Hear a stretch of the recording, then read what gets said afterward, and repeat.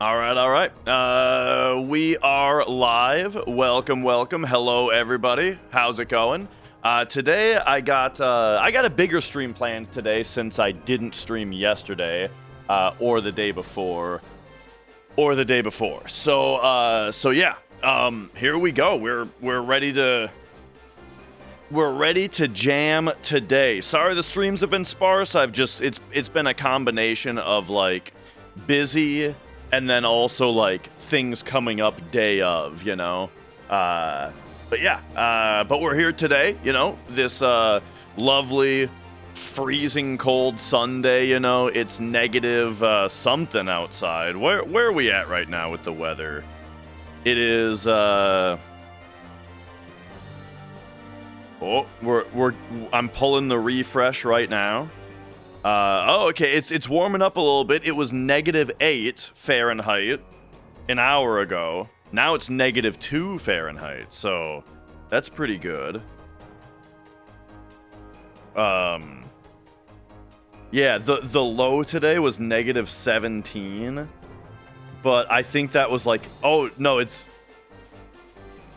it's gonna be overnight though. Anyway, it's cold. It's cold out there, but you know, I say though, the kind of change that we did for our house seems to be working very well. Last year we had this problem where it got super cold on the bottom level of our house, and then the top level of our house was fine for the most part. And so what I did, the thing is that the stairwell didn't have a door in it, right? So what I thought was that all of the heat that was going to our bottom level, I think was going up the stairwell into the top level, which has a high ceiling. There's a high ceiling in there, so like there's a lot of space for the hot air to go, you know? And I think that is why it was getting so cold downstairs. So we installed a door, right? I just installed a door in the stairwell that separates the top two levels from the bottom two levels. And so I feel like that's been making a big difference. But then also we've been a little bit more diligent about keeping the vents upstairs closed, which allows the vents down here to get more airflow, because there's very few vents down here, you know. And lastly, though, is I feel like last winter the vents just weren't blowing hot all the time, you know. It's 53 in Arizona right now. Oh man, see 53. I like warm weather. I like warm weather a lot. To where 53 is a little chilly for me. You know, it's fine, but it's a little chilly. I don't like being outside when it's 53, you know, but now it's below 0, and it's like, fuck, dude, I hate it. But yeah, I also just feel like last year we kind of had a problem where the vents just weren't even blowing hot most of the time, I felt like. But that also seems to have fixed itself. Or, well, that seems to have fixed itself, and then we implemented these other things as well. But alright. The other big thing about this year's weather, though, is like, man, I feel like it's drier than ever as well. Every single time I stand up, the next thing I touch just blasts me with static. So here's the strat that I developed, is I have a USB-C AC adapter, like a charger, where the USB is just sitting out on the floor. So every time that I stand up from the couch, I step on the USB cable so that it shocks me. That way I get shocked on the bottom of the foot where I barely feel it, instead of in my fingers where it's really upsetting, you know? That's the strat. That's the that's the new meta, is basically have some kind of it's basically a grounding bar, you know? I've got a grounded metal on the floor that I can step on when I get up. Have I done the does my snow melt or burn? Oh, right. People saying that like snow is fake, and honestly, I don't know. I'm not really sure what the you know. Have I shocked Mrs. Dash? I feel like she shocks me, but you know, I don't know. Maybe she can tell you different. But yeah. I remember seeing that forever ago. People would like take a lighter, like a butane lighter, to snow, and it like the snow just like turns black instead of melting. Right, is the thing. So here's my take on that. Right, I've got a take on that. That I think I mean, and this is just me. I'm just an idiot, right? I'm not a scientist. This is just me having grown up around snow and thinking about it, okay? Ice is really cold, and it takes a lot of energy to melt ice, you know? Like I don't know if you guys have never like those people that are like, oh, the snow doesn't immediately melt, it must be fake. I don't know if you've never had to scrape off your car or something like that. But like, fire doesn't instantly melt ice like it's fucking Pokemon. It takes a lot of energy to actually convert ice into liquid. And so your fucking little butane lighter that lights a cigarette is not actually very hot. That's why you can put your fingers over it and stuff and it's fine, you know? So it's not hot enough to melt the snow. But the chemicals from your lighter are going to be getting on the snow and turning it black. You know, right? Does this make sense? So I mean, that when I saw the long time, like, I mean, this is years ago that I first saw it, right? But yeah, when I first saw someone being like, look, the lighter doesn't melt the snow because it's government fake snow or whatever, that was my initial thought, and then I have never thought about it since. But yeah, anyway, so that's a funny thing. All right, the run that we are doing today, I need to finish the Pete Swanson run. So we're starting past Demon's Gate. We're gonna real quick do the rest of this run, and then I think I'm gonna play Mio, which is a new indie game. But yeah, all right. We ready? We ready to go? Oh yeah, thanks for reminding me that I didn't ping my Discord that I'm live. Whoops. I honestly, I should set up my bot to ping Discord for me. Ooh, that would be pretty easy to do, actually, I think.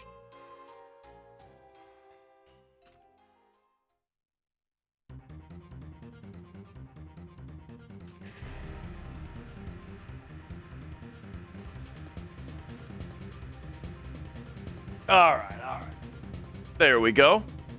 Do I have Dr. Pepper, water, snacks? I've got water, and there is a bag of pretzel sticks here, but nothing else.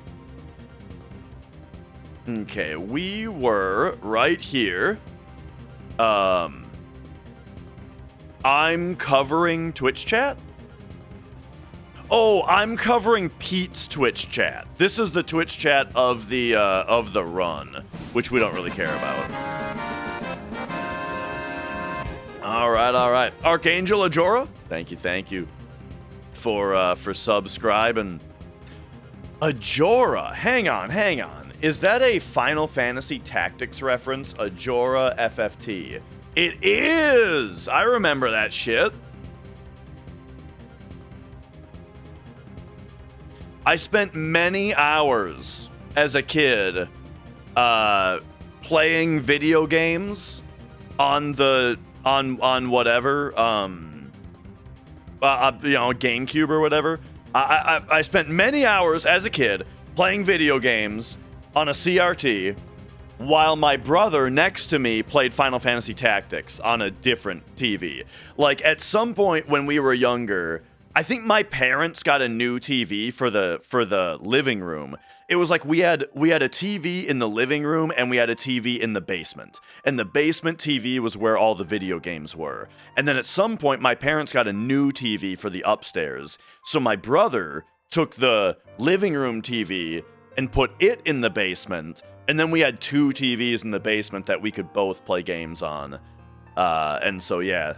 And my brother loved Final Fantasy Tactics, dude. He played so much Tactics. So that soundtrack and the sound effects of that game and stuff are all, like, I've played through Tactics once or twice, but I've seen a lot more of it than that, or just been exposed to it a lot,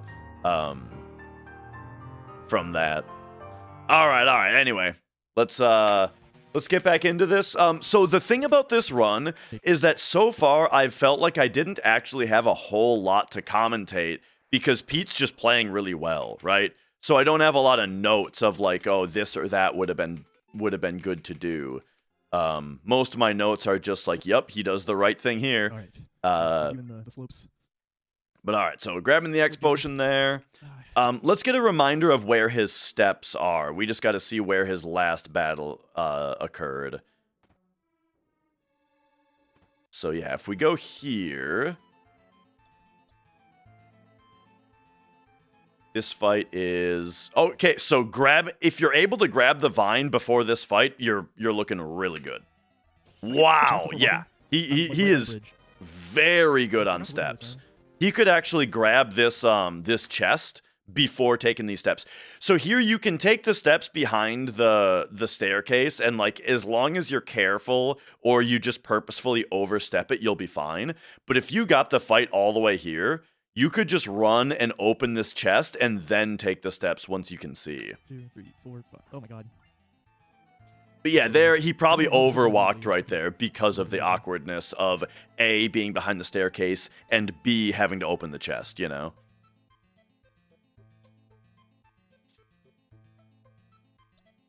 Okay, family couldn't stand watching you play, so you and your older brother got your own room. Yeah, so that was the basement for us, exactly. My parents never wanted to have video games be in like the living room. My dad, okay, so I don't know if it was. My dad seemed to have this idea in his head that video games were game consoles were made to ruin VCRs and ruin TVs. I don't know why. He thought that they would ruin the VCR and the TV for some reason. And so we weren't allowed to use them in the living room. I feel like he had to have just made that up, though, because he didn't want them to be in the living room. You know? Like, I just don't understand why you would think that, unless you're just making it up to have an excuse to not allow video games in the living room because you just don't want them in the living room. But, like, no, yeah, I think he was serious about it, though. But yeah, it just funny stuff. The slopes. He'd be right if we had plasma. This is before plasma was a thing. But yeah, so yeah, that was a funny thing. So we weren't really ever allowed to have video games upstairs, but I mean, the other reason though was that yeah, it would be like we would just be occupying the TV all the time. That's the thing. Like I played video games all the time as a kid, right? If my parents couldn't use the TV in the living room because I was using it, it never would have flown because I would have just been taking too much time, you know?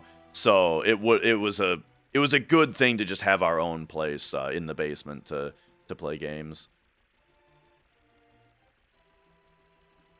A coworker told him, right, yeah, no, I could see something like that. All right. So this menu, we very importantly expect to see the Fury Ring come off of Cloud. So yeah, Sid goes in the party. Oh, is he going to wait for the 28 here? He's not waiting for the 28. Or is he? He is. Okay, this is a really, really smart thing to do. So here's the deal. In order to manipulate RNG for later, you need to exit this menu on the IGT seconds digit. You want the seconds to be 12, 28, 44, or 56. But there's a lot of stuff to do in this menu. You got to put SID in, you got to change your equipment, you got to change your materia. So check this out. What Pete does is he puts SID in the party, which you have to do right now because you're on the world map. Then, back row SID, he's got time to take the theory ring off, but now 28 seconds is coming up. He doesn't want to do the materia and then have to wait for 44. So instead, he waits right now for 28, and he's going to save the rest of the menu for later.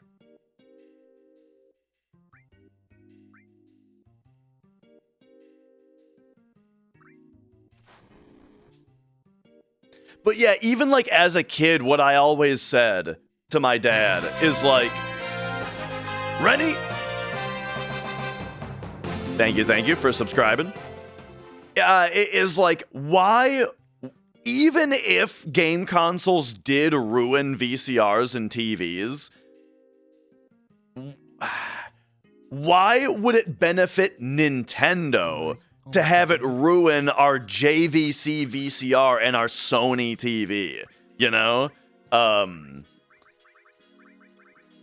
But, and that, I mean, of course, though, the answer is just, well, it's a conspiracy. They're working together. They're getting kickbacks or whatever, you know? Or like, you know, oh, the Game Boy, it's just made to eat batteries. They make it eat batteries on purpose, so you have to buy batteries. So it's like, all right, so by that logic, that means that Energizer must be paying Nintendo to make a worse product. Like, Nintendo needs to be purposefully designing a worse product than they could because they're getting paid by Energizer? But what if you're buying Duracell batteries? All the battery companies would have to be in on it.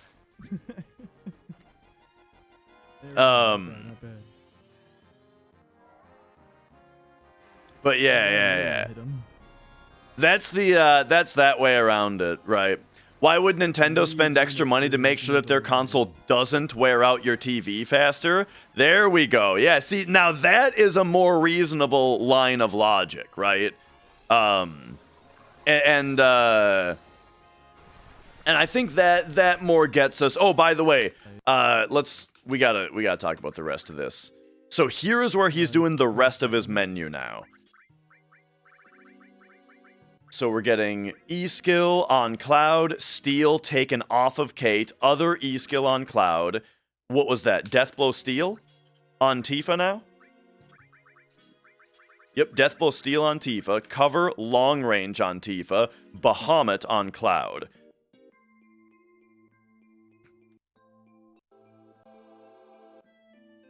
But yeah. That's the thing though, is that, okay, so basically, it puts us back to square one. To take the more reasonable logic of, like, Nintendo would have had to have spent more engineering to get their console to not ruin a TV, and they don't care if it ruins a TV because it's a Sony or whatever, that just puts us back to square one of, okay, so what's the evidence that it's bad for the TV then?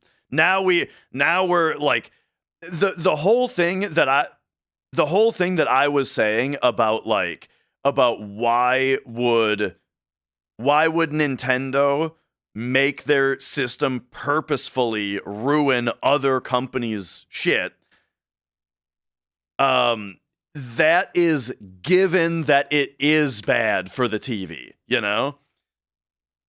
So if we go back to the actual, it's not bad for the TV. Right, yeah, you get what I'm saying.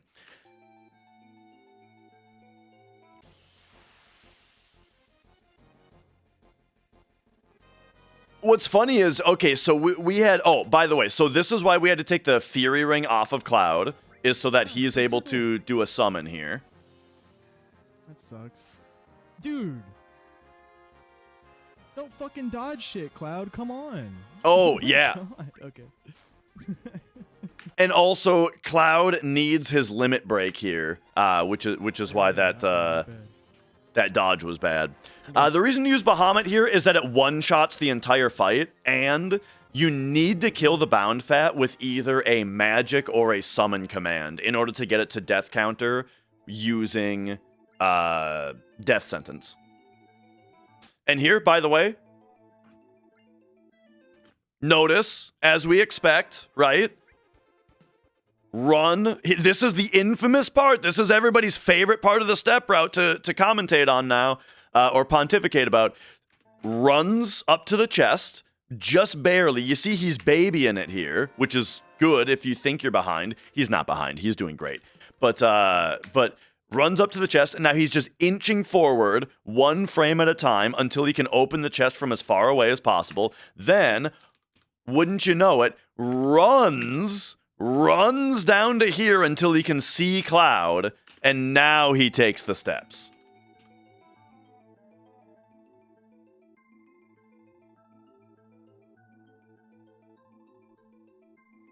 And then, oh, this is so good on steps, dude. Like, his steps are beautiful right now. Like, getting the fight, even here is good. Like, right about here is, like, pretty normal. You know, here is, like, we're looking really good. All the way up here, dude, this is insanely good on steps. And again, though, it's consistent with what we saw before. Like, right here, we saw this is real. Like, he's really good on steps right here, you know? Yeah. You could just time it, Eagle. My whole point is that why would you take the unnecessary risk when you don't have to? That's the only thing.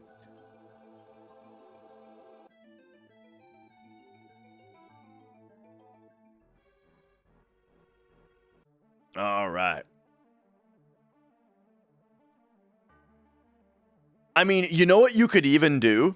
You could even have a... this is something that I've thought about as just something really stupid, right? Like, no one would do this, but it'd be funny to. Is you could have... Oh my gosh, I'm... Is my internet bad today? I'm trying to look at my emotes. You could have an image of Cloud walking pulled up on your computer. There, that's for the Twitch chat. Oh, I guess that's only for the Twitch chat anyway. I have an emote of Cloud walking, and so you could have an image of Cloud walking pulled up on your monitor and just look at that while you're counting.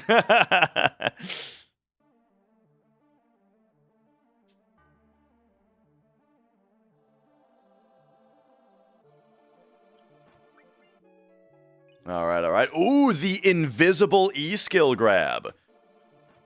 So here, okay, so during this part, you can move because of the paralysis dodge that was just done, and we need to grab the E-skill that's up here. If you open the menu and then close it, it brightens the room so that you can see.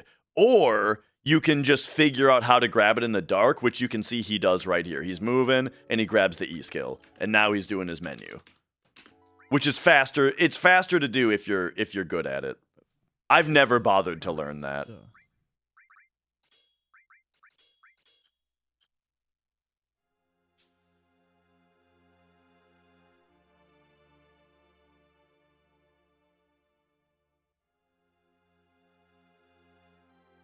All right.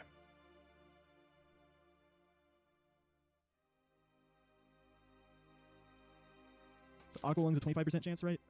Yes. Know that. Okay. Song. Sucks. Let's see our Jenova fight. All right. No Aqua Lung. Oh, that's good. Thank you, Jenova. Yeah, that is good. So Jenova opening with one blue light on Tifa means that we have one fewer Molotov that we need to throw on her. I think you do still... It doesn't really save an animation. It just saves a Molotov, if you even care about that. Because you still Molotov her here. And then here, you still need to do something with Sid to do the advanced weight trick. So yeah, he's just going to grenade Jenova. Which that's exactly the correct thing to do. Because here's the deal. Normally, after one Molotov, Tifa would be at over half health. And then Sid would need to Molotov Tifa, and then we advanced weight trick a death blow. But she's already critical because of the white light. Or blue light. So instead, he's sending a grenade, which saves a Molotov, because we just don't need the Molotov now, and just throws it on Jenova for something. And then the grenade is the advanced weight trick. So during the grenade animation here, we see he's going to exit Tifa's menu, right?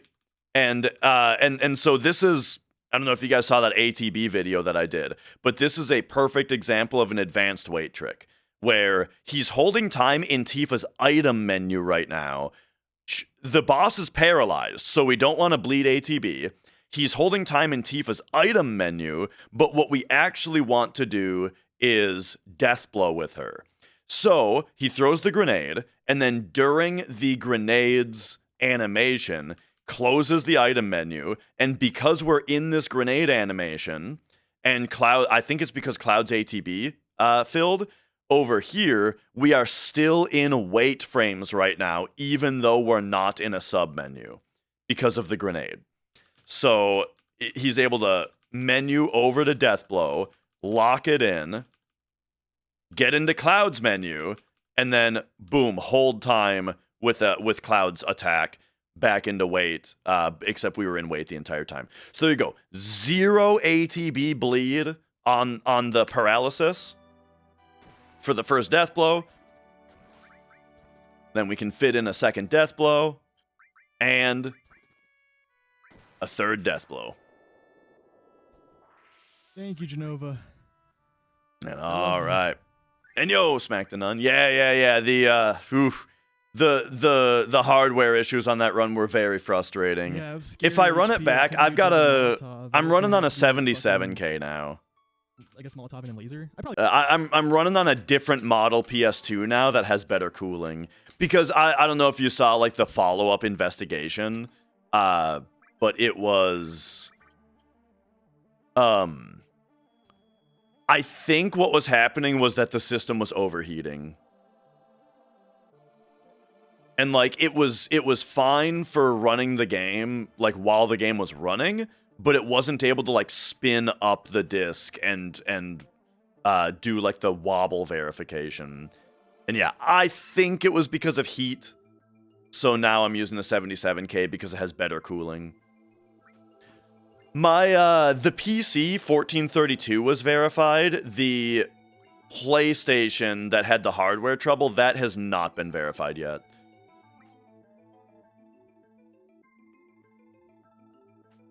All right.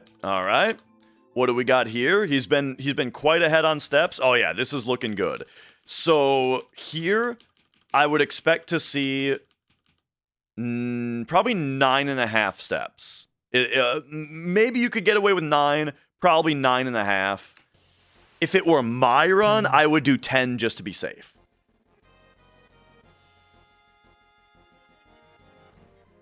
So let's see what we see. Let me out. Oh, 16.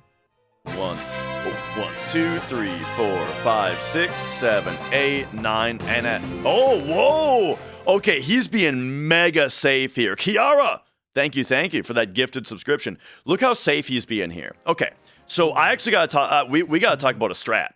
So notice, first of all, he's not buffering, right? Where he's standing still, and then he just did a little move. So here's the deal. Whenever you get into a fight, it always happens on fraction 0, because when your fractions roll over, well, first of all,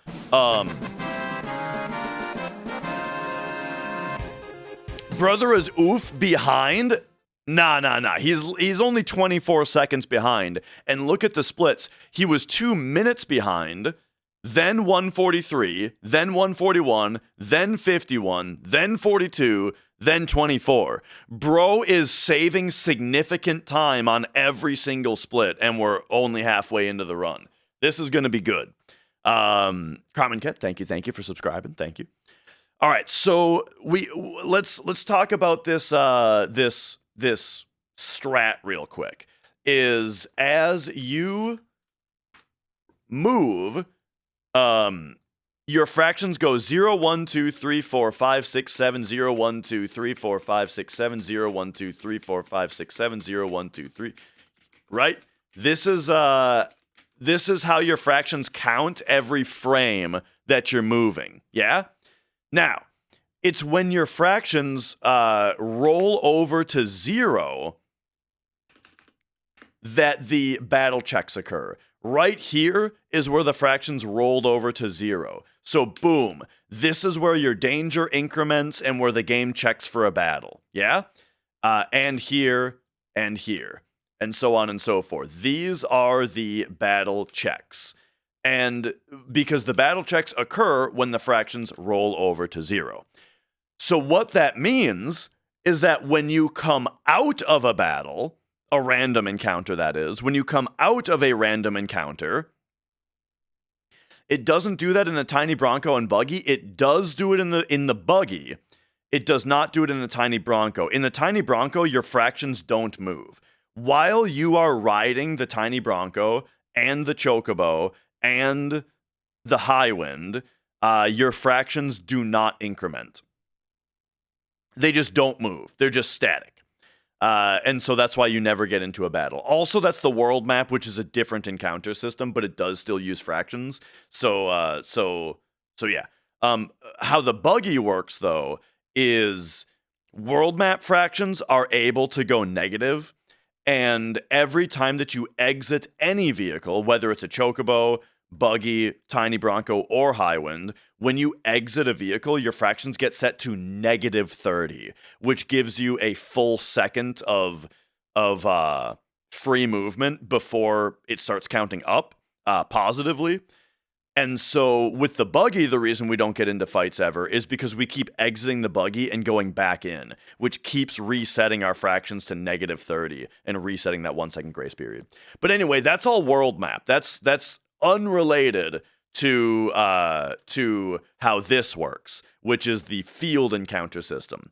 So once again, as you're running around fields, and we say every 8 frames is when the game increments your danger and checks for a battle, every 8 frames of movement, this is why. It's because every frame of movement, your fractions count up, and every time that they would reach 8, they roll over to 0. And when they roll over to 0, that is what fires the logic of okay, you're in a hostile area, so we're going to increment your danger. We're going to check if a battle should be preemptive, and then we're going to check if you're going to get a battle according to your new danger.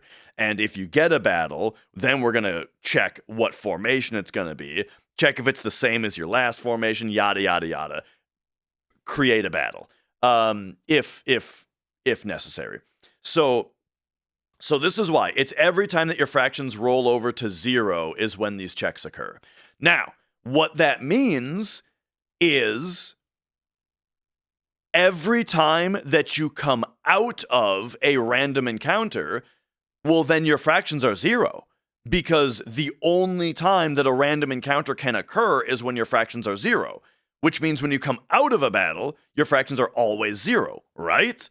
And if the first battle check doesn't occur until your fractions roll over from 0, that means that oh, by the way, okay, sorry, I'm a little out of order. Let's also talk real quick about the tasks. Remember how what the hell is going on here? Walking versus running. So what it means also is that when you're taking walking steps, these are the only frames that actually matter, whether you're walking or running.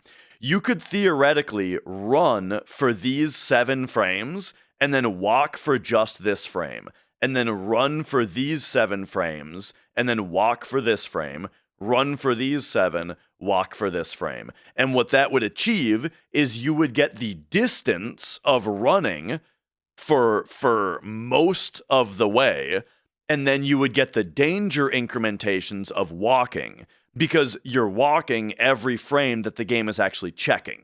Does that make sense? And that's what the task does. The task runs, walks for a frame, runs, walks for a frame, runs, walks for a frame. It does this stutter stepping in order to get very fast and good distance while still getting walking movement.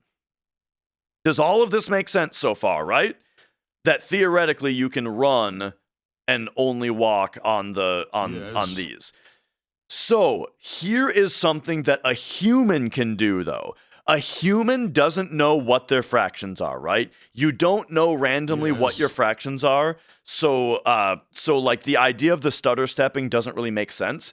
However, you do know what your fractions are when you come out of a battle, because they're always 0 when you come out of a battle, right?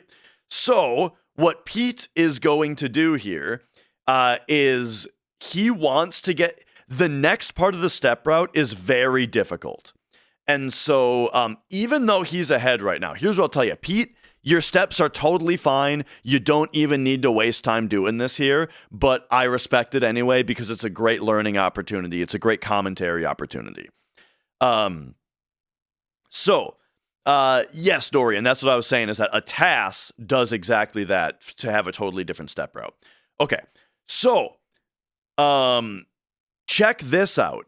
When you come out of a battle, you know that your fractions are 0, which means that you know that you have 7 frames of movement before your first battle check. So he just came out of a battle, right? We'll rewind it here. He just came out of a battle, and so what he's gonna do to get a little bit extra distance, watch this. We're gonna slow it down. He runs, he's tapping run up for a few frames here. Tap, tap. Again. Tap, tap, run up, and then he starts walking. So that achieves a couple things. Firstly, it gets us some distance, right? Firstly, it gets him some distance because he knows that he's right here, and the first danger check is going to occur right here. So you don't have to walk until right here, and he knows he's right here because he just came out of a battle, and so he gets more distance, which recovers steps a little bit by running for a few frames, then starts walking. Now, let me give you another reason that it's safe to do this. The reason you wouldn't do this is because, as you can see, it takes time. But another reason that you would do it, besides it recovering some steps, is, let's say that you need to walk for 5 battle checks. Let's say that the amount of walking on this particular section, hypothetically, is 5 battle checks. That would mean that the minimum amount of walking that you would have to do would be boom, boom, boom, boom, boom, this much walking, right? You would have to walk for this many frames in order to cover this many battle checks of walking, right? In order to save that much danger. However, that's not actually true. This would be this many frames of walking, but you could actually do this many frames of walking, which is this many fewer, right? Or what you could, so what am I trying to say? What I'm trying to say is, if you were to start your walking perfectly on this frame, then it actually takes less walking. Yes, it actually takes less walking. Or the way that you could think of it is, if you memorized that this much walking is exactly 5 steps. Let's just say, I'm just giving arbitrary numbers to get the idea across, right? If this much walking is exactly 5 steps, well, if you tip-tapped 4 frames of running before you started walking, and then you did 5 steps, that would shift this 5-step window to right here. Or to right here. And the benefit of this is that we overlap a little bit. And that is safe, right? You see how this window of 5 steps is safer to hit the 5 it's safer to hit the 5 danger checks because you overlapped them a little bit more, but it's still the same amount of walking because you took these steps running. Does all of that make sense? I feel like I kind of fell apart at the end of the explanation, but I hope that makes sense. That's why it's safer. So to sum it up more quickly at the end here, if you want to take exactly 5 steps, and that's this many frames, instead, what you could do is tap some running frames, then take 5 steps from here, and that's a little bit safer because there's more overlap with the final walk check. So that's what we see here. And again, the reason not to do this is because it's slow. It takes time to do it. What kind of music do I like? Metal. I was actually at band practice yesterday. Yesterday I did some band. I got together with the boys. We had band practice. Funny thing that happened though is that right now I'm using a practice space that I actually play guitar and do vocals in the band, which is funny. Like I kind of feel like my main instrument is drums, but I actually play guitar and do vocals. And yeah, I do drum streams pretty regularly. I just don't do them on YouTube because YouTube dislikes the drumming streams due to copyright. Here's what I'll tell you though, is if you are interested in drum streams, what kind of metal? It's like melodic death metal with some black metal in it also. Or very black metal inspired melodic death metal is what I would say that it is. Like my main sources of inspiration are Agalloch, Death, Magua, and like Hypocrisy, right? Not really like Nightwish, I wouldn't say. Heavier than Nightwish, as far as I know. But maybe a little bit. I haven't heard a lot of Nightwish. Here, I'll give you a riff, right? So this doesn't have vocals, right? Doesn't have vocals, but I'll give you a riff. This is one of the more black metal-y riffs.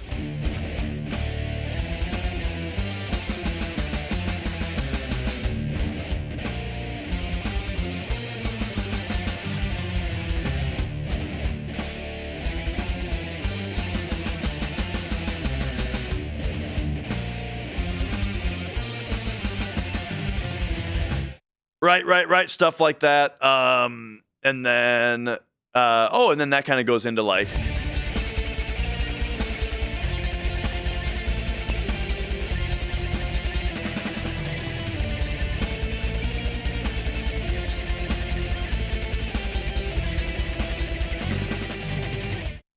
Yeah. But also, here's the deal though, I'm also a big Dream Theater fan, so there's gonna be some weird time signatures as well, like this.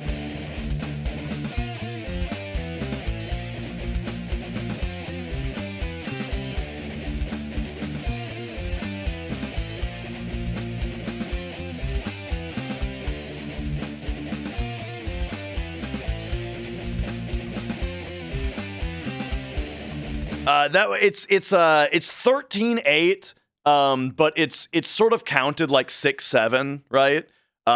1 2 3 4 5 6 1 2 3 4 5 6 7 1 2 3 4 5 6 1 2 3 4 5 6 7 1 2 3. You know what I mean? So there you go. That's a 6/7 riff. But yeah. If that's not heavy enough for you, though, then we also got stuff like, there's like, where's the one? Ah, here it is. We got like...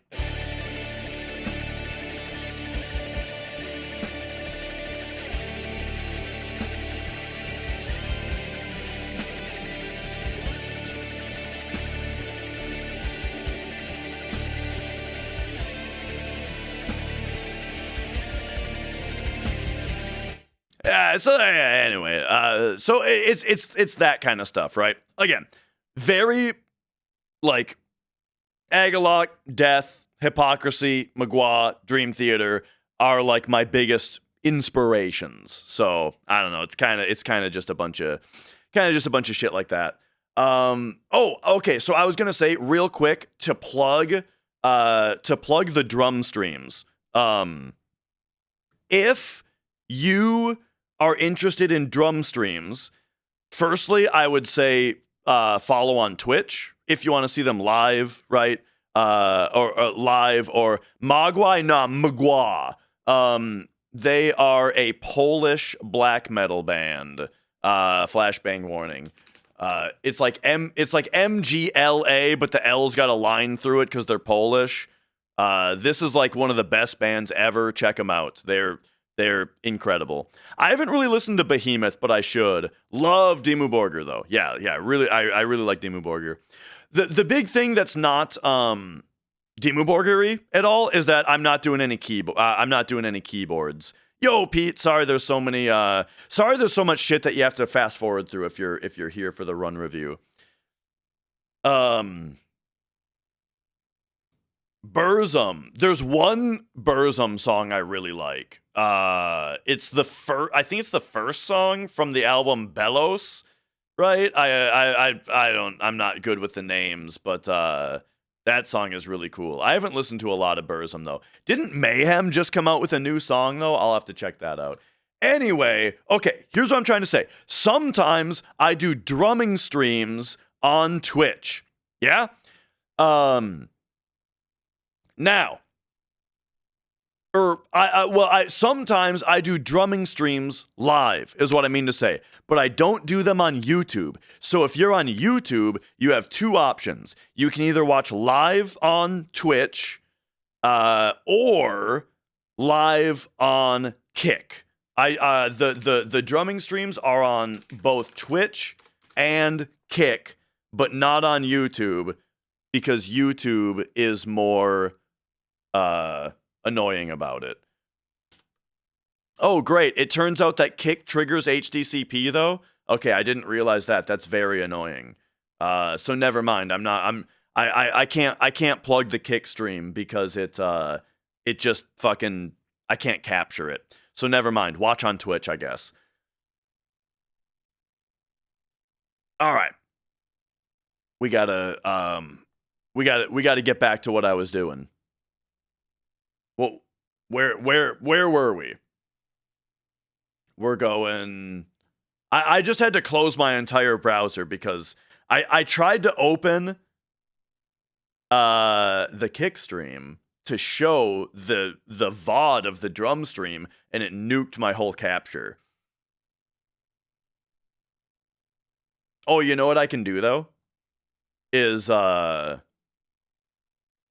can find my last Twitch stream, and we can just go to a part that wasn't muted. Oh yeah. So just to show what it's about, right? Oh, here's some double kick. Oh, this is what I was trying to play Opeth. I think I tapped out on this one.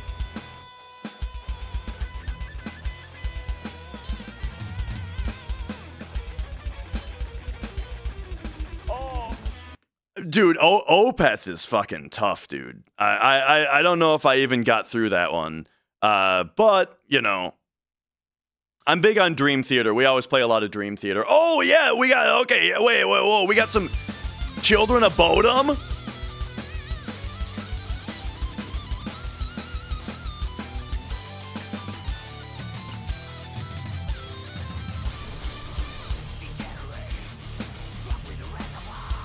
Oh, hell yeah, dude.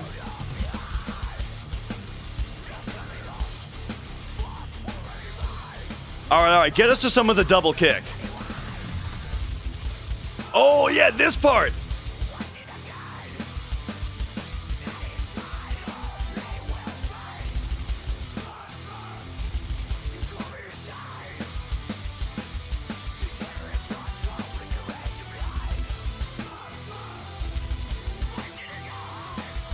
So anyway, all I'm saying is I do drum streams sometimes. They just can't be on Twitch, they can't be on YouTube because YouTube is a lot more finicky about copyright. So make sure you're following the Twitch channel if you want to see more of that. Okay, back to FF7.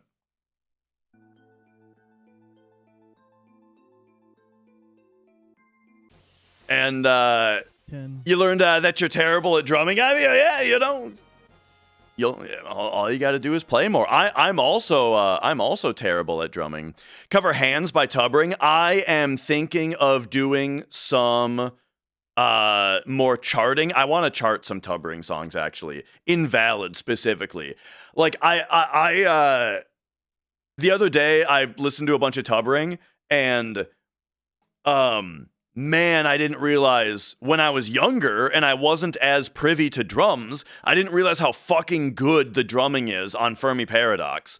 And so now I want to chart a bunch of Fermi Paradox songs. Living with Renee's Head is my favorite Tubbering song. That's number one for me. Scorf, thank you for subscribing with the tier 3. Good to see you. 52 months, starting to feel old. And yeah. Here we go. Okay, so anyway, the whole spiel that I said, hopefully it all makes sense. That's the reason that right here we do boom, boom, boom, a few running steps before he walks. And then, like I said, from the position that he started, I think he only needs to do 9.5 steps. I personally, for safety, would do 10. But what he does is 1, 2, 3, 4, 5, 6, 7, 8, 9, 10 and a half, 11. He did 11 steps. That's way overcautious, right? Which bands would I love to see live ones in your live? I don't know what the question is. I'm sorry. This is Pete Swanson's run.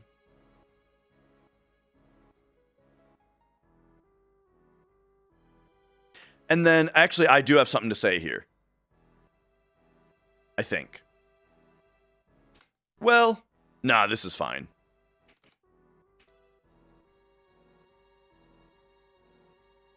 Oh, like, okay,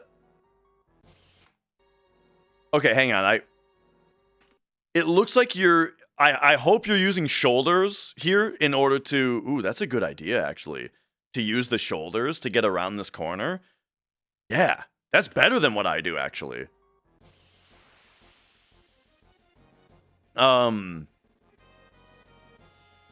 Oh, yeah. Well, I just saw Dream Theater. I finally just got to see Dream Theater recently, and so that was kind of the number one for me because I didn't get to see them with Mike Portnoy before he left the band. So now that he's back, I got to see him, and that was a big deal. Nowadays, I would say like the number one band that I would like to see right now would probably be Magua. You know what? I'm just going back out. What? Why? Oh, to Tent. Doing it at the other place. Yeah, that's faster.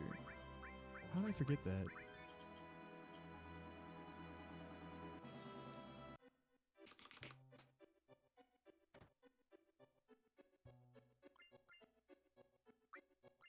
Unintentional. Okay. Got to see King Diamond 10 years ago. Nice. I've seen King Diamond, I think, 3 times. And dude, the last time I saw him, he sounded the best. Like, it was actually crazy how good he sounded. I feel like there were extra up inputs happening here. So if you're the reason this guy is shaking his head so much, I think is because you might be mashing up or just pressing up too many times, which I think slows this down, but maybe that's superstition and I'm wrong about it, but I think it slows it down. Like, really, you just gotta bump him the one time, and then it goes 1, 2, and then you bump him again, then 1, 2, 3, 4, 5, and then you bump him again, 1, 2, then you bump him again. It's like after those specific counts. I think it might be a very minor difference though. And I've never looked at them side by side, so it might not even be true.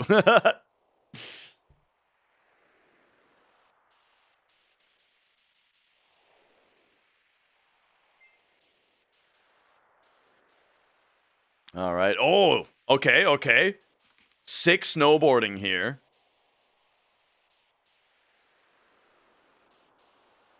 This is something that I need to start doing, is like going between these snowmen here. It's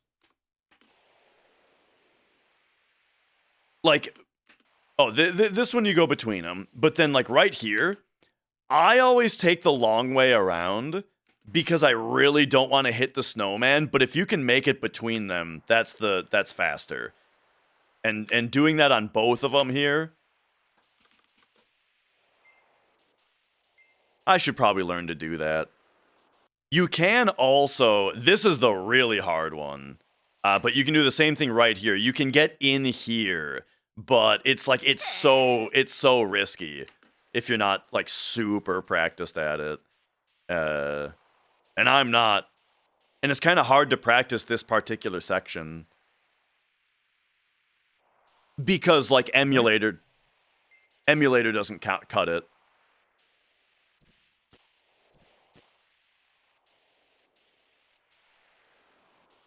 Here the strat is just to be airborne for as little time as possible, because when you're airborne, you move a little bit slower.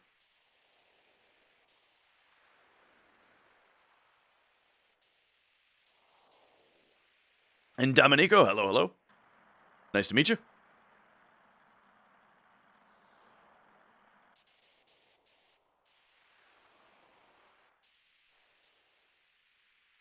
Damn, I was trying to like take a line to the left there. Got fucking cursed. Crystal bonks don't count. Is emulator weird? I just don't like the input delay. I can't stand input delay. Yeah, 225. Did the camera angle change? All right, here we go. Thank you. Yeah, it was a plus because I didn't have to end the YouTube stream. Still, it separated the audio from YouTube. Okay, so where we're expecting to get the encounter, I mean, I think he's going to get it. I think he's going to get it right here. Just a tad further than I said. Still shooting for 500 YouTube subs, guys. We need like less than 100 now.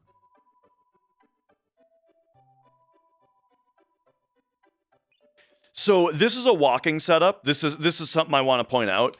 Here's a part where like here's a part where you see buffering into walking, right? But the reason that you do actually see buffering into walking pretty often during a spot like this is because on a spot like this, we're not counting our steps. Notice that the steps here, instead of counting the number, we need like less than 100 now. It's out of the battle, run, and then, so run all the way out of the screen, then buffer walking into this screen, and you walk up left and then turn left right there until you can grab this added cut. Then you mash circle. Once you grab added cut, now you can run. So that's just a setup to avoid having to count. It does the perfect amount of walking when you do that. A link to the video, yeah, here, let me do this and do, actually, it'll be easier for me to do it this way.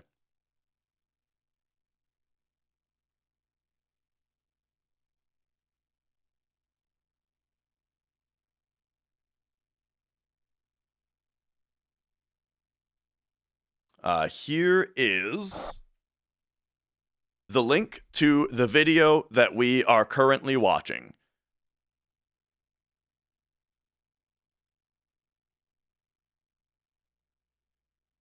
All right. Are we in an ice storm? It's cold as hell outside, but it's not, it's not... Sorry, I read a technical question in chat, and then I forgot what I was saying. It's not snowing, I don't think. It's just very cold. Buffering walking is a period of time where steps aren't registered. On the world map, that is true. If you buffer your movement into the world map, you get 13 frames of free movement before anything is being registered. On fields, the reason we talk about buffered movement is that if you're trying to count your steps, you shouldn't buffer your movement into. I hate when the camera turns like that. That's the only. Oh, yeah. This is a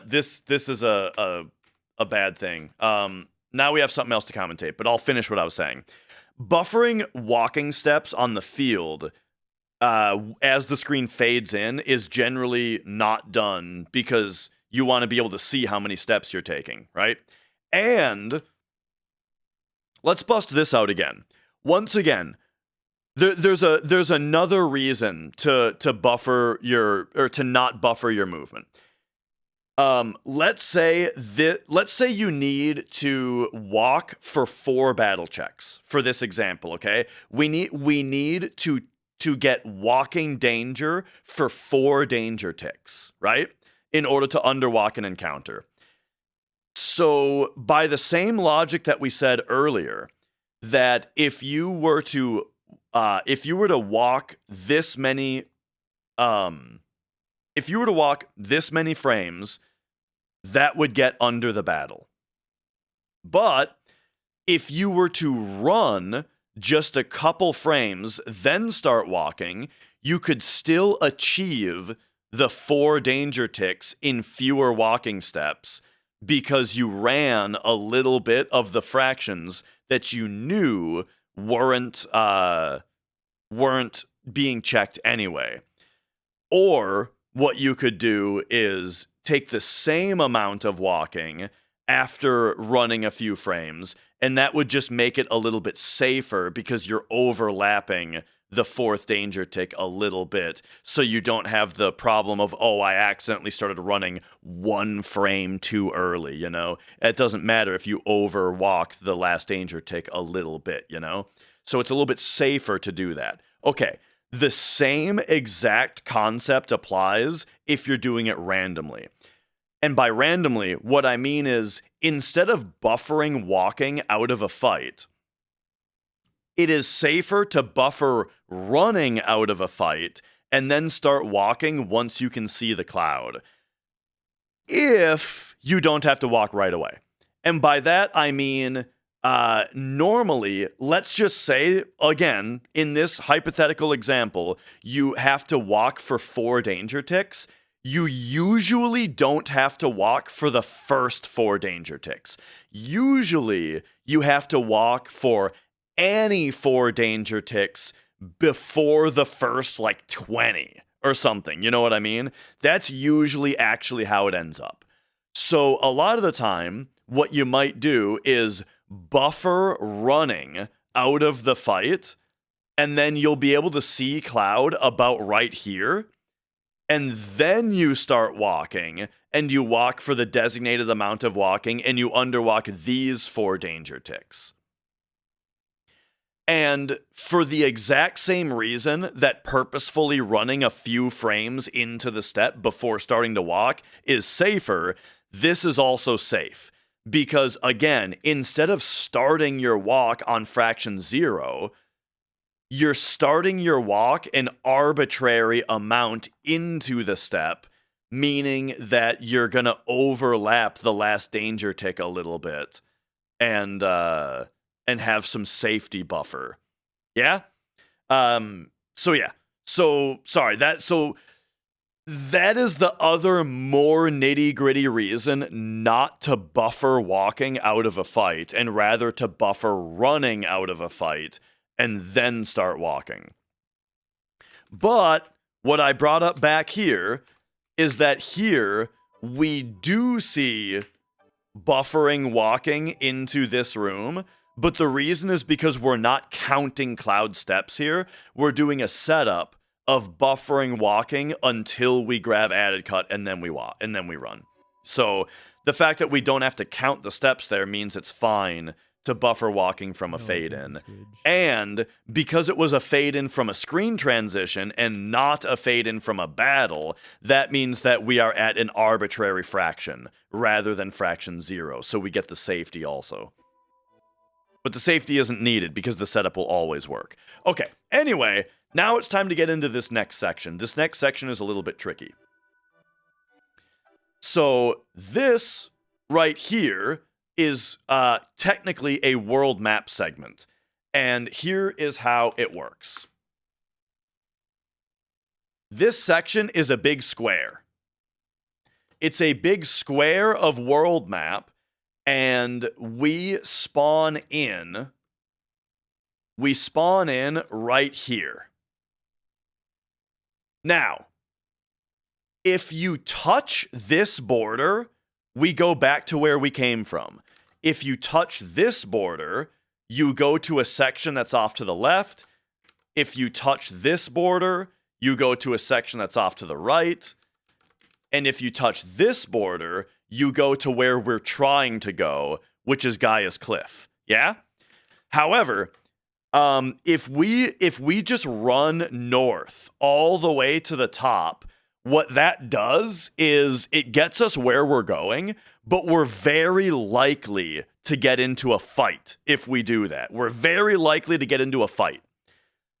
If, however, we run to the right and we exit off the right side, that's only half as much movement, which is less than half the chance to get into a battle. Why is it less than half the chance? Because if we were to run upward, this much of the run is free because of the negative 140 fractions when you get into a world map section. Then here you have low danger. Now you have medium danger. Now you have high danger, and now you have really high danger, right? Your danger is going up. It's getting more likely to get into a fight as you go upward. But if you were to run off the right side, all of that is free movement, and then you have low danger, and then maybe only a bit of medium, except I think it's actually more like this. So you have like a really low chance to get into a fight. But this isn't the right area to exit on. However, here's the thing. If you exit and then quickly re-enter the world map from the section that's to the right, well then you spawn in the middle of the right bar. And the fact that we're loading back into the world map section, that means that your danger reset to 0 and you get your free fractions again. So it's like this. So this is why, even though the route is for us to go north at this point, the reason that we go right and then we go up is for this effect. Because yeah, the alternate is to go up here, but then you're very likely to get into an encounter with your high danger. So there you go. Is it better than or equivalent to entering the ice cave in the center? That's a good question. Because yeah, there is like an ice cave in the middle here. And maybe that would work. But yeah. You get free movement right here, right? You get basically teleported like this. However, overall though, it is more movement than just running straight up. The real reason is that it resets your danger.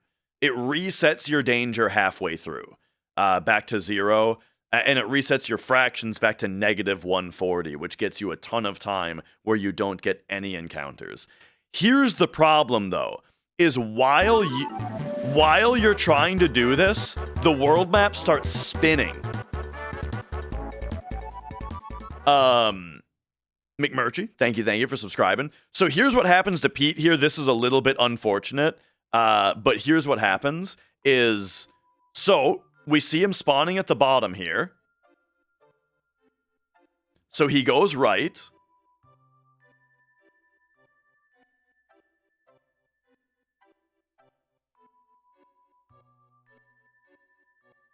And he hits the edge. So he is here right now. Okay.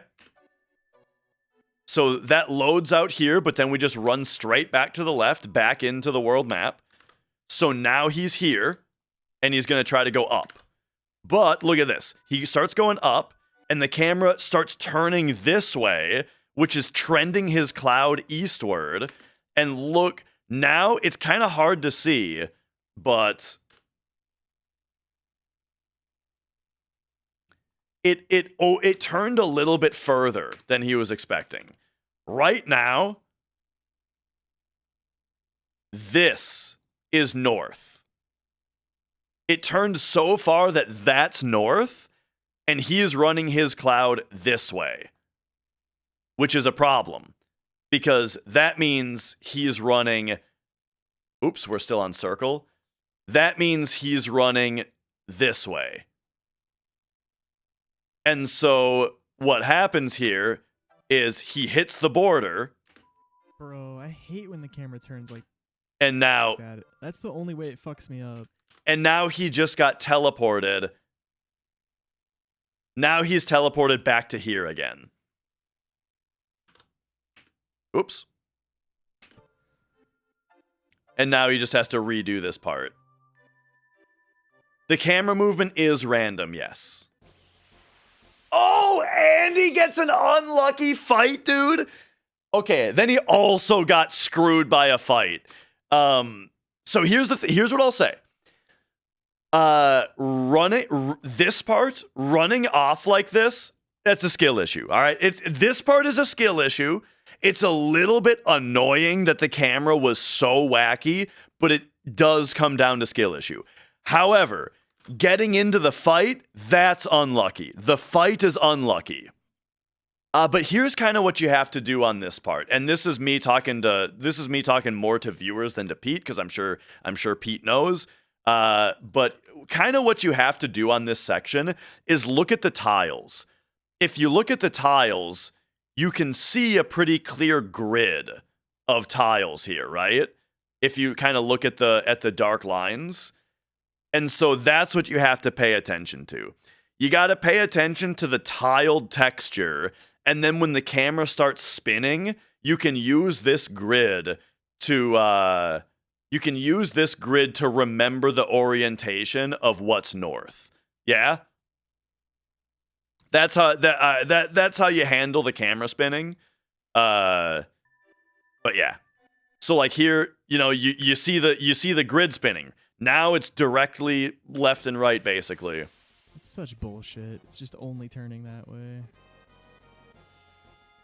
But that was like unlucky though. That was like a really fast fight. Oh yeah, you can use the marker also. I forget that you can also just lay the markers down. I forgot about. I don't understand. What? It happened again? What? I don't understand. Okay, hang on. What happened? Now we gotta invest. Okay, what happened this time? So, bro, I hate when the camera turns like that. That's the only way it fucks me up. All right. So let's talk about this real quick. As we're spawning in,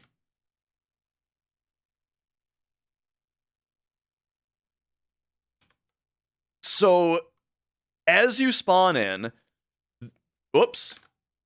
Oh my gosh. Okay. As you spawn in, there's a dark line here, here, here. I aim for right here. I aim for a comfortable little distance between like as you spawn in, you immediately run over a dark line. I give myself a comfortable little amount of space behind that dark line, and then I try to follow it on that side. That's what I do. The reason being that the border is like right here, you know? The border is a little ways behind that dark line, and so, you know, you're gonna get screwed if you like when you try to ride the line and then the camera turns you, it's easy to have that happen if you're that close. But anyway, let's see here. So here he's on the line. He's riding the dark line. Right here you can see it really clearly. So I'd be like right here. It's a little difference. And here's the thing though. Here's the thing is that riding the line is technically lower chance of an encounter because it's less movement. If you're able to ride the line and not go off the side, then that's better because it's less movement. You know, you're not taking the corner so widely. But yeah, anyway. So here, all right. So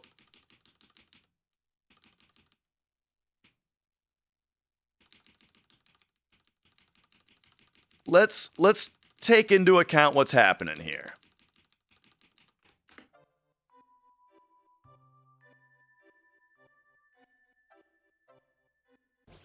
Okay.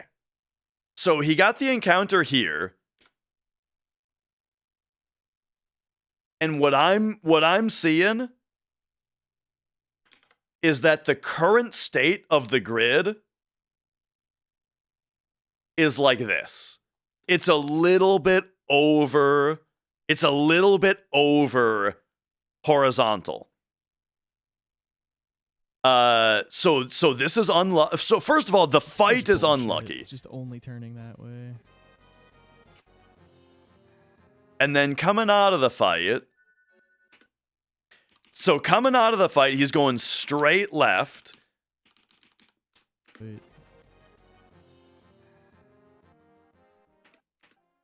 Where's a we don't really have a good grid moment. Like it's hard to see the grid here. But coming out of the fight, he's going straight left. It kind of looks like it's trending downward a little bit, meaning we're going a little bit northeast. But then it looks like right there he even turned upward. He even turned from going left to up left. And so probably just went off like right here, you know? So now he's going to get teleported back to right here again. How? I don't understand. Literally, I was avoiding. What? I don't understand. Hopefully he doesn't get another fight, though. It just keeps going that way. Oh, no, you did it again! So, I mean, this one we can see it, right? He's going north. It's starting to turn. It just keeps going that. And then now it's like this, right? So north is this way. That way. Now we're horizontal. Now north is directly left. And he's going up left. Just keeps turning that way. All right. Now it's turning the other way, so it's a little bit safer. Okay, so this time he made it. I have one more nitpick, all right? I have one more nitpick, which is that now, at this point right here, north is...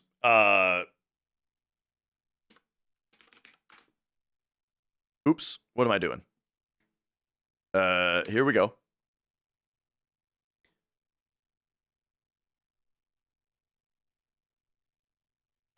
Okay. So at this point, north is this way. And right here, this is the dark line that we spawned in on, right? This is the one that I was saying to go a little bit over. Like, generally my idea is to follow about this path, right? Just a little bit past the dark line. However, here's the deal. Right now you're way up here, but that's fine, right? That just means that like instead of right here, it means you're right here, you know? But the shortest path to the north is still directly north, you know? This is still the shortest path. So like if you find yourself way away from the path, or from like this line, that's fine. You should still just run directly north. But right here, he does this correction, you know? So this correction, all this does is waste movement. Because your goal is directly to the right. But going down right here, that just makes it take more frames to get to the north border, which is going to increase the chance to get into a fight, right? That's all I'm saying, is that, like, it's fine to be further away, just always try to be going directly to the north border, regardless of where you are. All right, so that's that section. Yeah. And Day Depreves. Depreves? Thank you for gifting a sub over to Pete Swanson. All right. So that's the snowfield section. Looks like you made it through that time. Excellent. I don't understand. Like, it was turning to the right, and I went up, left, and left. So yeah, the bit of bad RNG that happened there. Right side screen again. It makes no sense. Evelyn Lilly, thank you for subscribing at tier 3. Thank you. Yeah, so the random encounter was bad luck. The rest of it is very improvable. All right, I gotta run to the bathroom real quick though.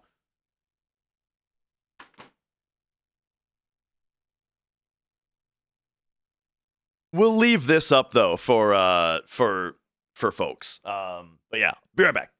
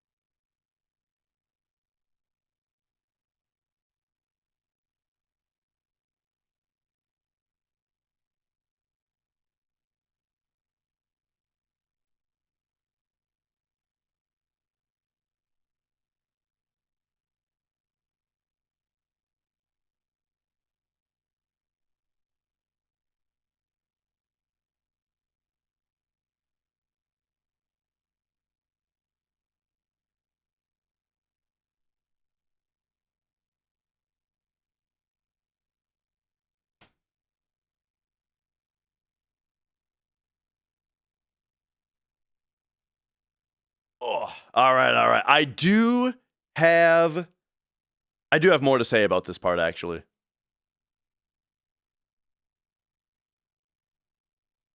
So, where this part gets really annoying is when the camera turns on you. And can you rotate a square on Microsoft Paint? You can't rotate all right. GIMP will let me do it.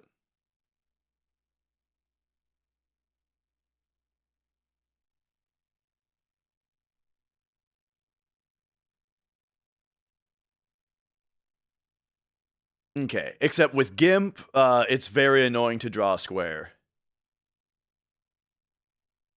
I think the way you do it is you make a square selection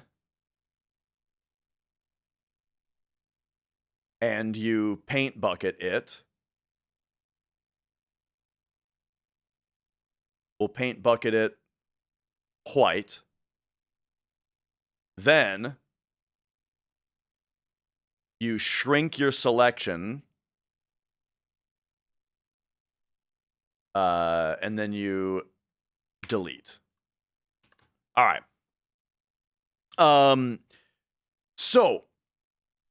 Oh, and then I need to draw several lines.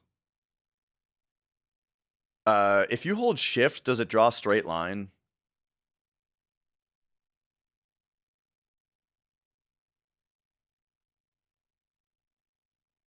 I don't know. I don't know how to use this program, really. I want to draw a straight line. Ooh, there we go. Okay. So now we got to go, I want my brush color. I want a different color.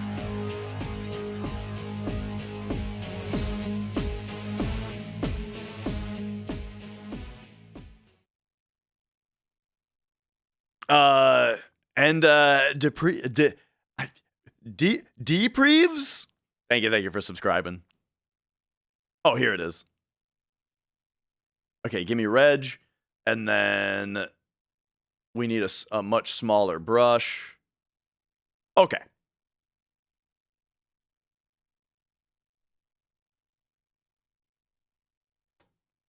So real quick, we'll just make a simplified grid here so I can get a certain point across.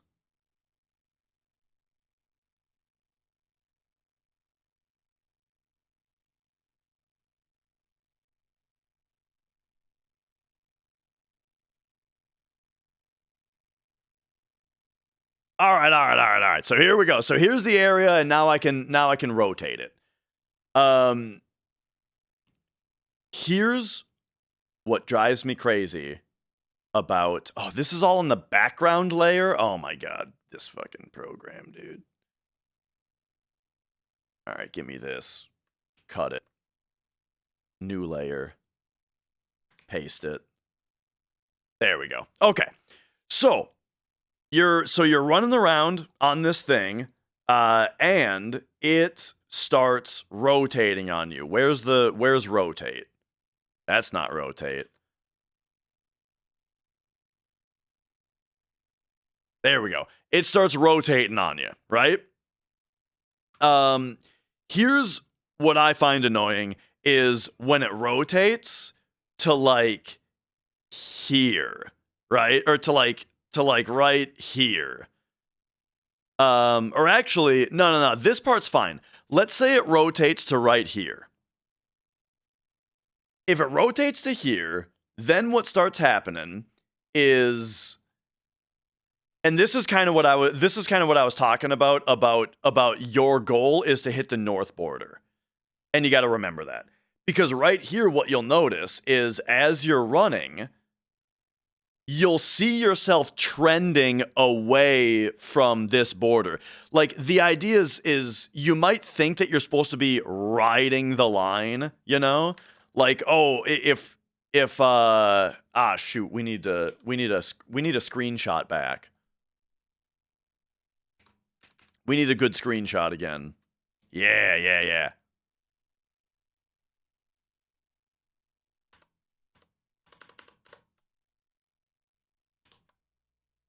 Okay. So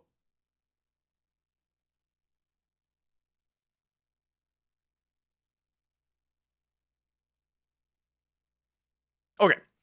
So if it rotates, or like we're talking about how you might think that you're supposed to be riding this line because this line is your guide north, right? Like if the screen is rotated that way right now, this dark line of tiles kind of tells you that way is north. And remember that you only have 8 directional movement right now. Yeah? So your choices of movement are only these directions. Which means that when it's rotated like this, and let's say you're running directly west because that's north, like left is north, and you're trending away from the line that you're following, the thing is that is still the shortest path, right? Because your only other option is to go up left 45 degrees, yeah? Which is obviously not the right direction. Or what a lot of people will do is they'll keep doing corrections. You know, they'll go upright a little bit, then they'll go straight left, then they'll go upright a little bit, then they'll go straight left, you know, and they'll kind of zigzag it in order to stay following the line. Like if we put in some zigzags like that, right? They'll kind of zigzag it to try to stay on the guideline, but that's just more movement than just going straight left. You know what I mean? Now here's where you might have to actually zigzag though, is when it gets rotated like this. When it's barely over rotated. Now, if you go straight left, because and I guess to demonstrate this, I should say we're actually running up here, you know? If you were to run straight left, you're going to hit the border. But if you were to run down left, that's a long path, you know? So like this is where it gets annoying, where it's like you need to like keep zigzagging 40. You need to do like a little bit of a zigzag to get 45 degrees, but still take the least amount of movement, you know? It's more like that actually. Because you only have 8 direction. What I'm trying to say is you only have 8 directional movement, and sometimes it lands in an orientation where you have to do these like zigzags. That's kind of annoying. But you don't always have to do the zigzags. You only have to do it if not doing it would send you off the border. Hopefully that makes sense. R1, L1 don't do anything in this section. All right. Anyway. Somehow I went to the right side screen again. It makes no sense. I don't understand. Usually we just get through that seamlessly, but every now and then it's just a fucking nightmare. I don't get it. That's the deep dive on the 15-second world map segment. Would it be better to use the joysticks? This game doesn't have analog control.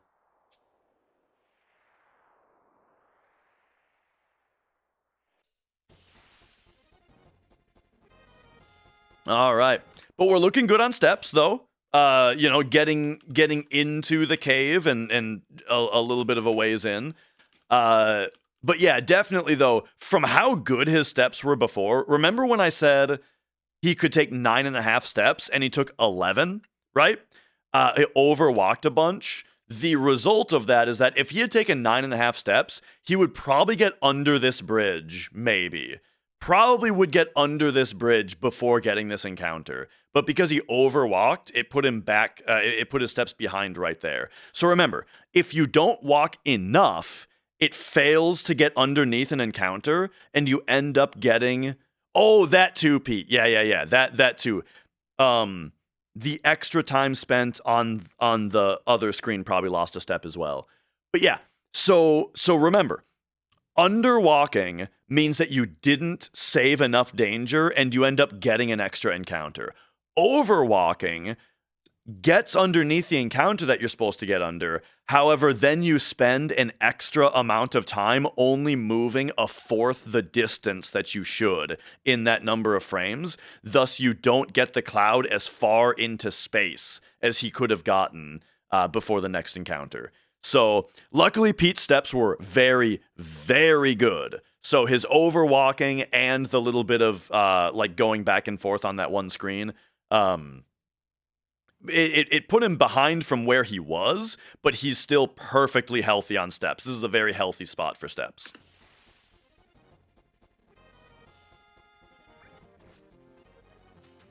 I think I didn't appreciate that. Smack, smack. Oh, and then here's a great example of you don't need to walk right away. So especially if that walking would put you under something, right? This is another perfect example of what do? You buffer running out of a fight, and then once you get to Smack, smack. and then once you get to boom, now we can see cloud. 1, 2, 3, 4, 5, 6, 7. And again, I can't stress this enough. There are 2 benefits to doing that. One is it's fast because we don't have to wait until we can see cloud. You start running right away. Secondly, you start walking on an arbitrary fraction, which is likely to be closer to the first danger check, which means technically fewer steps are required. And so if you take the agreed upon amount of steps, it puts a little bit of overlap over the amount of danger checks that you're looking to walk over, which means that if you accidentally were to cut it a little bit short, you're fine. It wouldn't give you an encounter. So yeah, that is the reason that like the proper strat when you're going for speed and safety, as long as it's a fight that you don't need to take the steps right away, which there are some of those, the best thing to do, buffer running, now start walking. That is the top level strat.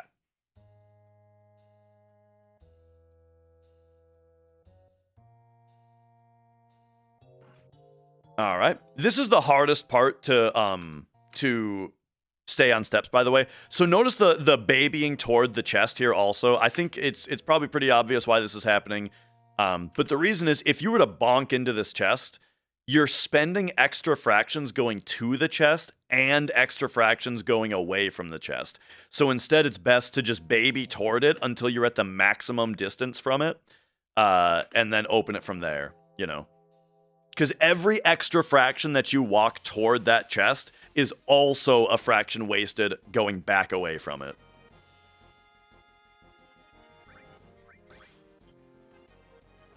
Ooh, jump attack is annoying. I might not get the Stilva guaranteed. We're not like perfect on steps. Jump attack is annoying because it means that he's gonna do 3 more things, I think, before he magic breaths. Here's his second thing. Oh no, it's 2 more things. Okay. Like I'm pretty sure we're gonna get the next Stilva, but if we don't, I would kill the run by not. And so yeah, magic breath here. So what do you? What he's considering here, and the reason that he buffered escaping for just a moment, is because. So once again, the moment you see this jump attack, you know that you're waiting a while for magic breath, and we need to get magic breath. So for a second here. Oh, jump attack. He buffers running because he thinks about running. The reason is if your steps are really good, you'll get a second Stilva fight. But if your steps are at all behind, you won't get the second Stilva fight. So the fastest thing to do in this case would be to run away and hope that the next Stilva gives you better RNG.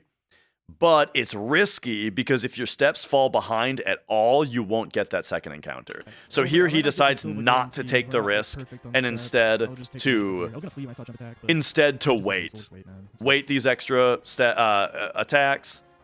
Now here's finally the magic breath. But if we don't, I would kill the run by not waiting for magic breath here. So just in case. There's the comet. Right now, we're just kind of like decent. And notice, by the way, here's another little thing. The comet. Stilva has 2,000 HP. He's got 2,000 HP, which this Comet doesn't quite do all the time. That is exactly why he opened the fight. Oh, jump attack. Oh, He opened the fight with this Sid attack. The reason for this Sid attack is to make up the difference for the Comet. oh, jump attack. Well, I might not get the Stilva guaranteed. We're not like perfect on steps. I'll just take the magic breath here. I was gonna flee when I saw jump attack, but yeah, just in case. We'll just wait, man. It sucks. Because Sid has a fast animation. Personally, Like, I'm I pretty sure think we're it's next Stilva, best. but I'm like, not waiting for Oh magic yeah, breath Sid here, dying so is fine. We're not like perfect on steps right now. We're just kind of like decent.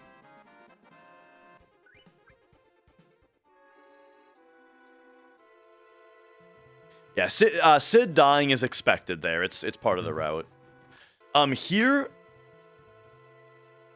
you can hit this rock more on the left side, which will save you like a few fractions. No worries.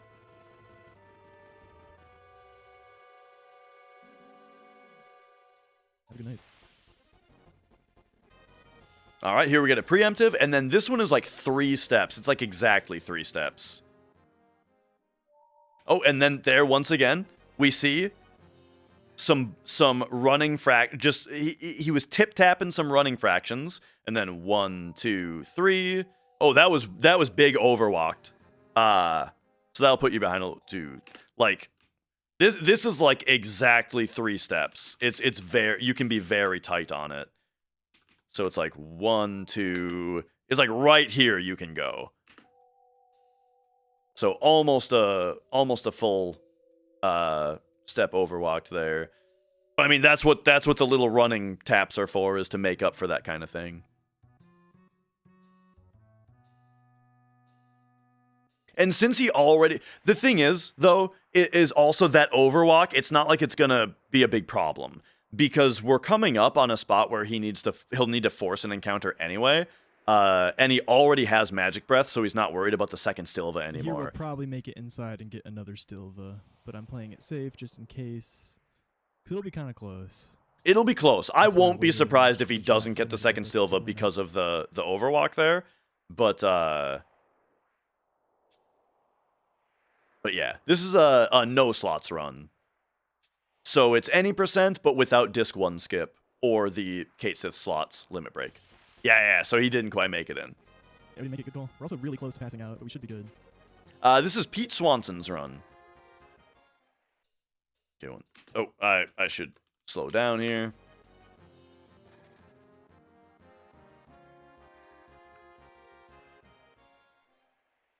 All right. 1, 2, 3, 4, 5, 6, 7, 8, 9, 10, 11, 12, 13, 14, 15, 16. Yep, perfect. And then preemptive poke probably isn't the fastest. It is because, or it would be if you got the opening magic breath. Because if he had if you did not do the preemptive poke and then he magic breathed right away, then you would have had to do like a grenade or a beat rush, can I do the which is walking slower than a Sid MC? attack. Holy shit. We're like right there. Oh yeah, MC? and this is tricky. Because yeah, this is like, what I would do here is I would run until like right here, and then I would do the start of my steps behind the rock and look at Cloud's arms. It's very tricky because you can do a little bit of running before the next fight, Mike, but can I do not the a walking lot. MC? Holy shit. We're like right there. I think we can. So this is rough. Yeah. We'll be fine. So this is running, start and then here. yep, 1, 2, 3, 4.5. Right there, you could move. 5. Okay, so yeah, like another extra step. That's Wait, the I might safe have thing to more. do. I might have overwalked there. And like I'm saying, Whatever. like Shit. again, as far as the discussion of taking steps behind things goes, that's what people do, right? That's what you see runners, like a real runner, do. Is if they do have to take steps behind something like that very awkwardly, generally they're gonna overwalk, because it's better to get a little bit more behind Wrong way. than it is to underwalk, right? Underwalking gets you an extra encounter and screws up your formations, which fucks up your whole route. Overwalking just means you got to deal with being a little bit behind. So when it's awkward like that, you'll generally just see, we'll just overwalk a little bit to be safe. Okay. Keep saying USB device not recognized. I wish it would stop saying that. I'm not even plugging anything. The reason to kill the bats here is because they're worth a lot of money and experience. So he didn't pick up the rocket punch, I don't think. These guys are worth the exact same amount as the rocket punch sells for. It's fucking slow. I guess it's mostly the quote-unquote world map segment.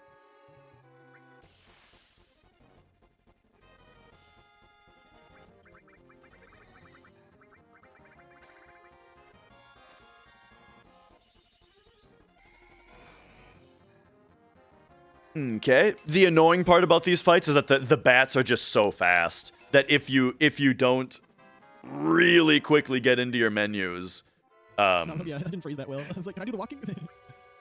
They I was like, can I run screw far you. enough? Can I run and see myself walking? I probably could have ran farther now. Yeah, look at that too. Hello, cursor, cursor. There we go. Jesus. It's also annoying to target the icicle because the bats are flopping around. I wasn't sure, so I just started walking pretty early, and I couldn't see myself, so I think I walked like 6 fucking steps instead of 4.5. Actually insane that after that icicle, or after that world map section, he didn't actually lose any time. Got the same exact time on this split. That is funny.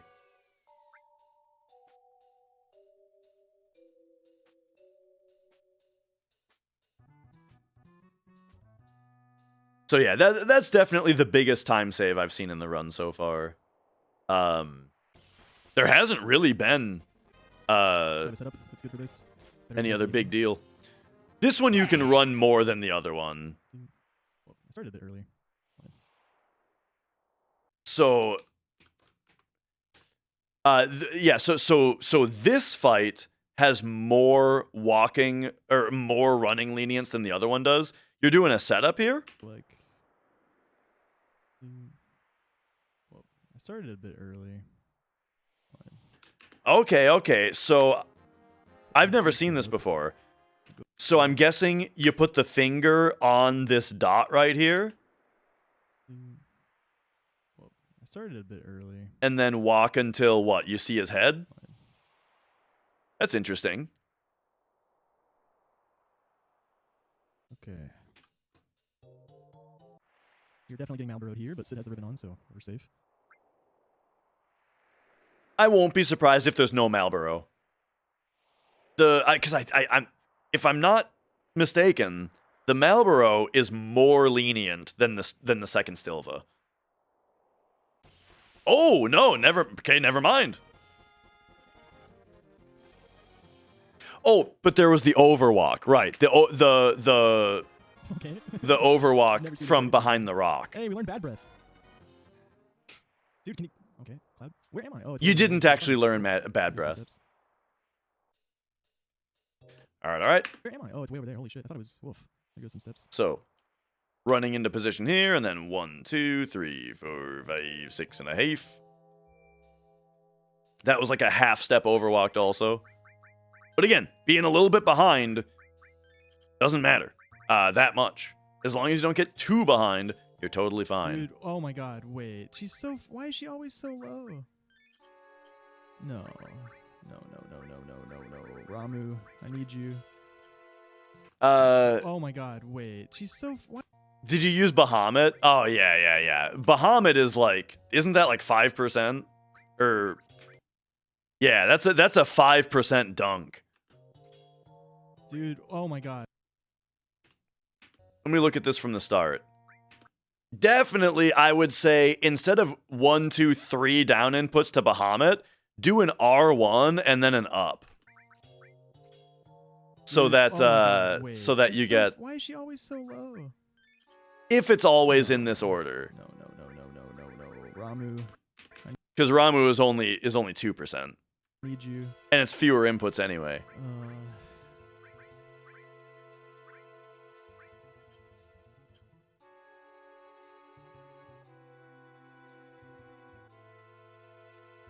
Oh, you gotta win. I think I do poison or something. I just do a green materia. I don't do Bahamut. Pincered in here after the fight. Surely not. I think we're just gonna get the bomb like pretty fast. No, definitely no. We're definitely still getting the bomb. It's gonna be sooner than normal.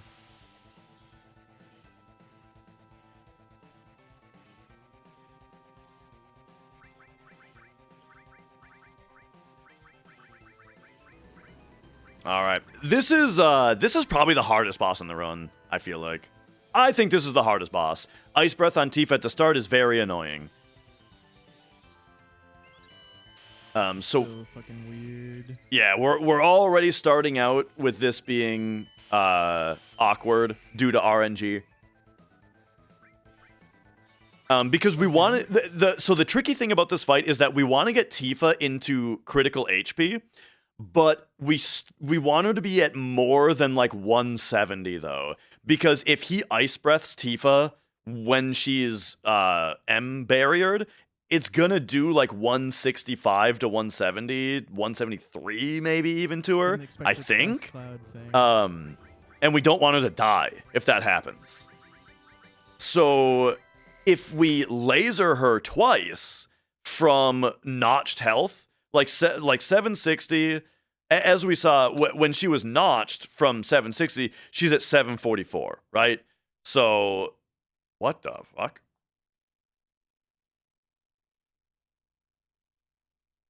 All right, so 744 times 0.5, she'll go to 372, and then she'll go to 186. 186 is beautiful, you know? However, that's if she gets 2 lasers from 744. However, it's bad RNG. She gets Ice Breath right away, which puts her at an awkward amount, 403, right? Now, if you laser her once, she's not in critical. If you laser her twice, she's at way too little HP. So now we have to do something else.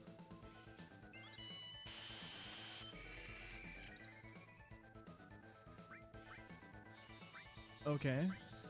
Didn't expect the fast cloud thing.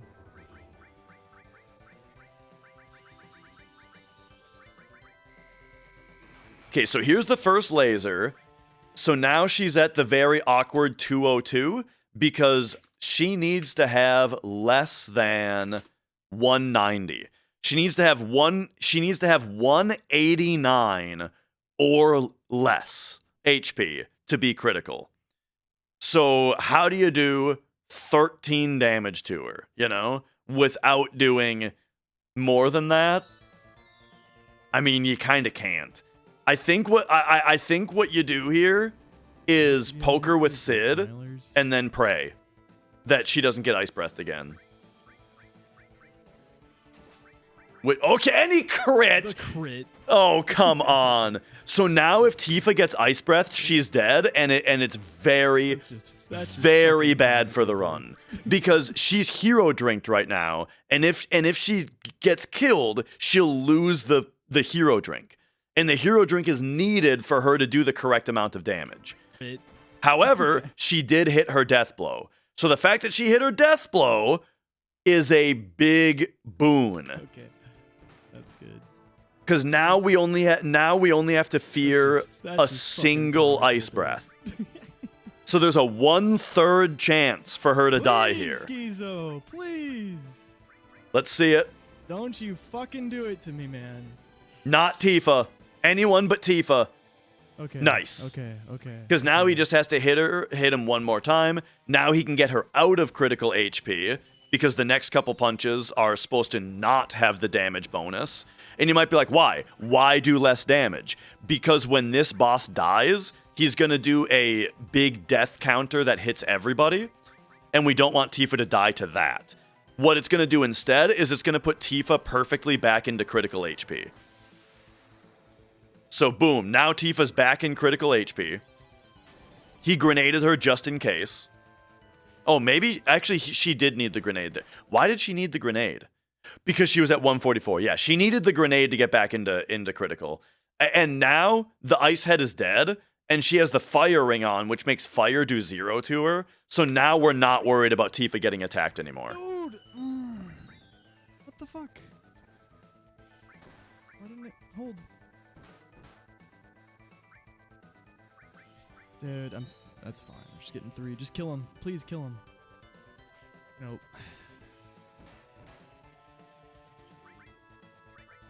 Oh, what? I still got 4? Nice. Let's keep track of that. Oh, did I say the ice head was dead? No, yeah, that's what I meant. I think the reason is might be the fast cloud that you got earlier. Let's keep track of why this was so why you got 4 there, because getting 4 there is tricky.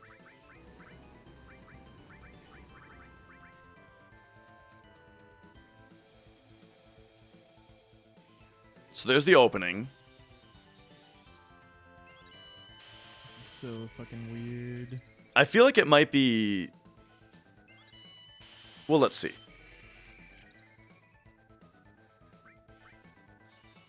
Okay. Didn't expect the fast cloud thing.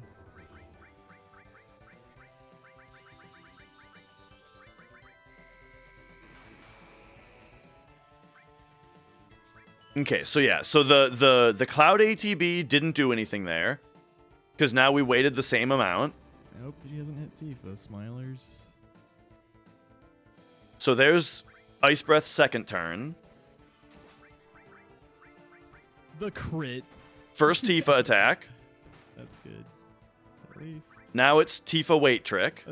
That's just fucking comical, dude. Now we release ATB, Please, they get another Izo, turn. Please. Don't you fucking do it to me, man. Okay.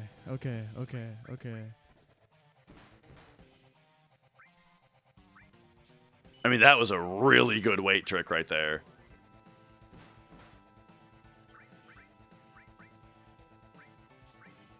I think it was that. I think it was just this advanced weight tricking right here is just absolutely perfect. Like that one right there. I think that's it. Right here.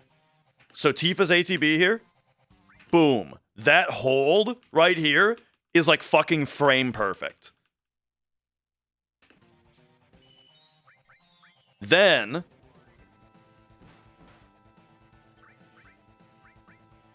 this one right here is like also frame perfect. Maybe 1 or 2 frames short. Yeah, I feel like that's what it was.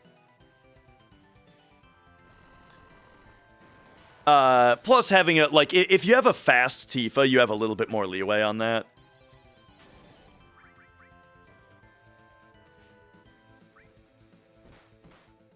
Let me think about this though. So right here there is Tifa limit. But he's waiting for Sid anyway. So yeah, it's not that. Yeah, I think it was the weight trick before the first head was dead. So what we're talking about, by the way, is okay. So here's the deal. Head number 1 dies.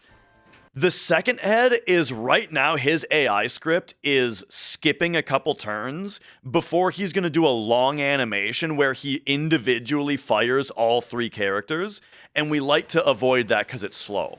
Now normally, if you don't play absolutely perfectly, you will get 3 death blows with Tifa before he does that. And if that's the case, then with the amount of HP that he has, 2 of the death blows need to hit in order for him to die. You need to hit 2 out of 3 death blows. But if you're absolutely perfect in your gameplay, then you can squeeze a 4th hit in. And what's really nice about her getting 4 turns is that because of the added cuts, if she gets 4 turns, then only 1 of the death blows needs to hit. So what's easier? 2 out of 3 death blows hitting or 1 out of 4 death blows hitting, right?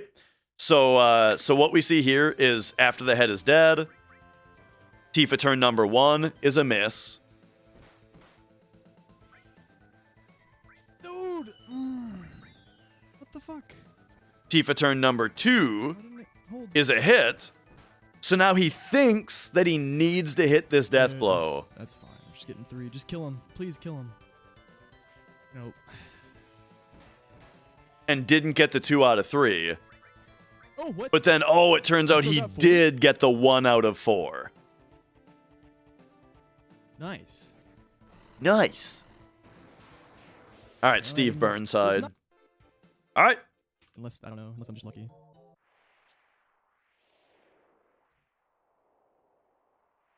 Apparently let some a little bit of time bleed. That's another perk, though. So it's not like I got the benefit of her going fast. Good schizo fight. I don't know.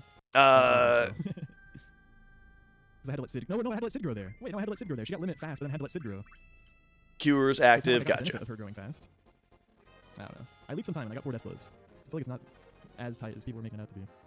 But 2, 3, 4, 5, 6, 7, 8, 9. Oh, the leaked time I think is after it matters because he skips turns, but what that means is that if he hits his full ATB while a turn is going, it locks it, right?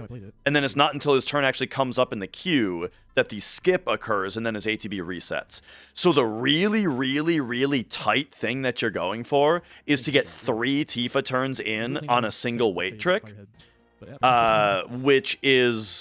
which happens earlier, right? And then after he succeeded at doing that, then the time bleed didn't matter because it was a normal weight trick at that point, because that was after the skip occurred.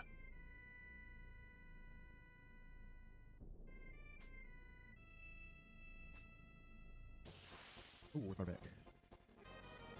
As expected. Oh, flying up, rolling out. Nice.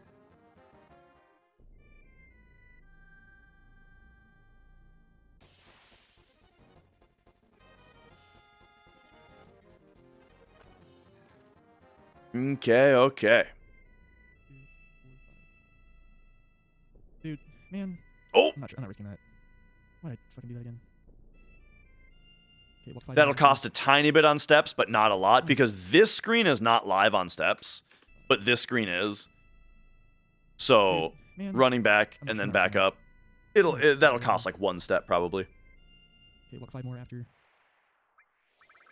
I saw him caught, but fucking, a few times where I have to fucking go backwards to make sure I'm not gonna get caught. But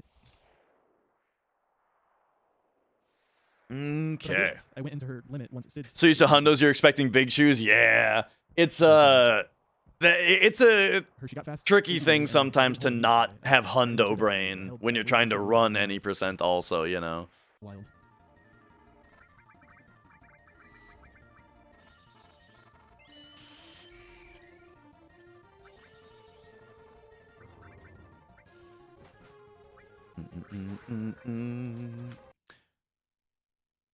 Low income and camp companion spayed your cat. I don't know what camp companion is. But cat hasn't eaten for 6 days and the vet doesn't know what to do. Yeah. I'm very sorry to hear that as well. Dude. Our cats are like 14, 15. So, you know, it's starting to get on my mind that, like, you know, they're not going to be around forever. That fight's just wild.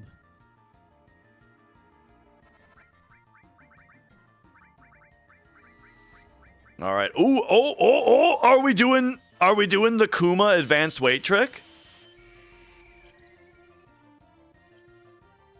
Yes. Oh. And then swap over to Tifa here. Regular. Oh, beautiful. Perfectly executed advanced weight trick there. All right, so here's how this worked. I explained this on my All About ATB video, but here's how it works. But she did a silence. I didn't realize she did a silence opener anyway. Never mind. I mean, we'll talk about it anyway. All right, so Jenova got 1 turn. Tifa now gets a turn. Does big guard. And we've got Death Sentence with Sid queued up, and we're holding time with Cloud. Once Tifa's turn is over, her ATB down here resets. And then, so he allows it to refill, and then right here did a little bit of an early, and then releases and represses to hold time right when her ATB refills. And now we want to get a Tifa attack in. But here's the thing. If you just triangle over to Tifa and queue up an attack, it bleeds all of the time of you sitting in the menu. Like not in a sub-menu on ATB wait. However, because her ATB just struck full, it triggers a 1 second timer where after 1 second, time is going to be held by this animation. So after he let her ATB strike full and then held time, he only has to hold time for 1 second. Then, once we see the skull is the safest time to do it, now he can switch to Tifa. Now he's not in a sub-menu, but ATB is still on wait mode. So he's able to very leisurely go up, queue up an attack, and then go back into holding time with Cloud, losing 0 time. Now she gets her second turn against Jenova, right? We squeezed in a second turn, and then we can put in the cross slash at a time where it allows Tifa's ATB to refill again, which allows him to queue up a death blow and then hold time with Sid. What's great about that is that means that now Tifa is death blowing when her paralysis timer is at 0. Her paralysis timer just started. It's held at 0 from ATB wait, and she's already getting death blowed. So that allows us to get 1, 2. It's fine. 3.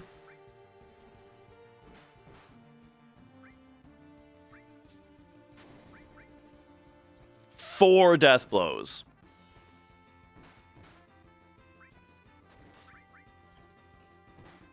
And then finish off with a regular attack. And this is also played very well. Right here, he's buffering left and circle because cursor memory has him on death blow. But knowing that after... So there was in order to kill this boss, what you need to do is 4 death blows and 2 regular attacks with Tifa. The regular attack happened before the cross slash. Then during the paralysis, there were 4 death blows. So now he's buffering left and circle in order to automatically have it scroll over to attack Jenova. And that way we don't waste time watching a death blow animation that might miss. So yeah, perfectly executed Jenova death. All right. Need to do 5 more steps. Fight. Lots of recent experience. 2, 3, 4, 5. I think that's Okay, hang on. Did I must have missed some steps then. Ooh, we're far back. I guess I wasn't paying attention here. As expected. Oh, flying up or letting out. Nice. Okay, so buffer and movement.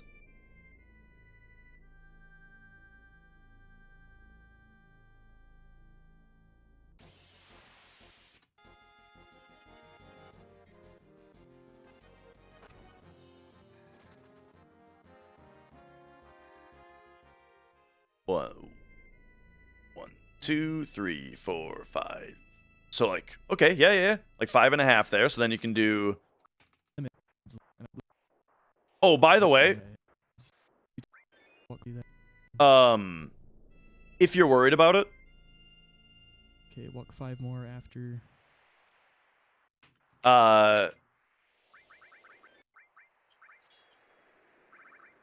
on. There's been a few times where This screen is hostile, so you could take the other 5 steps right here. I have to fucking go backwards to make sure I'm not gonna get caught. TB group fast ATB group, and I didn't. All right, need to do 5 more steps. Thank you, Zoa. I might have to double check that, but I'm pretty sure. Based on recent experience, lots of recent experience. 2, 3, 4, 5.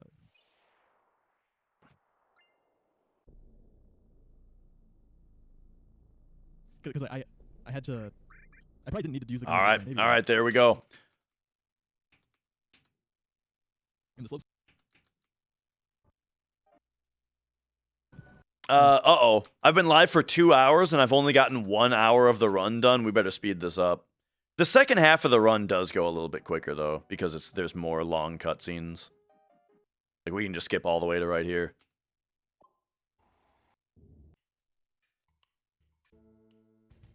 And even then, just be like, yeah, I could bear it. Like the hidden.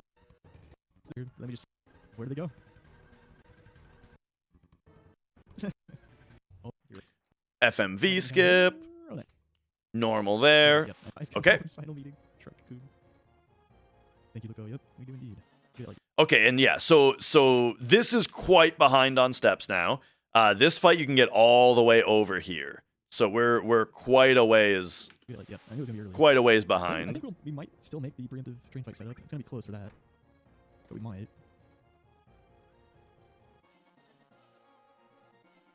But yeah, you'll see with what he just mentioned about the preemptive train fight setup. You guys will see why being behind is fine. Oh, holy shit! Nice, Jen. Let's go. No skull until we get January Partner Plus, then Stardew Perfection.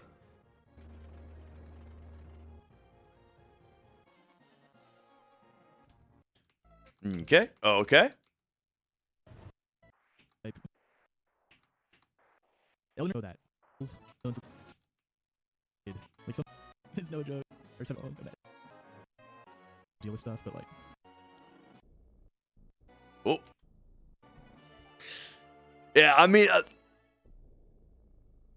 I do think one of the least. Well, I don't know. It's tough to say, right? Don't talk to the chocobo lady. If you were to cheat at the game, at a speedrun, I kind of feel like speeding up the FMVs a little bit or something would be... It would be something that would be the least likely to get noticed, I feel like. However, it would also be the give and take of that, though, is that it would also be, like, the easiest thing to prove that someone did. You know what I mean? Like, with something like steps, you have to explain how steps work, you know? And you have to, like, convince people that we know how steps work, you know? Good deal. Nice. But, like, with an FMV, you can just be like, look, their FMV plays too fast. Their game is obviously sped up.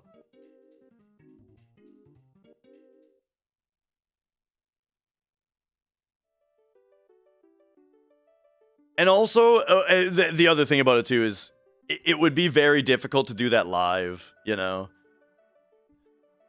You're back. It would have to be... Like, let's say you were a console runner and you wanted to do that. It would mean that you would have to, like, do your run... I don't know. You wouldn't be able to do it live. Because if you did it live, you would have to then, in post-production, do the speed up. And then make a new live split timer that's fake. And then count on people not realizing that the time that you're submitting is different from the time that you got live. So it would have to be it'd have to be done offline. Anyway, doesn't matter. All right, here's more cutscenes. Menu. Big menu. Am I ready? I don't know. We'll find out. Big menu. Am I ready? Check it out. While you're landing here, if you hold square, you can, like, slide into the up left spot. I have had it, though, where it cancels my land when I do that, so maybe don't bother. I like doing it, though. Oh, okay, we're doing big menu pre-Fort Condor. We'll find out.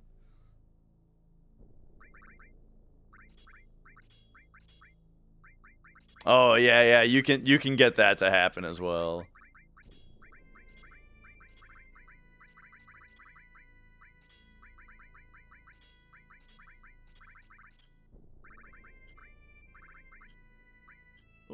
Yeah, we'll take that. All right, we'll have to see what Sid's menu looks like. The reason that I don't do the full menu before Fort Condor is I want all three of my characters to be able to buffer into E skill to be able to avoid to get a preempt against this guy as often as possible.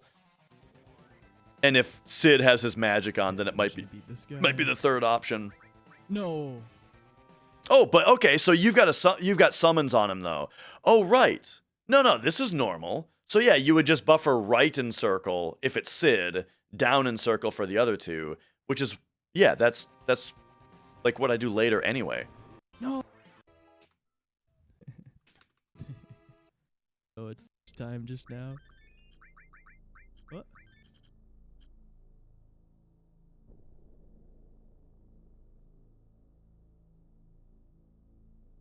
I didn't do ATB active. That was heartbroken. Oh yeah, this part active is kind of a optional thing. I think it's good, especially when the world record run of this category loses like 40 seconds to a random encounter escape in this segment.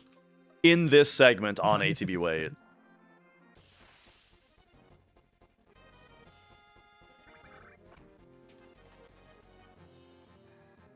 And then this is 1, 2, 3, 4, 5, 6. Yep.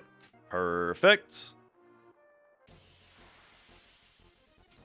So you might be able to take fewer steps on the next part if you're behind. I think that might be a thing. This might be a part where it's like the reverse of the weird thing. Yep. We might not make it to the forest. It's gonna be close as fuck. We'll see. But like, yeah, you might be able to take like. That's fine. We just might not be able to make the preemptive strike. That's all. So let's see how many steps he takes here. Strike. That's all.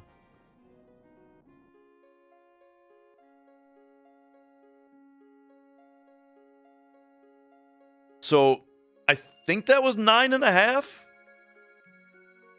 It might have been 10.5 though, because it was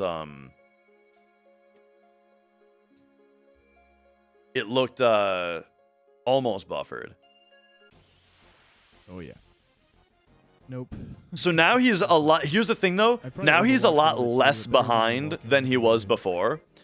So to be right on, this is Pete Swanson's run. Okay. To be right on, you would get the fight right here. But the thing is, if you're any bit ahead of this, then you would stop and you would force the encounter right here. Which means if you're behind, then all of the time that you would spend forcing right here, you instead spend catching up to this spot. So it wasn't, he's not fully caught up, but he did just catch up a bunch to where he's only that behind now. Bit too far behind for that, but we'll catch up at Junon, don't worry. So as long as you play perfectly, every spot that's like that catches you up a little bit more.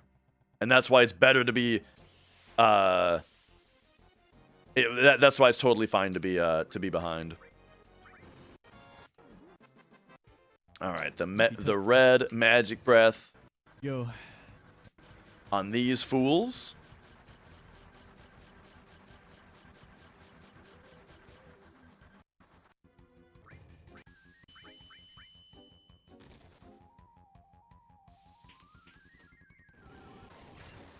Good comment. Dragon Fang Magic Breath. Probably Magic Breathing with whichever character has the ribbon equipped to them, which actually is best to be Kate, because Kate also has the Eden Coat, right? Unless you sell it. And the Eden Coat gives a little bit of a magic boost. Oh god. Alright, just in case, I guess. I see. Going for triple laser comet here. Triple laser comet is of course you double hit Kate, man. Is what I do now. I've started just doing triple comet or triple laser. I mean, instead of Molotov there. Yeah, right.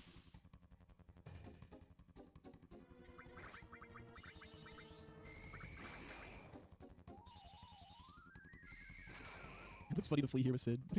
And then this guy's weak to lightning, so 2 lasers and then a magic breath kills him. Perfect. Oh, explosion, alright. Cool. Hopefully we don't need that.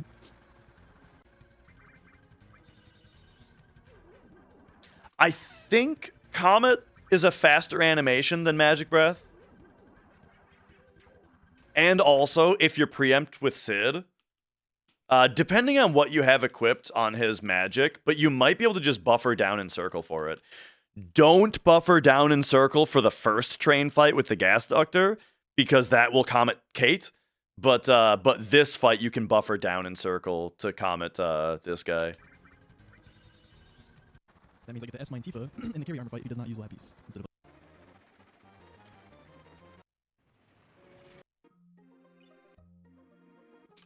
All right, all right.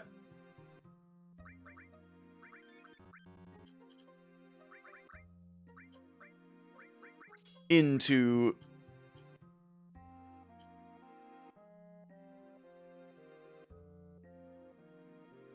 Let me look at this closer.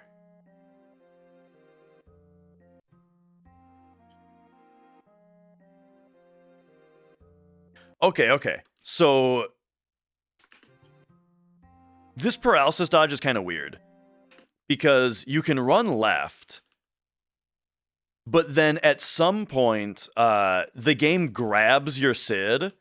It looks like it might be right here. It kind of grabs Sid and it runs him into a specific spot. So it can control kind of weird. That's why I always run left, and then like the Sid runs back to the right and then starts running left again. It's because the run to the right is automated. My airship's in a weird spot. Hopefully he just boards it instantly. Yeah, okay.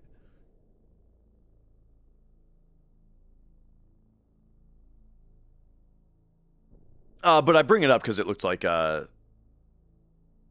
Pete did the movement so that it ran him down a little bit, which is better. It's better to keep the Sid closer to the spot that he needs to run to. That way it takes fewer frames to get him there. You get control of him sooner. You can exit the screen sooner.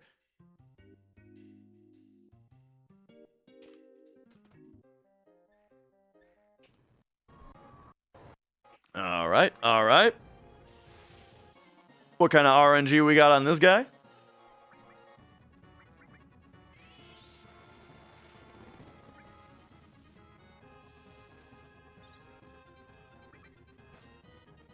Nice crit.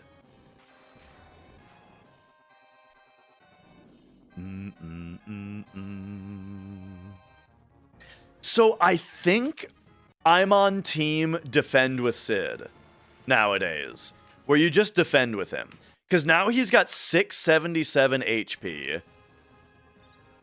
Right? The crit did 1289, which is less than 677. So if you defended, he would have... Then you could high potion him. I'm not sure if the rolls always work out, though. Oh, yeah, Popo. I saw your videos on Discord.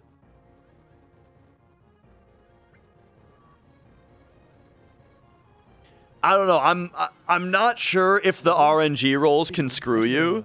They might be able to, right? I'm not telling you to change. I'm just saying I'm trying out team defend. He runs away after 3 attacks, I think. I think it's always just Quake, Physical, Ultima Beam, go. Unless you do a ton of damage to him. There's some damage threshold that makes him just leave right away, but I'm not sure what it is. It's a Peach watch party. In here?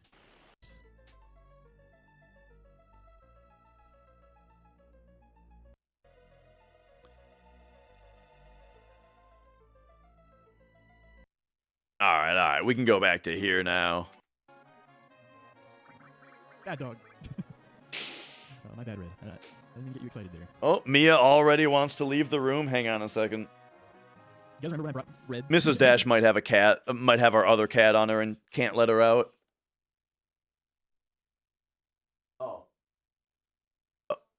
Oh, okay, never mind.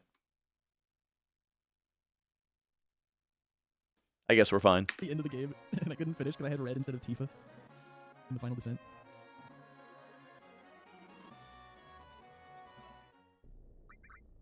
Oh, firing curse ring. Wait, it is still.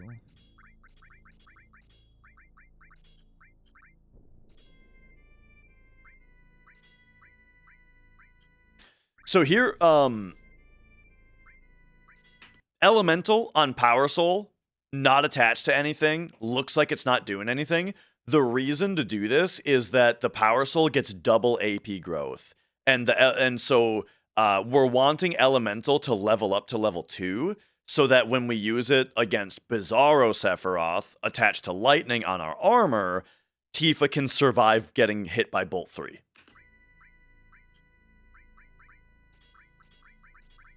That's also why we don't use Elemental attached to Fire against Diamond Weapon.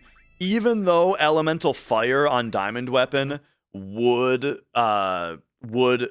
save her from Diamond Weapon, from like bad Diamond Weapon RNG, the problem is that the Gygus Armlet has 0 AP growth. It has none. So if we put Elemental Fire on her Gygus Armlet for Diamond Weapon, it gets no AP growth and it doesn't level up, and then it doesn't protect us from Bolt 3. Oh well. Ah, dude, that was scuffed. Oh well.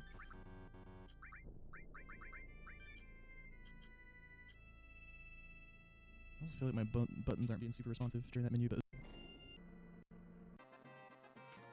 came back. Good. Happy about that. Not really. All right, all right.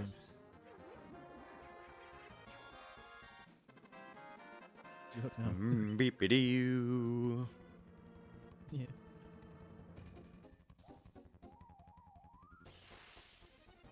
So now here's another opportunity to catch up a bunch.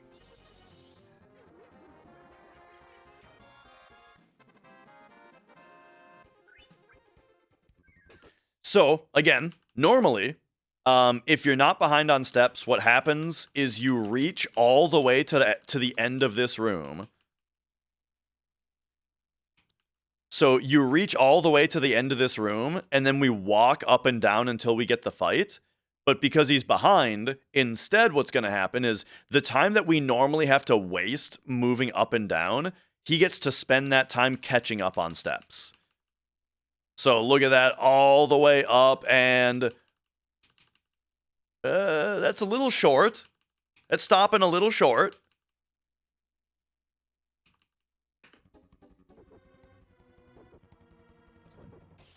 Okay, and there you go. Magically, he's all caught up on steps now. I'm gonna get caught. Yeah, I knew it. Oh well. It's all good.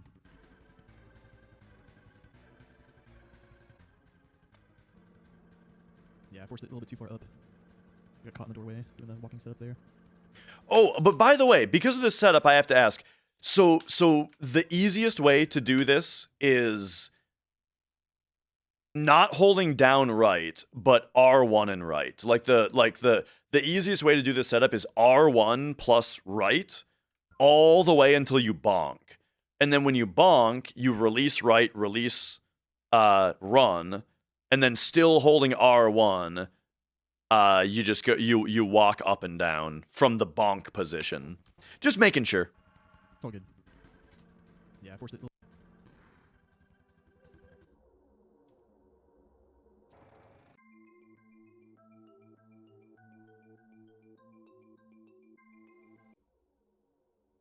Again? Okay. At least it wasn't as bad as last run, dude. It only recently started being hard to interact with this thing. That wasn't that bad.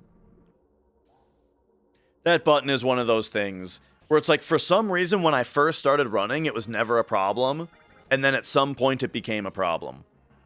I think it's another one of those things where you have to release run and walk up to it, you know, so that you can get a little closer to it.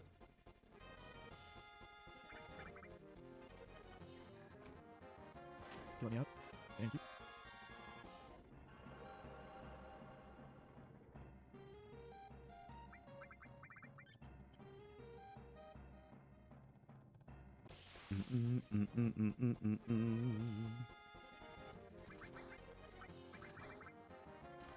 All right.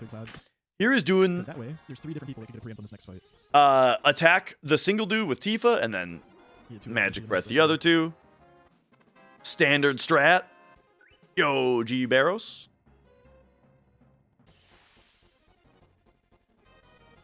Ooh, death blow here could save some time. Of course.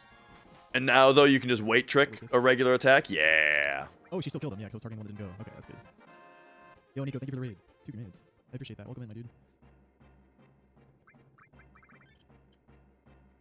All right, Mega Elixir for carry armor.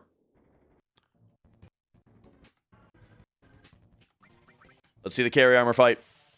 Remember, the best thing for him to do is to open with a single Lapis laser and then not do anything else. So here's the Lapis. So here's the nice thing about the Lapis. This is why you want a single Lapis. Is it puts Tifa immediately into critical HP. So she's... And there you go. It looks like we got single Lapis opener. Tifa's already in crit, so now she can hit for maximum damage.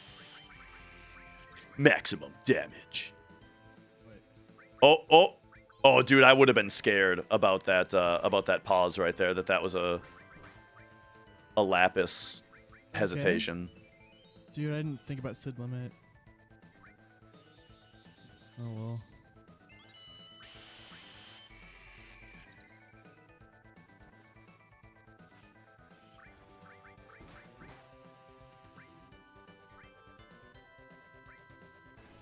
All right. So now one of the worst things that he can do is arm grab. And the thing is, the arms start out with something like you know what? I'm just going to look it up because, let's see. FF7 carry armor. I keep getting this, like, I'm not 100% sure about this. So let's find the starting amount. I'll show you guys why we always magic breath this enemy one time.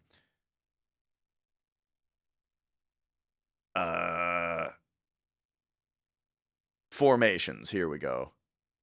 I can't click on right arm, left arm? Left arm. Oh, we want left arm carry armor. Oh, jeez.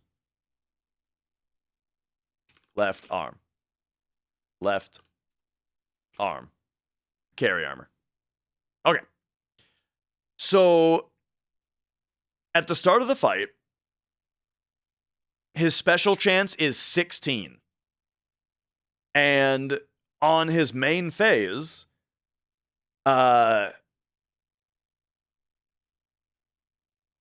he picks a random number from 1 to 16. And if it's 1,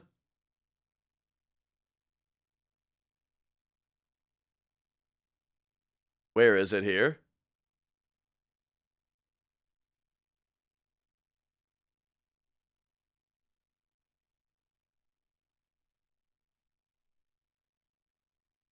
Arm grab.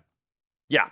So so he picks a random number from 1 to whatever special chance is, and arm grabs them if it's 1. Meaning at the start of the fight, each of his arms has a 1 in 16 chance to do arm grab. However, every time that you hit him, he does a counter.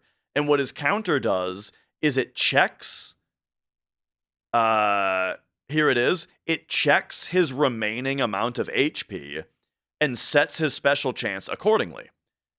If it's less than 25%, it becomes 2. So at less than 25%, he has a 50% chance to arm grab. His arms do.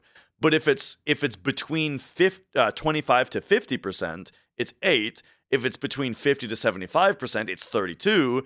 And if it's above 75%, it's 128. And how much health do they have? They have 10,000 HP. And the Magic Breath will always hit for less than 2,500. So hitting for less than 2,500 means that it's leaving both of the arms with more than 75% HP. So that means that we're changing his arm grab chance from 1 in 16. We're changing it to 1 in 128.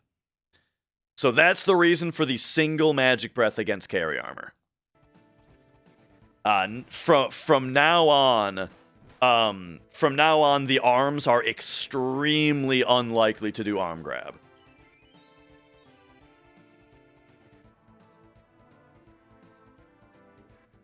Okay, follow-up Lapis is annoying because it kills Tifa.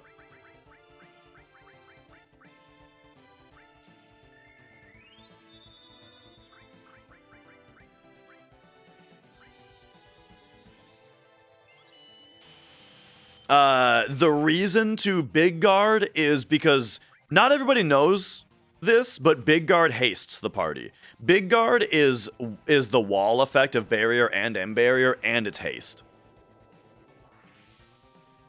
I think most people know that, but not everybody. Whatever. I definitely didn't play that well. We're through. But all right. We're through carry armor. Hey, Michael Taylor, good to have you here. Whew. Nice to meet you.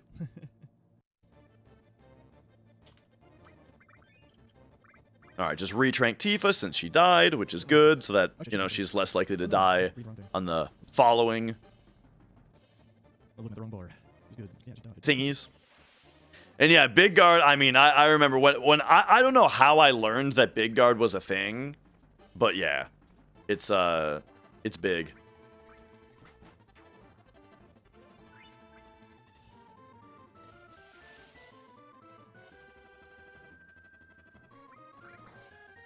Did not think Tifa's gonna be first ladder. Okay, you know, I don't even remember how the run got behind in the first place. But yeah, the run was 2 minutes behind at one point.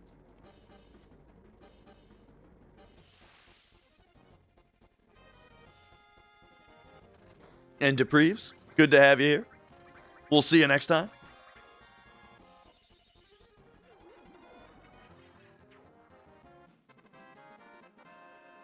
All right, the classic Tifa punches one, Magic Breath the other. I feel like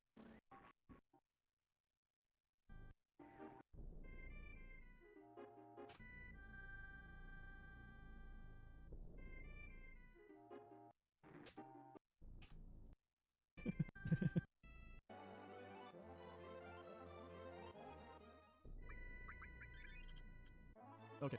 Oh, Okay, that works. What the fuck? all this looking good. Yeah, I wait until I'm in town to Elixir. Since it's since you're just running up, you know. Okay, I meant to do it, but that's fine. That works. All right, so now that so Magic Breathing before was fine because we were about to use an Elixir. Now we see he's using Death Blow if Tifa comes up first. But we have MP for a couple Magic Breaths here also. And it's good to Magic Breath this fight to get rid of the jabronis. Okay. That's not what I meant to do, that works. Does this even hurt her? Oh, cover. Yep. Ooh, yep.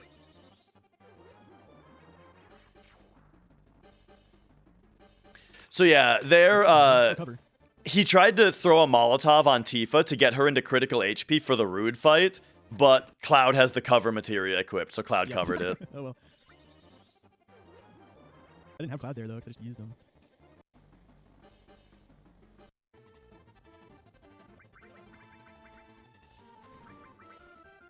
Let's go. All right. So here, he throws the Molotov with Cloud because Cloud won't cover his own throw. Let's go. And there it is. The weight frames, they both got in front.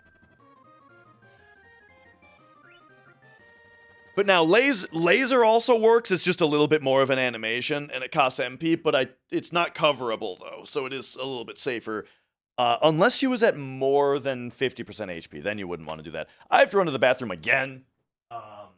Real quick, so I will be right back.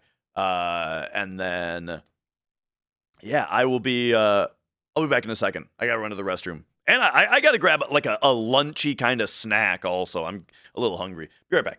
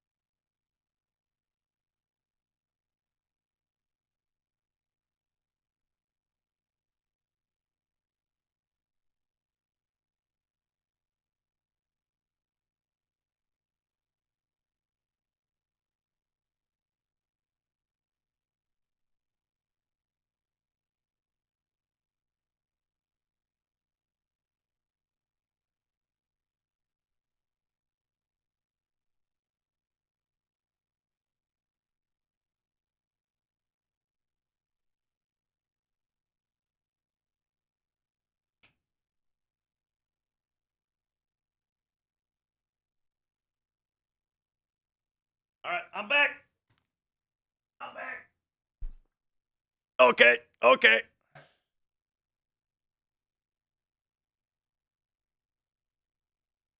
Oh.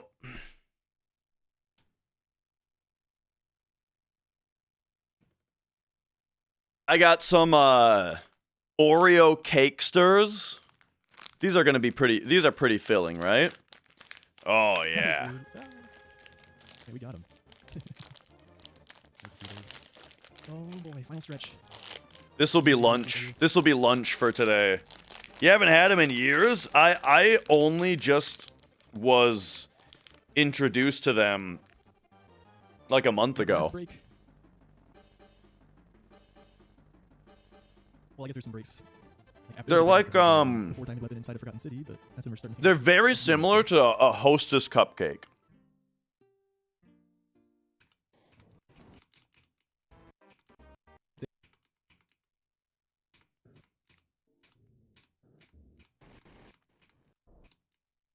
This one screen. Okay, okay.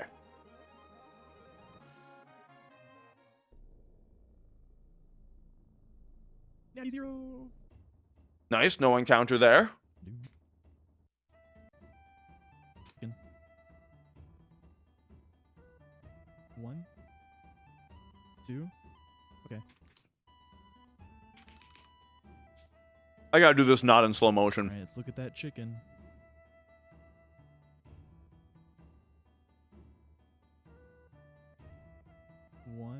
One. 2. Okay. Okay, so that was the 2.5. Well, meaning you can go right now.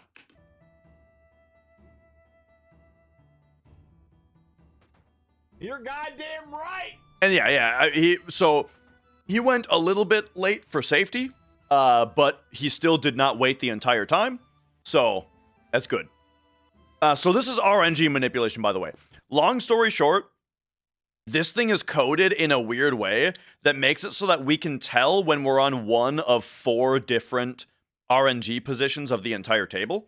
And one of those RNG positions we want to get onto, and it's the one after the like 2 to 2.5 spins on the satellite. So here he goes up. And what do we mean about spins? We mean, boom, right there. It just stopped wiggling. So look at the position of the satellite. We got 1 spin. 2 spins. And now it started wiggling. The reason it's not quite 2.5 is because it when we come in here, we're some amount into the first sequence already. So the first one you see is going to be cut a little bit short from what you expect. So that was the 2.5. And the one that we want is always after the 2.5. But you need to wait at least 1.25 spins. So this is going, it just froze. So look at the position of the satellite. 1 spin and 1/4. So now you can go. Right here is being super safe. Let's see. Did he wait all 3 spins here? 1, 2. Yeah. So he waited for after 2.5, which is so that this is what I'm saying is if you know that you just saw the 2.5, then you only have to wait 1.25 on the next one because it's already in position at that point. 1, 2. So 2.5, it wiggles. 1.25, and you can go. But instead, waiting for 2, there's 2.5, so now you can go, yeah.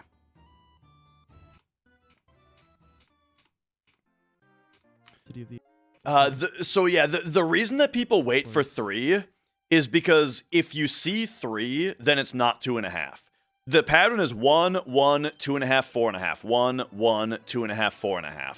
and you want to go during the wait period of the 4.5. So people wait for 3 spins because that means that it's not the 2.5. It must be the 4.5. We can go, right? But the 4.5 is always after the 2.5. So that's why if you see the 2.5, then you can just go early.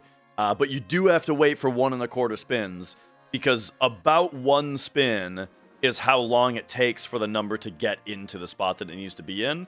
And then for the rest of the time, you're just waiting for the visual cue. But you don't have to wait for the visual cue. All right.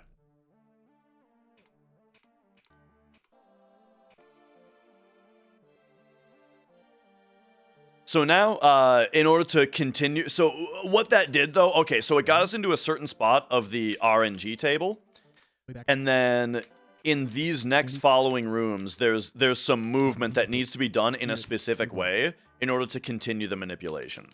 So this room matters. Going straight right here, and then switching to down right. Switching to down left while the camera goes up. Cloud will freeze right here, and then you need to clear this text box very quickly, which he did, while holding up left.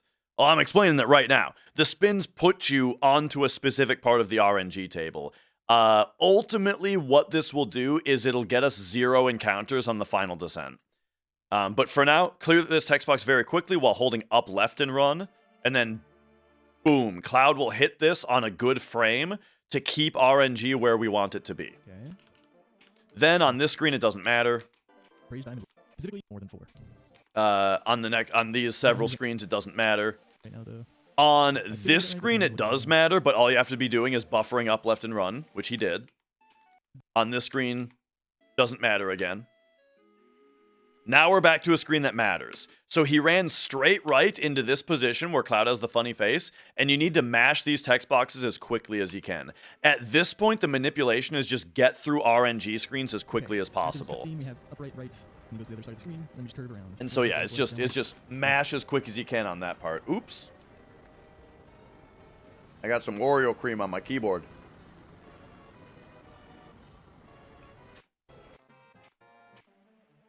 Perfect, nice. And then, yeah, We did freaking just leaving that screen as optimally as possible is all you need to do. again. This screen doesn't matter. This screen doesn't matter.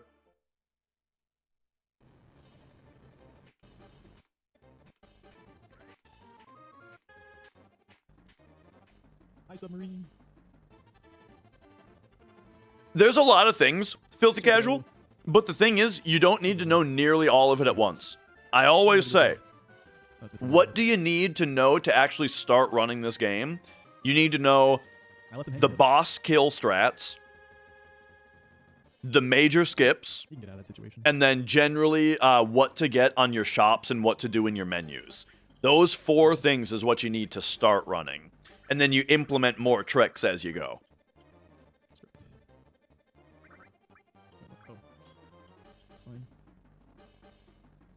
Doesn't have to be on his weapon, does it? Yeah, no. Okay. This is a Oreo cake stir. Different spot than usual for Sid. Yeah, it's all good. They're pretty great.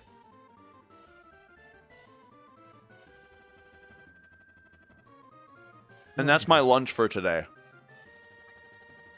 Could just fucking miss. Or choke. It's still sub 850. Wait, we have limits, right? Yeah, it's You're doing a dance pad at some run? point before mid-guard. Yeah, don't expect to be able to do final descent manipulation with a dance pad.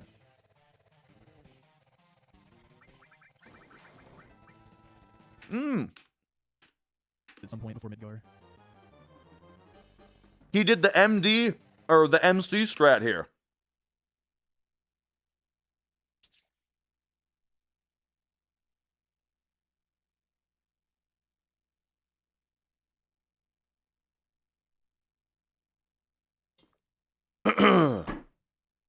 By the way, did you guys know, once upon a time, hang on, we gotta wait for this drive to boot up, because it's a power saver.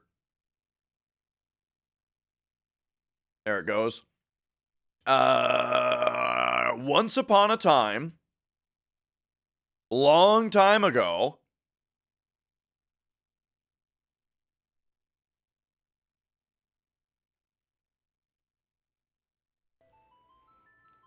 Okay. I did a dance pad run of this game. Now, I had to use 2 dance pads because the game's got too many inputs. Hey, the hard drive's working on it.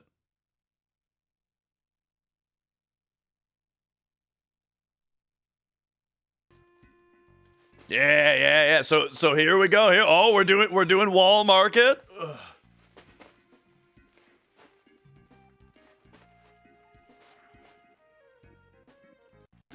Okay, hang on. Let's just do guard. Let's see how guard skip went. Oh, all right. Here's for guard skip. Here's guard skip. All right. So it's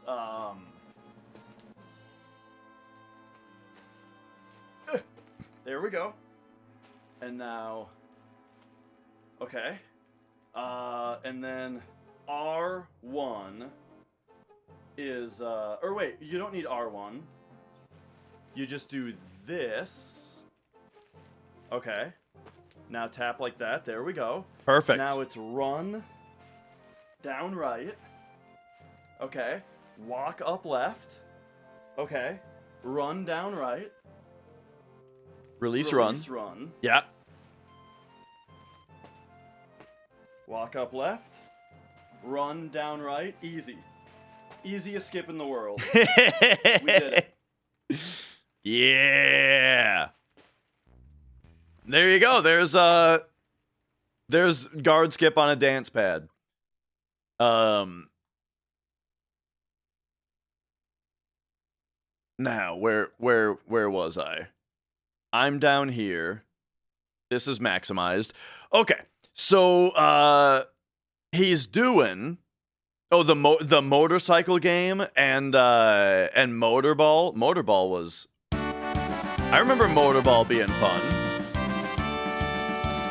Sheriff, thank you for subscribing. All right, we won't spend all day on this, but okay, let's see.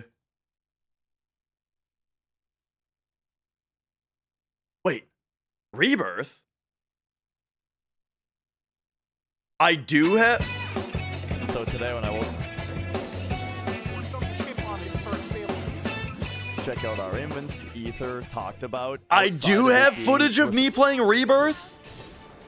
That's funny. Okay, yeah. Rebirth did not make it to my archive channel for some reason, but apparently I did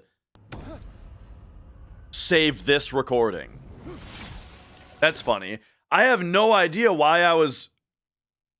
Oh yeah, because the game took. Okay, so I started the stream, and then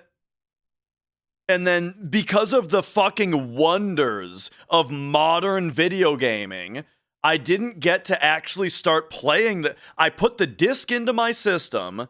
Let's find out, when did I put the disc in my system? Just right there. Out the FF7. Wait. Put this. Okay. The disc went into my system at 13:45.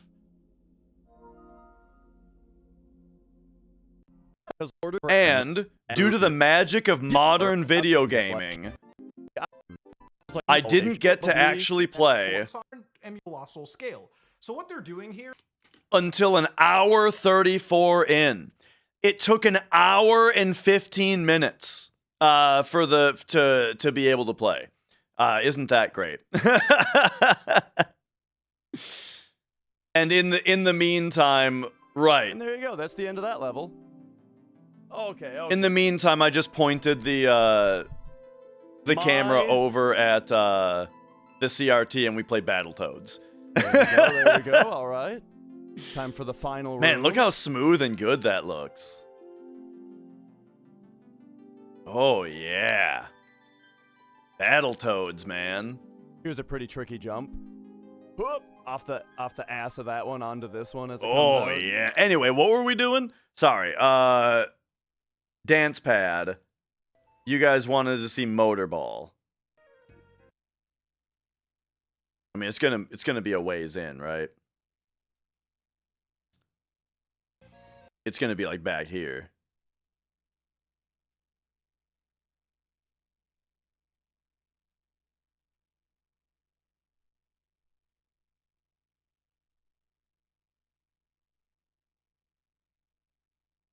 See, back in my day, you put the game in, you push it down, you hit power, you look up, and it's already on the title screen.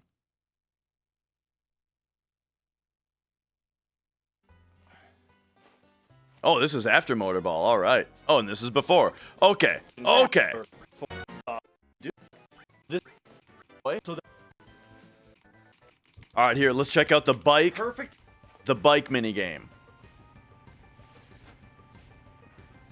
Oh, please just give me 3 red bikes. Ah. Oh my god, it's 3 orange. Oh no. You guys. There's a huge problem right now. And that is that, I could have saved... Are you serious? You're gonna give me 3 more orange bikes? You gotta be fucking kidding me. Okay, okay.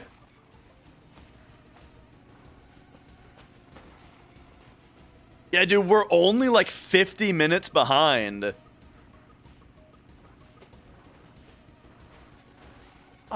No, this run is actually dead. Because we're not gonna have enough. No, this killed the run. Because I wasn't able to save. I didn't save. I didn't think to save. I forgot that there was a save point. I forgot we needed to. I forgot that this was a part of the game. Yeah, we're actually fucked, and this killed the run. I'm telling you that right now. There's no way this run survives past Motorball right now.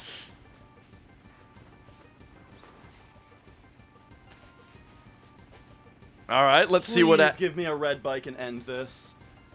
Let's see what actually happens. It's also super frustrating how many orange bikes we've gotten with this going on.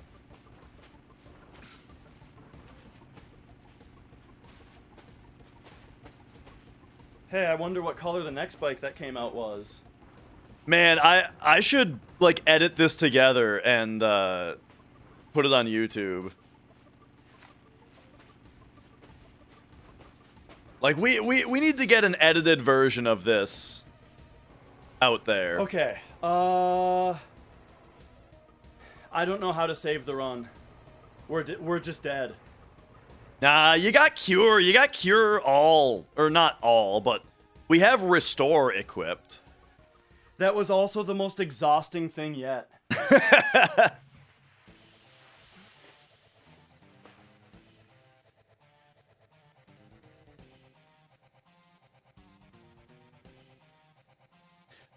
What I remember is the hardest thing was actually the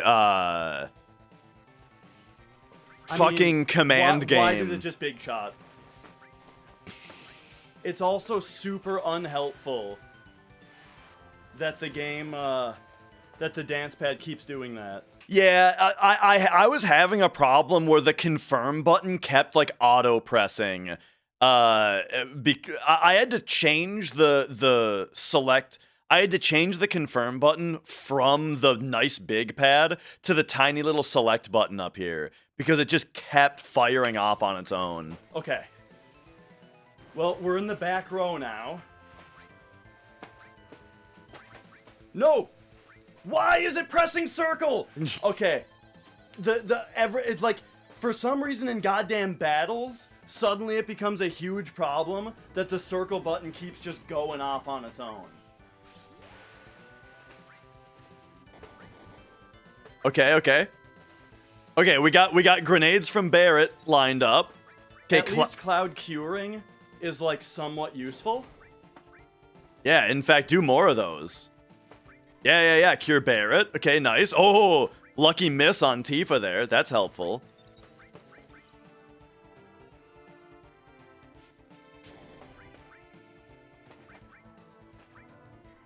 Okay. Okay. Third cure coming out. We're saved. Saved.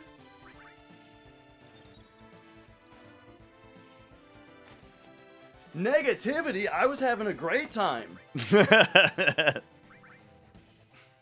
I was not holding circle there, I don't think. Let's run it. Negativity? Play it back. Let's see it. Okay, for the record, this X right here is my circle button. I know that that's a little confusing, that X is circle, but this is the confirm button. I was having a great time. Look at that. Yeah, this kept fucking happening, dude. So right Negativity? Okay, I was... okay, right here. I know I keep hearing the same thing. But right here, Cloud, North American mapping. No. The game circle is confirmed in FF7. Even in North America, it's just I had to use the X of the dance pad to be my circle button because it was in a more convenient location. But look at this. Look at this. So I hit confirm to put in the Braver. Now watch this. Here's Tifa's menu. Where is my foot? Where is my foot? Nowhere near that confirm button. But watch what happens. Oh, it just acted like I was holding not circle. Holding circle there, I don't think.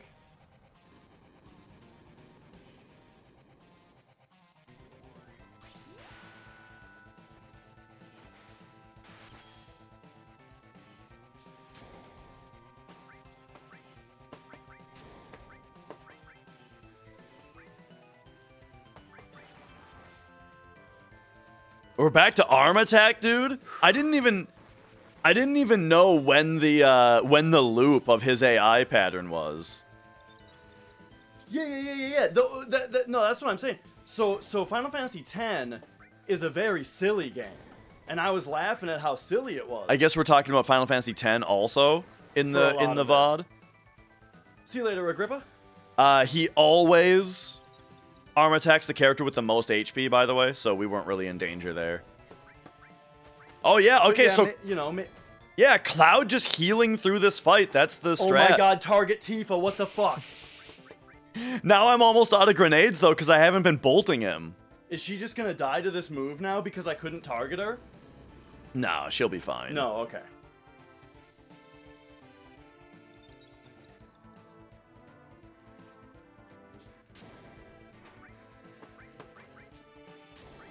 Oh no, I've only got. I just used my last grenades. Oh, he's gonna rolling fire again now. Oh no? Oh, we're out of grenades though? What are you doing? Why is it pressing circle right now? Holy fucking shit, stop pressing circle. Like, you gotta understand the technical issue of it just firing off the circle button I'm not pressing circle. whenever the hell it wanted just made this so much worse. He's dead.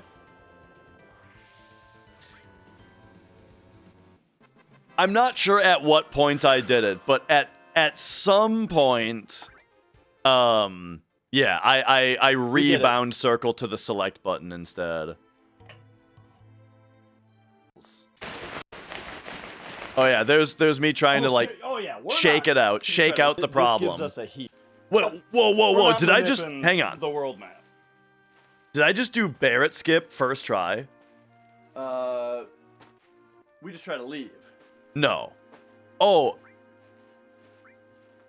okay. I just didn't even do Barrett skip. Right. That makes sense. It makes sense to not even attempt that. In that area. All right, there we go. We saved. So now, how did I catch a chocobo without any grenades? Tyria? We'll give Barrett Choco Lure. But there you go. There was Motor Ball without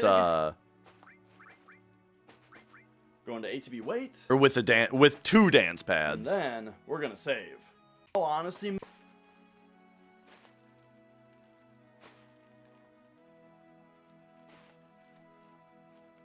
All right, I just gotta find out. All right, are you guys ready? I just gotta find no out how I caught a chocobo. Well, that's just a run. Here we go. To this. Uh-oh. This might be a runaway. There's like We might want to run away here. Let's just see if the chocobo How do we even fight this? No, I think we run away from this. We can't get this one. Yeah, the two alpha dunks, they have a lot of defense, a lot of We need, HP. like, we need burn. This is more what we want. All right, here we go. Okay. We're in the menu. What's pressing circle right now? Okay, we're done. We're done with the circle presses. Okay. Listen do to you it hear just the circle firing button off. going off. What the fuck? It's that pad. It's not even the pad that I'm sitting on.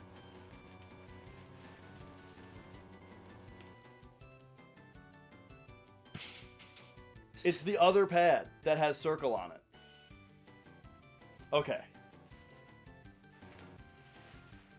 It's this pad right here. Okay, more physical intervention. Okay, okay. What do they call that? Percussive maintenance? So, It's like all of the brighter There we go. green grass. except I think... Come on, Who are turn. we on right now? Is this Cloud? Okay, there we go. We want him. Okay, what's the deal with Bolt and Bio? Isn't it like Bio is stronger than Bolt and it's better against these guys? Or do you just Bolt them? Let's just Bolt them.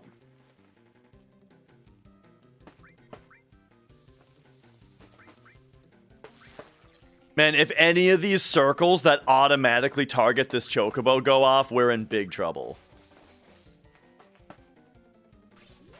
I probably should have big shotted the other one.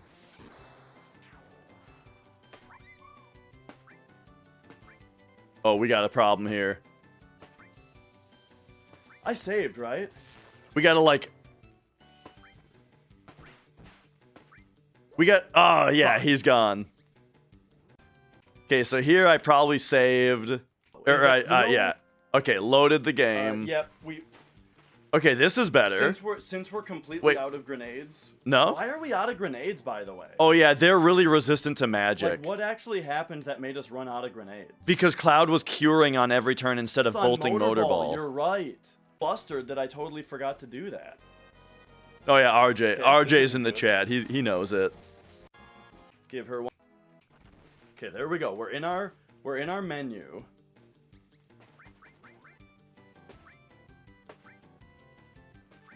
Okay, so green's on Tifa, or green's on the Chocobo, and then this is Tifa, so Oh, I put Bio. Bio on Tifa. That's a good idea. you big shot the grass. Oh, this is gonna work. This is big time. This is it. Because this just kills the grass. Now he's bioed. Okay, this is Bolt, Bird, This should be good. Bio, Bird. Okay, this should be good. Okay, we're good. We Oh got it. yeah, dude. All right. We All right, got so a there Chocobo. we go. Forever ago, I did a dance pad run. There you go. Anyway, okay, so back to Pete Swanson. He's doing the MC strat here. We need Tifa to be in critical HP for this fight. However, wait, play the clip? The clip? Oh, yeah. There was one famous moment that came out of... There was a famous moment that came out of that run, and it was this. How do I full screen it? Can I full screen this?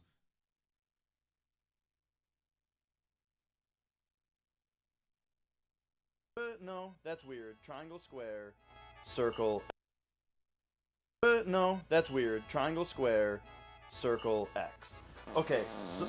Oh, excuse me. Okay, so if I stand... So there was that. I had to have the mic super loud because it needed to be able to pick me up from across the room, right? I had my mic sensitivity turned way up, which is why also I sound kind of echoey, is because I needed it to be able to hear me from over No, there. that's weird. Triangle, And then- square, circle, X. Okay, so... Oh, excuse me. Okay, so... That was a good one, man. Right. What's the... I don't think that the other dance pad clip I can find very easily. It's something about... Yeah, I don't know. Anyway. Mia came and laid down on the dance pad at one point, which was a bit of an issue. Okay, so anyway, we need Tifa to be in critical HP for this fight. However, you see Pete came in with not critical HP, but that's intentional because Diamond Weapon's first turn is to attack the party, and he might attack Tifa. And if he attacks Tifa and she's in critical HP, she's going to be dead. So the idea here is, look at this, it paid off. She got hit, but she has enough HP to survive it, and now she's in crit.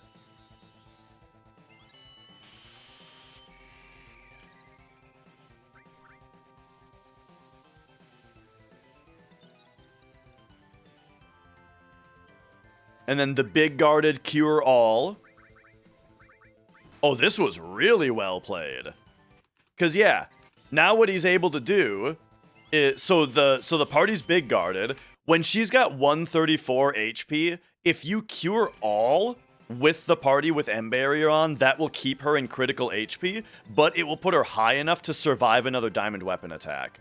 And then Pete waited a little bit to put in this death blow so that during the death blow added cut animation, he can put in these two limit breaks, and then that doesn't give Diamond Weapon another turn.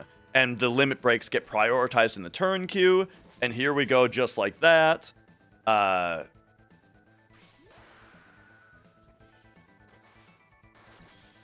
Just like that, he's opening up, and it's time for this phase. So that was a beautifully executed first round.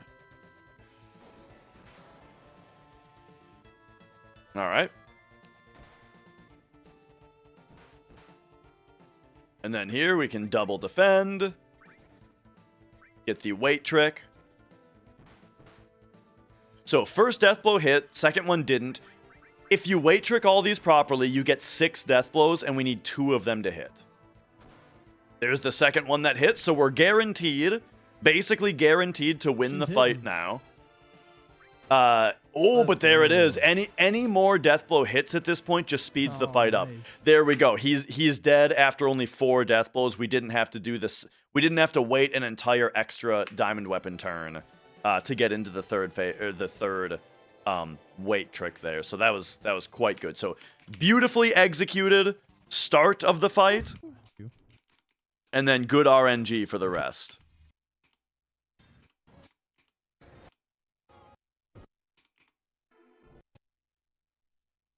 First one was guard skip, because it skips a jump. Alright. Now, because Alright. move through the other screens, advanced RNG will... Here we got Hojo. Here's Hojo. Oh, by the way, okay, so remember the thing about RNG that we were talking about? This is the next screen that passes RNG. And once again, the whole idea is you just have to mash through as fast as you can in order to not pass too much RNG. Because basically there is a window of RNG that we're aiming for at the end of Northern Crater. And we are an offset back from that right now. And as we go through fields that have RNG, they're going to advance us, and we're trying to land in the window. And the way that we land in the window is by not wasting any time. Triple sparks, come on. Come on, give them to me. So the lightning here is what is it? The sparks here are what are incrementing RNG. That's why we need to be mashing as quick as possible. And check this out. Did I fuck it? Oh, there they are. That triple spark right there is telling us we're good. The manipulation was proper. We just need to be fast.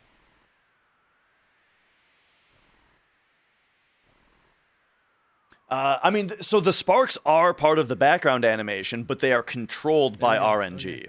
the pattern of the sparks We did it. themselves We're are good. calling Set our RNG move through to the decide other how side, long to turns wait RNG before the next time that it should spark. Here's Hojo. Oh yeah, music's broken now because of mid-car raid skip. Oh, we don't have enough. Yeah. All right, let's see this Hojo fight.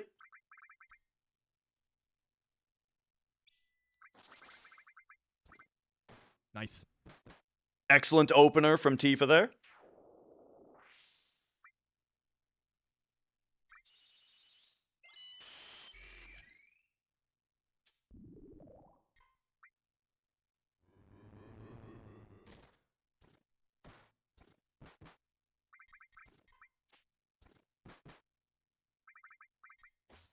So this guy has 3 different parts. Nice. I think right here. So we waited for Tifa, queued up Death Blow. I wonder if waiting for Cloud's bar there instead of holding time right away with Sid was the right call.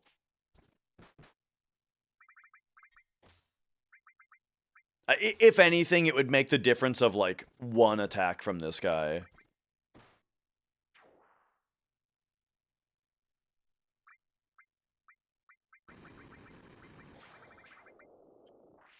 All right.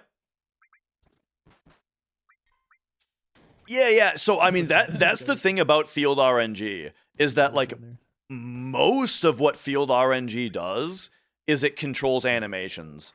There's just lots of different scripts in the game where the developers just decided to make an animation RNG based. And so like I mean if you kind of think about it, for this particular spark pattern, we have an RNG system in the game. Would it really be more or less work to scenario A, make a looping animation where you know you decide how long each thing is? You have to manually put in the lengths of time for it to wait between each spark, and then like decide how long you want the loop to be and that kind of thing and implement all that. Or scenario B, you say, give me an RNG number. If it's 1, do a short wait. If it's 2, do a medium wait. If it's 3, do a long wait. Done, you know? And now it's random. So that's the reason that they use it a lot, is for scenarios like that where, you know, it ends up being less work and it makes, you know, a like and it makes a more complex animation for less work. Appreciate that, my friend. Oh, 1 more 4.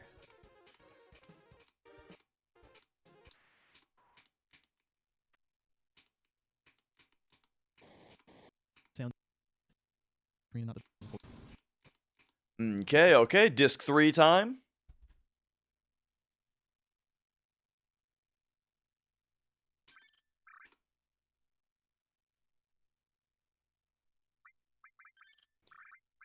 So Tranks, HB active. All right.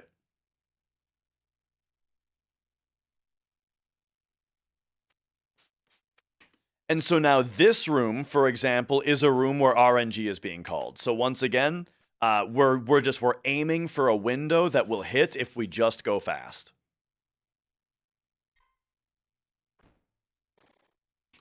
Just 5.5 steps, usually after you jump. 1, 2, 3, 4, 5.5. That was just a tiny bit overlocked.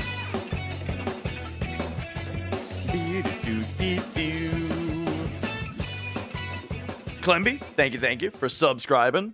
My PB for this category that we're watching is 634, which is 5th place on the leaderboard. Ooh. Oh, Got you to go down right a little bit there. Yeah, we're definitely gonna have to. okay. Skip I the last one. think he's gonna get the extra encounter. Oh, don't fuck it up. Should have practiced it. And now there's actually kind of a funny thing about the next encounter that I'd like to talk about. What? Oh. Okay, he's way behind now.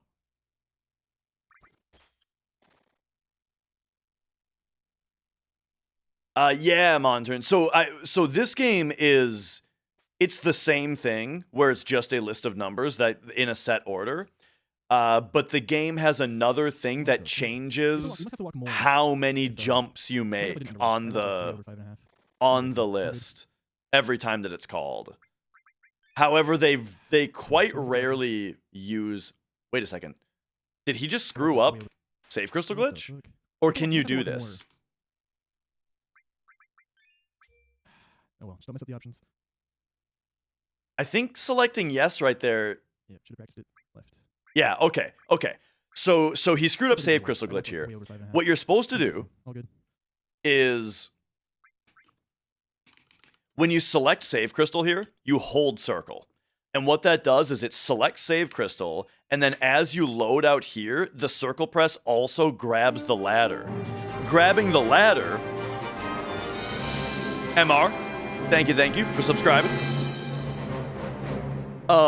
When you grab the ladder, it starts an animation where Cloud climbs all the way down, runs to the middle, and then we have a cutscene. And when the cutscene starts, then you can close this window by selecting your option. And that gives you movement back to be able to paralysis dodge and leave the cutscene early. However, he cleared the box right away. We need that box to paralysis dodge. So now the cutscene has started, and he can't get out of it. Yeah, should have practiced it left. So for the record, here's how much time is. Here's the difference in time. I think it's Sid right there. Yeah. So, boom. Right when you select Sid, right there is when you can leave. If you did the trick, you can leave right now. 6:32:57. So instead, he has to wait for this whole rest of this cutscene.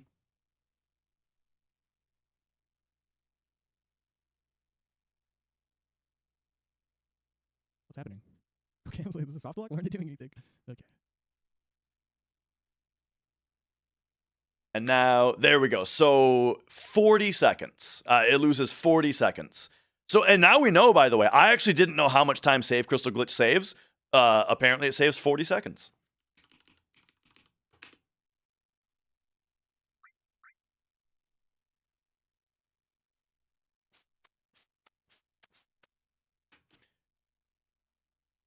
Right. So steps are getting a little complicated because he's pretty far behind. This fight right here is supposed to happen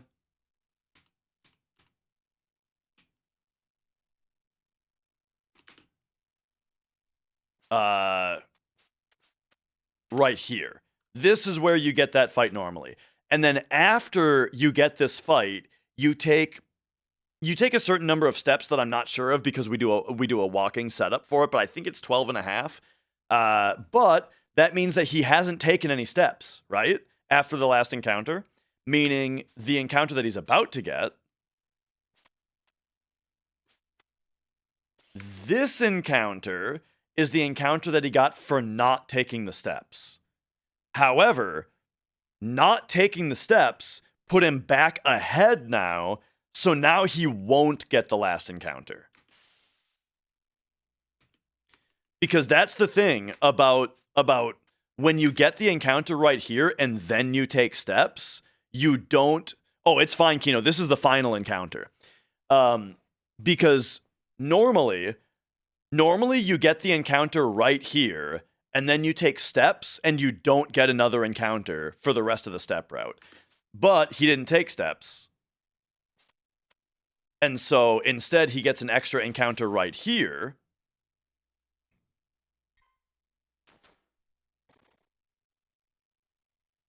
And then here's where it gets extra confusing, is if you did take the 12 and a half steps, but your steps are bad, then you would get an encounter right here.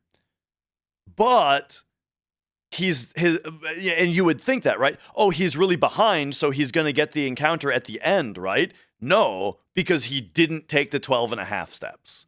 So like, and this is what I was going to talk about, is that if you think that you're going to get this encounter, if you're pretty sure that you're behind enough to get this encounter, then you shouldn't take the 12.5 steps. Why? Because either way, you're going to get one extra encounter.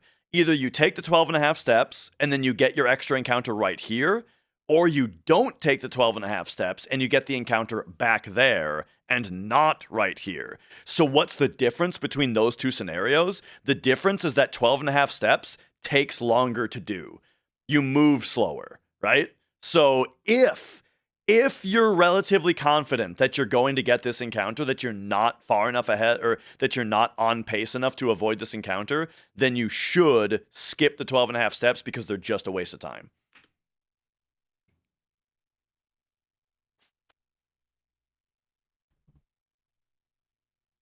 And now the step route is over. Got the misdial. There's more dialogue first. Was it looking? And then here is what all that RNG manipulation was we were talking about. All of this talk about the weather vane and the sparks outside of Hojo and like the movement being good and aiming for the window. What's the window? It's this window right here. No fight, no fight, no fight, no fight, no fight, no fight, Maybe no already fight. closed the audio for most of this Boom, boom, boom, final descent, maybe? boom, boom, boom. Perfectly executed final descent manipulation. 0 out of 13 fights. What? She says under 600, man. Oh wait, she's gonna get lower. That's right. It's fine. It's fine. It's Ramu.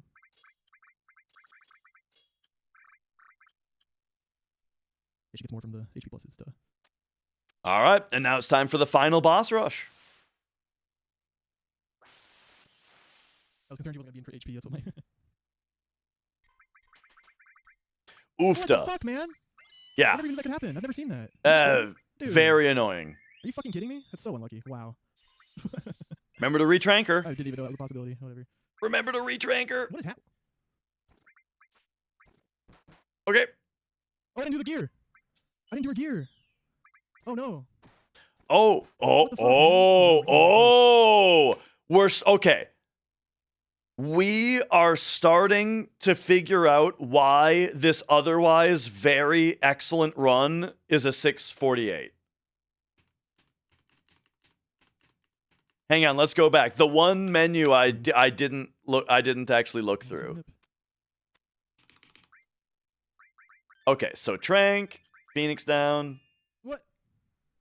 Just says under. So my recommendation is to Phoenix down her after you change her materia, right? Do equipment and materia first, then when you Phoenix down her, she'll have maximum crit HP. In fact, I think you should do an up menu here, because you also don't want to forget to put it on ATB weight, right? So immediately you open the menu, go straight up to config and put it on weight, then go up to equipment, do misdial curse ring, and then go up to, well, square then, to materia. Do the materia, then go up to item, and do your trank Phoenix down. 600, man. That way, Oh, wait, A, she's gonna get you'll lower. never forget to put it on ATB weight if you do it first, and B, you'll never forget to put the misdial on, because you're doing it in that order, and C, she'll have maximum... That's right. It's fine. It's she'll fine. have maximum HP if she gets Phoenix down last. Ramu. But you know what? It's this potion putting her out of crit that got him to forget. Because you heard him say, he said, "Oh shit, why is she not in critical?" Oh right, because we need to do her materia. And then he went and did her materia, and then just did ATB weight and left. Oofta. Yeah, that's big. All right, let's see how the rest of this. Fuck, man. Let's see how the rest of this fight I goes. never even knew that could happen. I've never seen that. Did she just crit her? Dude. And that's the thing with the misstyle, Tifa is really likely to evade those attacks. Are you fucking kidding me? That's so unlucky. Wow. I didn't even know that was a possibility. He did put HP plus on her, yes. What is happening? And now, Oh, I didn't do the gear. yeah, now he's sitting there thinking, A, why did the death blow miss? B, why did her attack only do 900 damage? Oh, fuck. She doesn't have the misstyle on. Or yeah, she doesn't have the misstyle cursoring on. I didn't So, do the gear. so misstyle is why the no. death blows are missing. And then lack of death sentence What the now fuck, is man? why she's doing Oh, so no, little this is the wrong damage. fight. Because the cursoring gives her death sentence. Sounds good, Bianca. Death sentence, Tifa! Oh, you can death sentence her, yeah. Yeah. Good shout.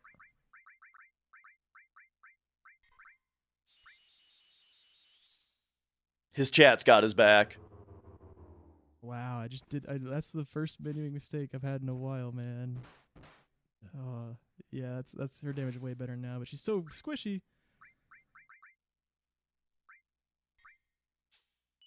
And now you gotta retrank her because that hit on, well, I mean, she might die anyway. Because the hits are doing like 600. Well, has she been I don't think she's been retranked yet. I didn't even know that was a possibility. So, Fucking kid.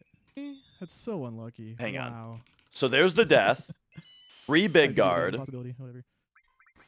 What is happening? She has not been retranked. Oh, I didn't do the gear.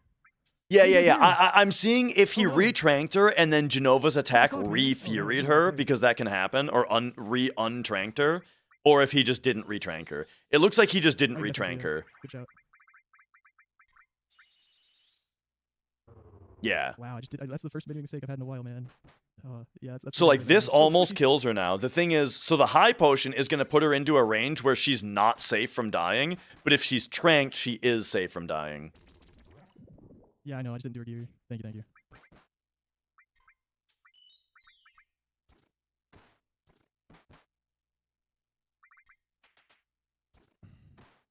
Nice. These death blows are hitting though. Oh my gosh. Nice. Yeah, thanks for the shout on death sentence. I thought she wouldn't even do that much damage without the freaking curse ring on, but nah, she's still popping off, just missing shit because the no missile. Well, I won't forget gear there ever again. Hopefully. Dude, like I'm so solid at all. And now luckily, work on, but I at least know it. there is So, another like, menu that's all- opportunity before Bizarro. All right. So, I mean, look, all things considered, that was very well recovered except for Trank on Tifa. Tifa needed to get retranked. That way high potions actually help. Or, well, they keep her from dying again. But other than that, you know, it was a good recovery.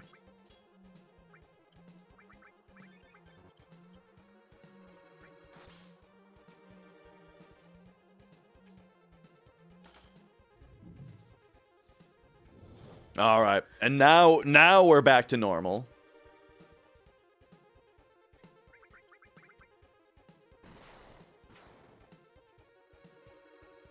I hope he bolt threes Tifa for a good payoff on what I was talking about earlier. About not fire elementaling Diamond Weapon. Here comes Bolt 3. Yeah! Exactly. Remember what I was saying? The reason that we put Elemental on Power Soul to level it up? And why we don't put it on Elemental Fire on Diamond Weapon, even though it would be good? We have it on Power Soul instead. This is why. This is why. Leveled up Elemental. She survives Bolt 3. It does 0 damage.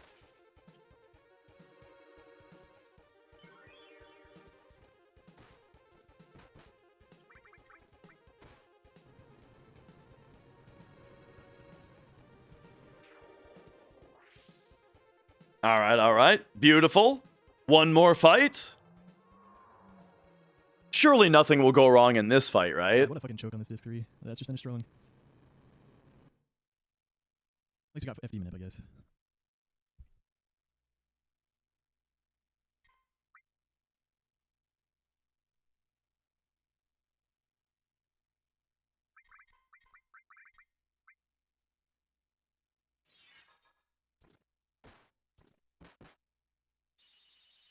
All right. Death blow, big guard. D barrier, weight trick, death blow. Now, who's getting shadow flared? He's ready on the Phoenix down in case it's Tifa. It's Tifa. Oh, it missed her. All right.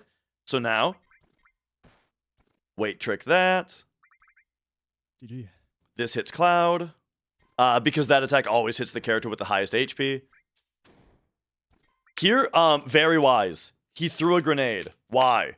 Because this hit on Cloud. GG. So this hit on Cloud gave Cloud his limit break. Meaning now, if he tries to defend with Cloud in order to weight trick with Tifa, his ATB bar is going to shoot back up, and then it's going to screw up the weight trick. So instead, he throws a grenade to just delay Cloud's turn from starting, to delay Cloud's ATB from emptying, so that he can get this death blow in. Grenade to avoid the Cloud limit getting in front of Tifa there. All right. Most bosses are kind of a cycle of attacks, but I'm actually not sure the specifics on Bizarro. And there it is. Dude. Oh, it's not as big as I wanted it to be, but we did it. I mean, it should have been like 646 probably if it didn't choke disc 3 so hard. GG to Pete Swanson. For those of you on Twitch, if you have enjoyed this, Oh my goodness, we did it. Final Fantasy 7. Let's see. Let me make sure I got the spelling right and everything. Yeah. If you've enjoyed the run, go follow Pete Swanson. Make sure you're following him. Yeah, I got some work to do too. If you want to see more runs of this caliber, if you want to see him beat this PB, especially disc 3, make sure you're following him. Very bad disc 1, and we came back. Ice Cold was bad, and all this stuff was good. Carry Armor was not so good, but we got through it. And then yeah, just a little bit of floundering in disc 3. Sub 650, the second to last 10-minute barrier. Well, someone will get a sub 630 at some point. Thank you, everybody. Because I'm pushing for Partner Plus. If you didn't know, I hit November and December. I need one more month, and I will get Partner Plus, more revenue on Twitch. Yeah, I'm not gonna Omni Slash. It's just 16 cents. All right.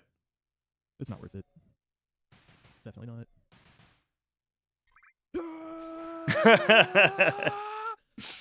The fake out that he's not gonna Omni Slash.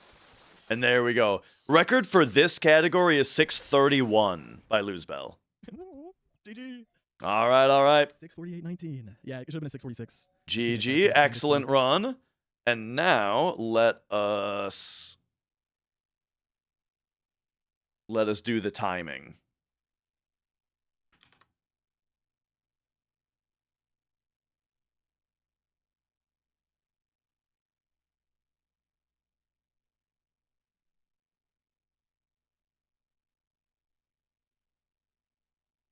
Okay.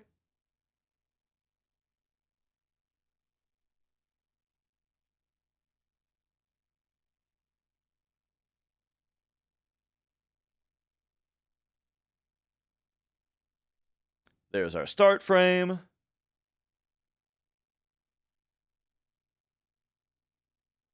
Come all the way back here.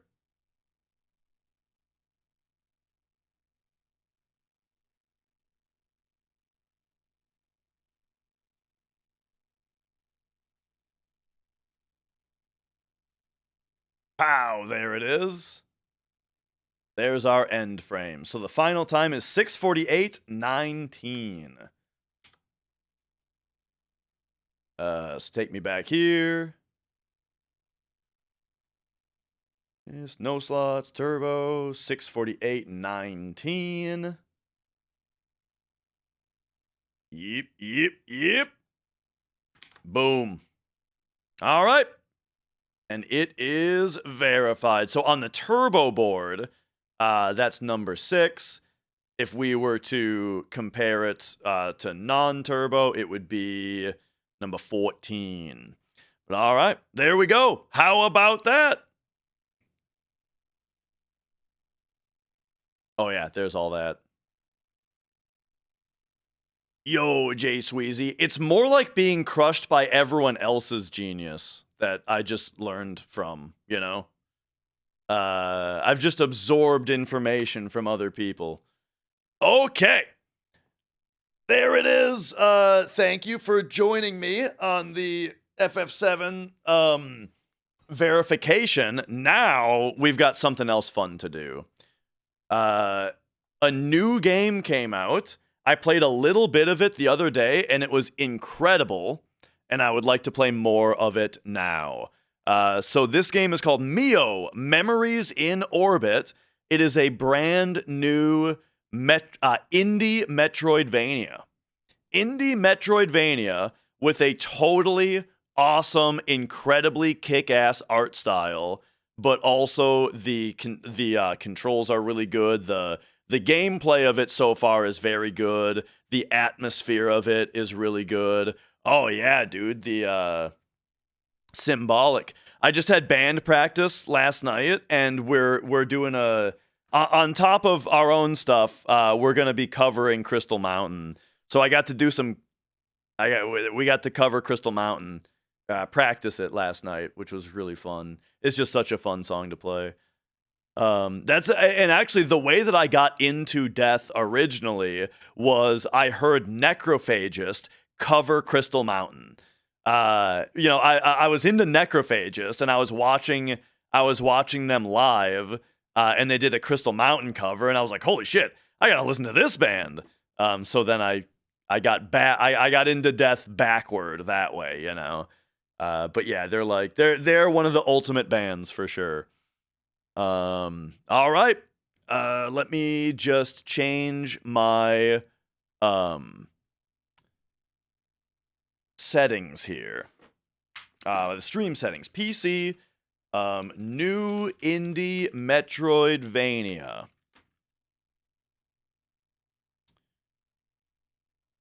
So we'll do that, and then we'll pop over here and say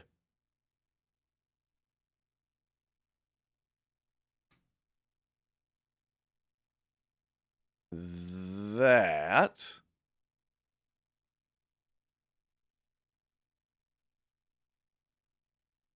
And then on YouTube,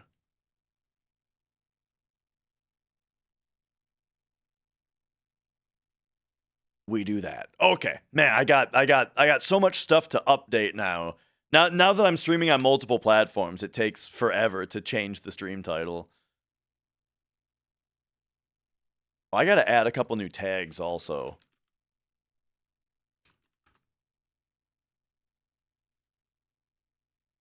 Perfect. Okay. There we go. Do I mind showing the games I have? So a lot of these are my wife's, but I mean, I don't know. You know, what do you want to know? I got too many games to show, but I can talk about some of my favorites very briefly. Animal Well recently was pretty top tier. Just my kind of game. Really liked Animal Well. Astral Gunners is made by it's made by one of my band mates. Astral Gunners was made by my buddy and his brother, and my buddy is the same guy that is my other guitarist in my band, and this game is fucking awesome. It's really, really good. If you've heard the soundtrack, you'd be like, oh yeah, I get why you wanted to make music with this guy. Here, hit me with this game's fucking, which one? Oh, I don't know if this is an old version of the soundtrack. But here we go. It's power metal.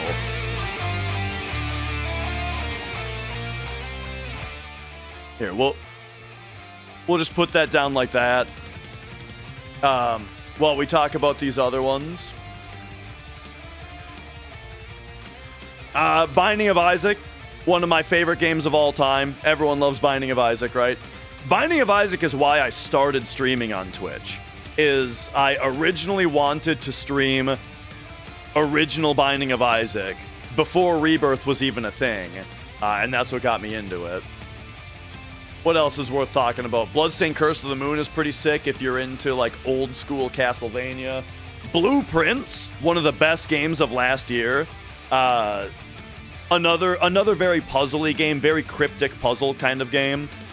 If you like cryptic puzzles, if you like games that are nothing like you've ever played before, Blueprints is top tier. What else stands out? Celeste is great. Chained Echoes I haven't played yet, but I'm working on it. Clair Obscur, best game of last year, best game I've played in years. Code Vein is pretty sick if you're into Soulsy games and big anime boobs. This is the game that puts those two things together.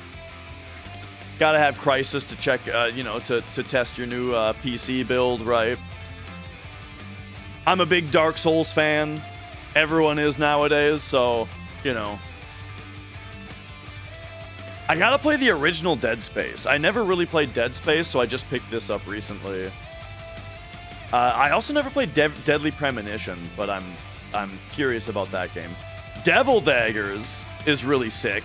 This game is just it's a $5 game, right? It's a very simple game, but it's really, really cool. You guys have never played Dark Souls? Oh yeah, I'm one of the Dark Souls hipsters, where I played Demon Souls the day it came out, and got super into it.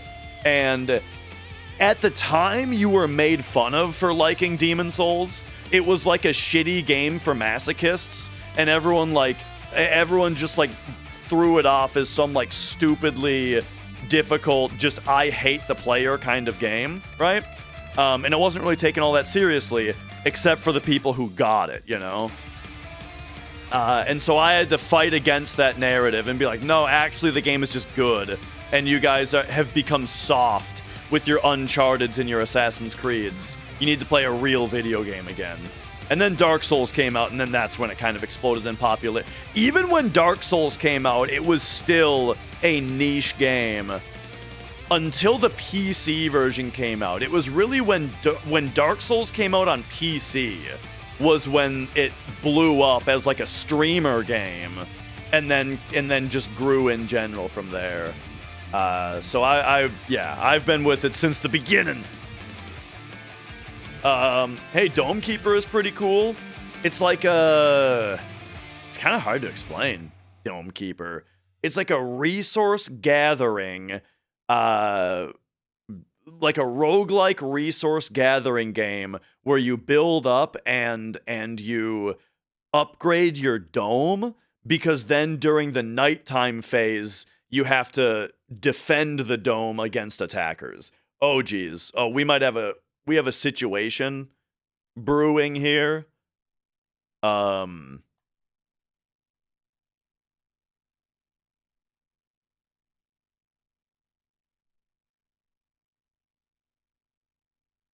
Okay, the situation is we've got a rare spawn. First of all, we've got the rare spawn. Magic is here. But then, while he's already in my lap here, a second cat has approached. And so I'm not sure, I'm not sure how this situation is going to play out, because she probably wants to be in my lap also.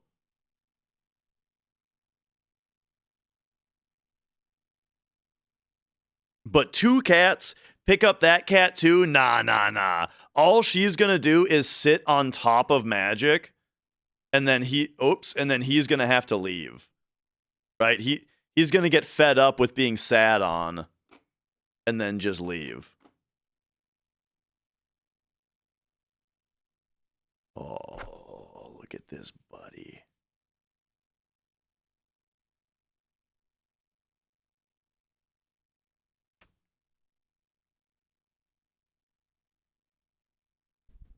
Yeah. Look how cute he is. But all right.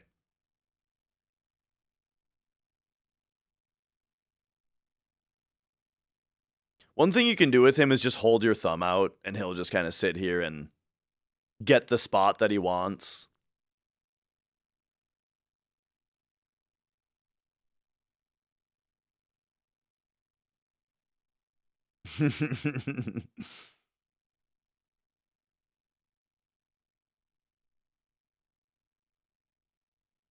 Anyway, where were we? Oh yeah, I'm a big Doom fan also. I've never really done pacifist stuff or like challenge runs of Doom.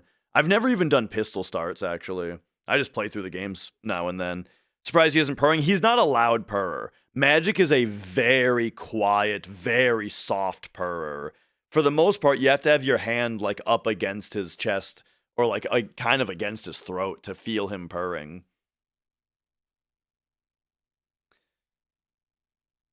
Dusk, if you guys are into old school shooters, Dusk is a very, very good one. The End is Nigh. This is designed by the same guy that designed Binding of Isaac and Super Meat Boy. But it's a different type of platformer. It's more based on setups, while Super Meat Boy is more based on like timed inputs, you know? I mean, The End is Nigh has some timing in it for sure. It's also very hard, but it's more kind of based on setups and stuff. And it's more of an adventure with like secret paths and stuff, rather than Super Meat Boy just being like level after level with secret things to collect. Yeah, this one is like all of the levels connect, and there's like different paths to take and stuff. Yeah, really, really cool game. Ender Lilies and Ender Magnolia are two pretty cool, very cool Metroidvanias as well. Ender Lilies, I thought, started out kind of like not super exciting, but then it got really, really good toward the end. Like the last like third of it was just really excellent. And then Ender Magnolia is the follow-up, and that one was just kind of excellent from the start. So yeah, I'm very curious to see what these devs do next, because these two games were very good.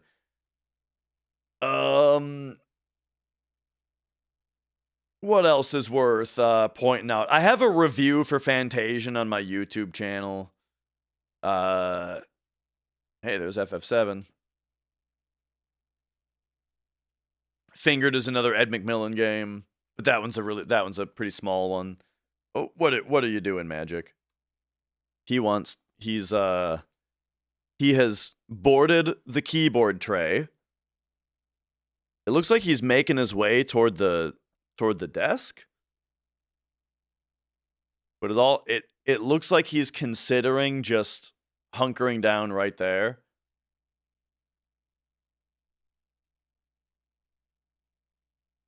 I don't know.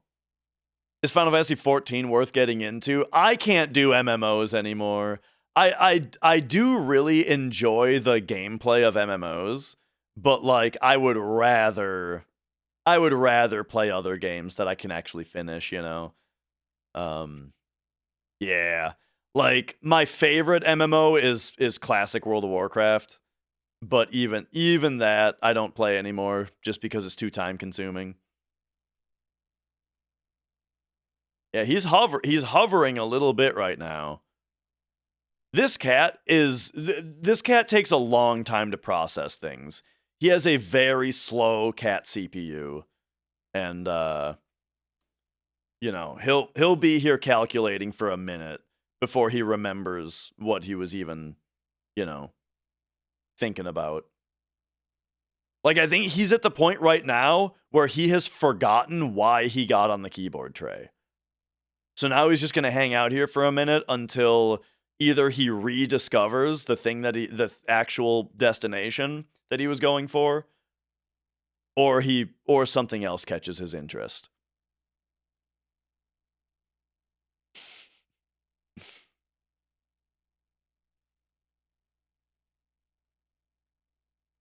What'll it be, Magic? I mean, there's a nice tray, or like there's a big. Oh, by the way, for you metalheads, check out this keyboard tray not tray, but mouse pad, keyboard and mouse pad that Mrs. Dash had custom printed for me. Eh? All right. he got onto the coffee table. He'll be happy there. Anyway, what the hell were we talking about? A bunch of this stuff is Mrs. Dash's. Half-Life is incredible, of course. I started a Hat in Time, and a Hat in Time is pretty great so far. If you're into 3D if you're into 3D platformers, this game is quite good so far. I haven't gotten very far in it yet, though. Hello. Yeah. Oh, thank you. I don't know if I have time to eat this much right now, but I guess we're getting brunch. Oh. No. Thank you.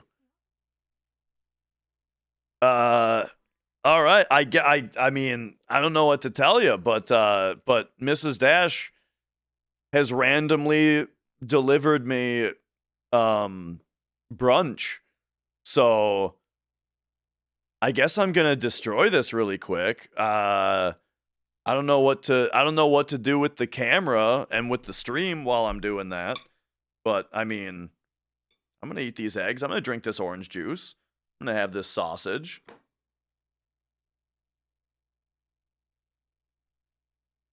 Oh yeah, dude. Yes. Yes.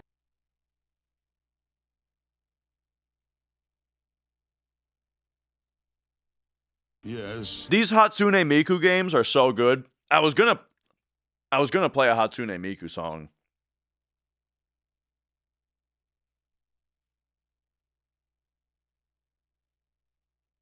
Oh, dude, that's good. Got the orange juice going too.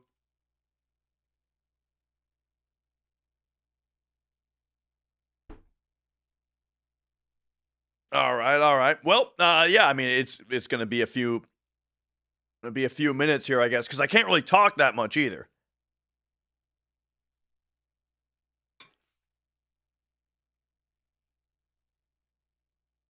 Magic is somewhat interested.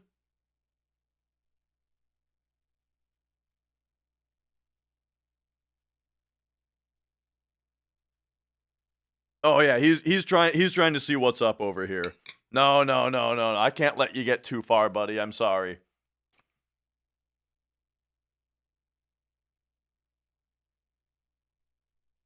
The funniest thing about this cat is that when you stop him from doing something like that, 0% of his understanding of what's happening is that you don't want him to do the thing.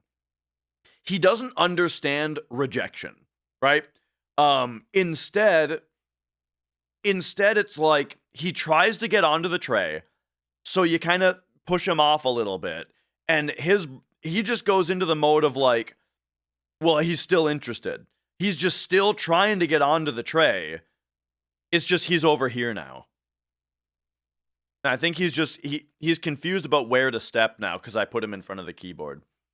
But it's like, if he's on your lap and you have to get up, let's say he's on your lap and you got to get up to go to the bathroom.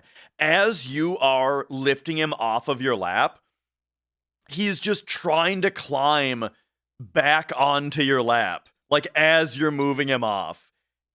And not frantically, just totally nonchalantly.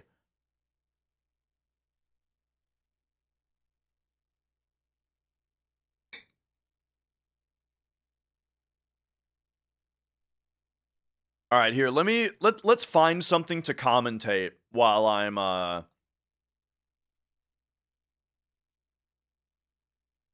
going here.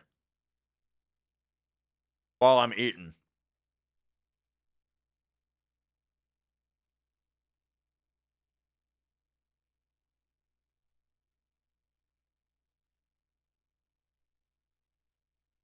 Oh yeah.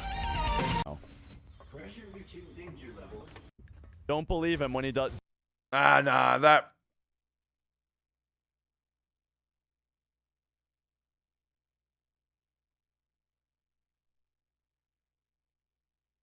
I've got a bunch of I got a bunch of old stuff here. Old stuff.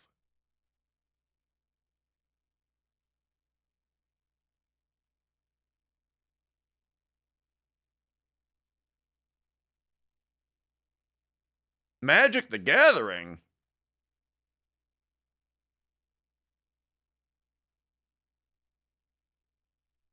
Is any of this any good?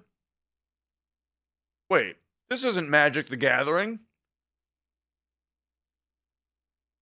This is Rock Band 4.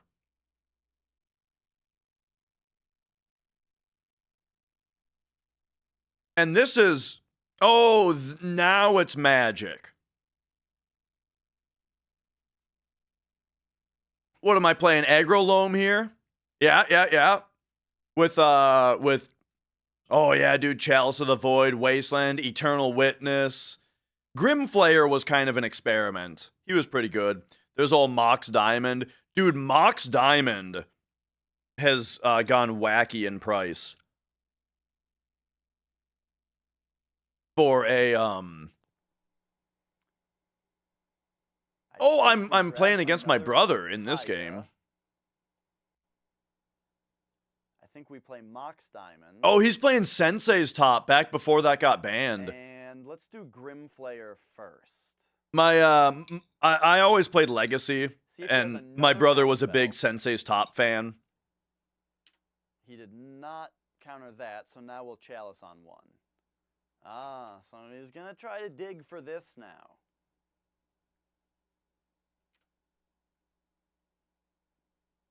Chalice on one? Oh, he swordsed my Grimflayer in response. Okay, yeah. So here's what happened there. I wanted to play Grimflayer first, because if he were to counter it, the thing that I wanted there to be out was Chalice. So I was trying to bait out a counterspell with Grimflayer. But the problem was that meant that when I played Chalice, oh, Volroth Stronghold, that would have been way better to play. Volroth Stronghold, I don't even know what that does anymore. When I played the Chalice, oh, it gets you a was creature not back. protecting the Grimflayer, so he got his last. The franchise cards, I'm not a fan. For like, you know. I forgot that Grimflayer got exiled and not put in my graveyard. That's a So here's the thing. Like, the franchise cards, I feel like they're bad and they're unimmersive in like kind of a cringy way. However, then I heard that they were doing Hatsune Miku cards. So I was like, "Oh, that sounds cool. Let's see the Miku cards."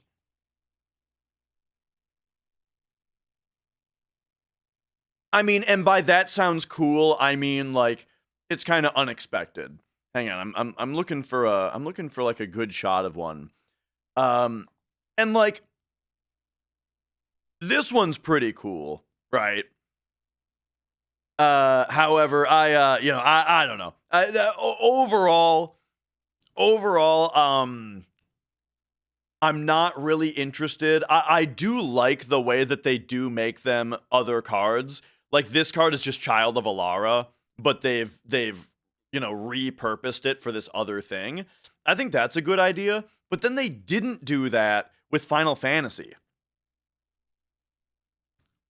Where the Final Fantasy cards aren't counterparts of other cards, which, yeah, I don't know, man.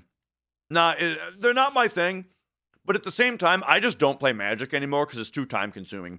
Same with what I said about MMORPGs. I don't play MMOs anymore. I don't play Magic anymore.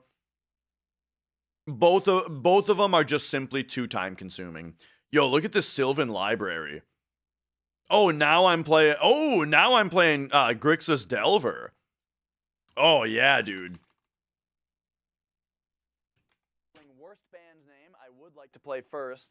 What do we got? We got Double Force. We got Young Peasy coming in early with a Wasteland. Young Peasy, that's Young Pyromancer. Early Stifle. We can play it and leave. Okay, I'm keeping this. because we're on the play. So, Yeah, we play we can Scalding leave off Tarn and then Stifle if hold they on play a fetch Stifle. land. We can either stifle them having a fetch land, or Oh, that was we you, could right? lightning You have bolt you a have good weird early name, Elf, so I didn't, creature. I thought it was somebody else. That's fine. I don't know what town of Salem is. All right. I want them to play a fetch land and fetch it so bad you don't even know. Play a fetch land. I have Ugin. Oh no, they're playing We're playing Eldrazi. Eldrazi deck?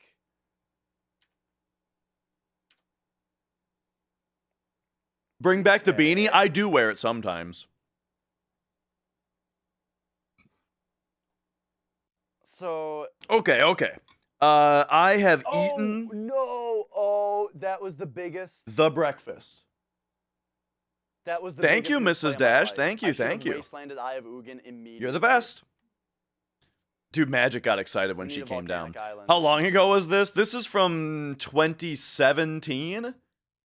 Yeah. April 2017 is when that's from. So almost 9 years ago. All right. I gotta show you guys one Hatsune Miku song. So somebody asked, what is the gameplay of Hatsune Miku Project Diva?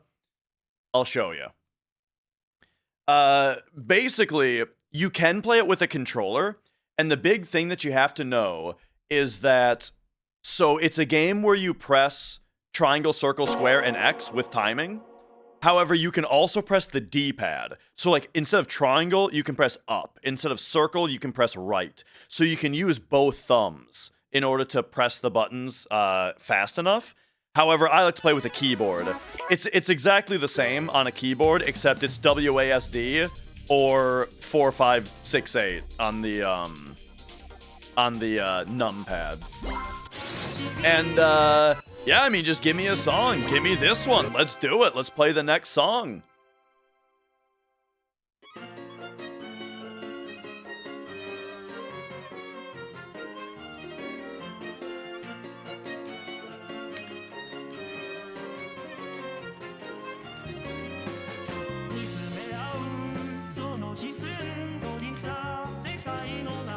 So when there's a hold,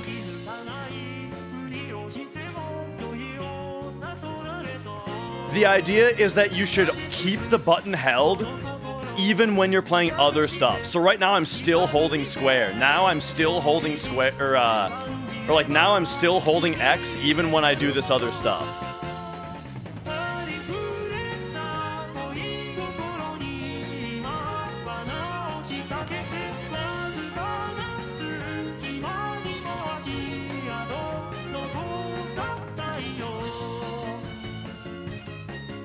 Oh, I was reading chat there.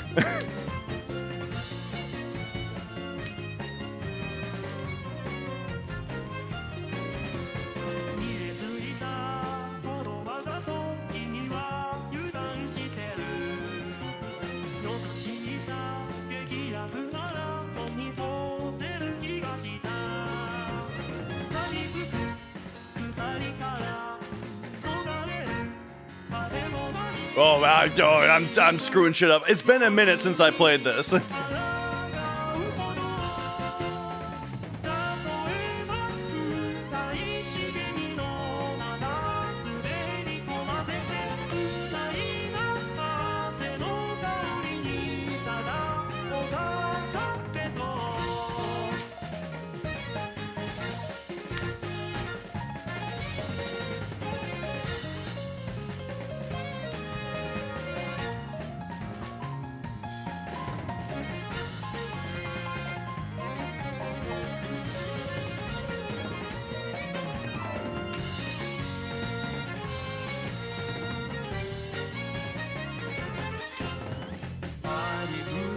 Kind of shaped up there.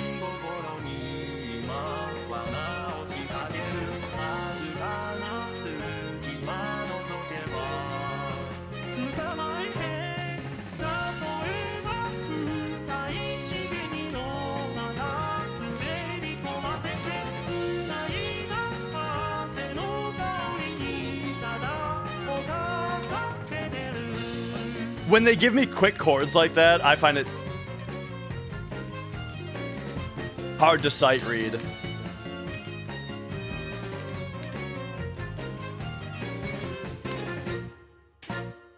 Yeah. Okay. So, didn't do great. I did pretty poorly on that one, but you know, we're just, I just, you know, just showing what the game is like. And the crazy thing about, oh, whoops, I went to retry. Crazy thing about the game is it's got 251 songs.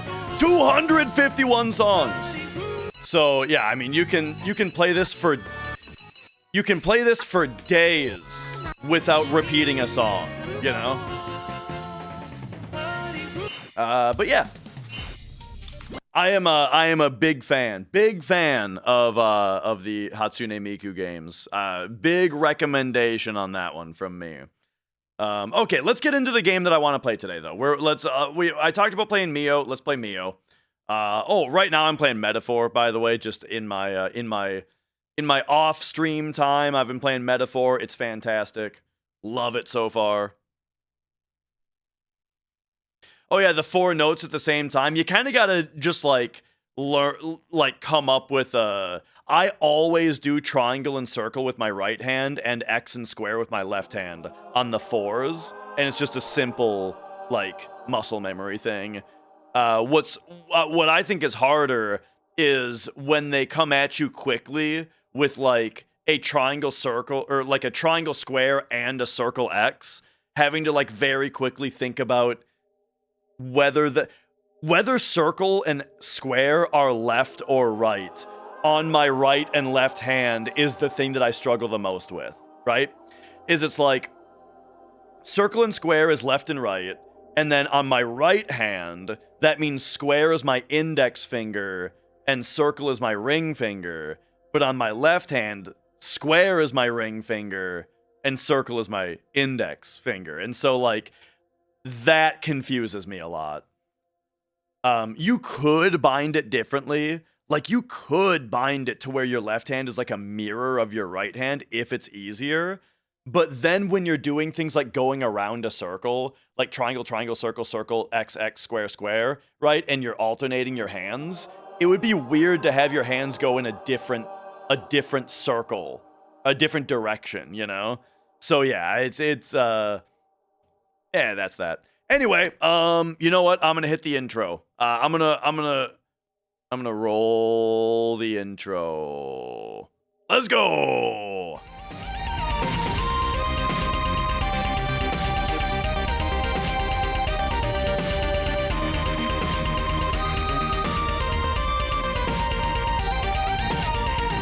All right. We are back to Mio Memories in Orbit. I played this game a little bit the day after it came out, and I was very impressed. I liked it a lot. I liked it more than I liked the demo, you know?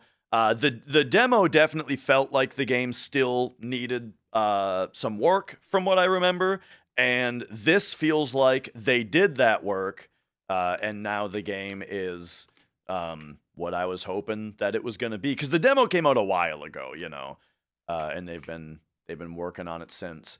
This very much looks like a wall jump spot, so it kind of seems like they're telling me to come back here when I have wall jump. However, we did find out yesterday that oh, I still have it muted. There we go. Or not yesterday, but last time I was playing it, we did find out that you can get up here. Hang on. And anyway, and we can get like up and around. And I might be interested in doing that, but the other thing though that I haven't that I kind of forgot about before is that in my inventory, we've got this, the Silo Access Badge for Under the Haven. And I don't think that I've used this access badge yet, so it kind of feels like kind of feels like I should be checking that out. So I'm not exactly sure what the Haven even is, though. Oh. I can't tell where Magic wants to be, because he was just meowing at me like he wants to cuddle. But now he's out of here, I guess. You know, I never played Blasphemous. It definitely looks cool. But yeah, that's like the most popular Metroidvania that I haven't played.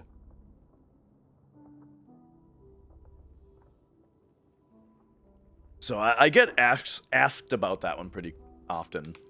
Okay. I don't know. I kind of just want to keep going this way. I like the idea of the sequence break, so I'm going to say let's just do it. Because this feels like a sequence break to me. Which is fun. Oh my gosh, I keep missing this thing up here. What? Can you not hairpin the flowers?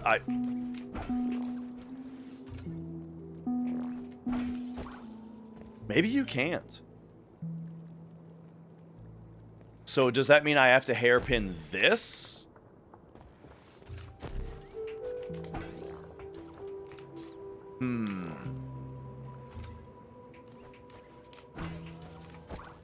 Oh, I see. Okay, if we bounce off this and then double jump, we might be able to hairpin that up there. So, like, give that as... Yeah! Alright, there... Whoop! There we go.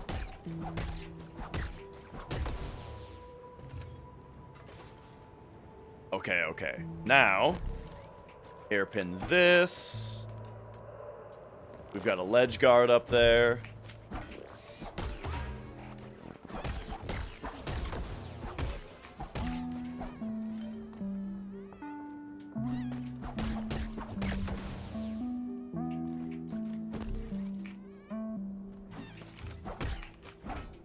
Oh, right. One thing to keep in mind about this game is, like with the movement, is that I keep... it's got the Hollow Knight pogoing in it, but it doesn't do damage. And so you can't... It's like used only for platforming, or for keeping yourself airborne, and not for damage. Will I go back to Silksong once the DLC is out? The DLC doesn't have any... doesn't matter to me. But I do want to go back to Silksong in general. Like, yeah, I'll play the rest of Silksong at some point, regardless of if there's DLC coming out. In fact, I'd kind of rather do it before.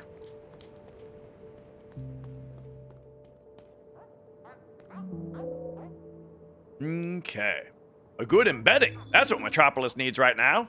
What was it like? When the last one occurred, I hadn't been manufactured yet. I guess he's not going to tell him.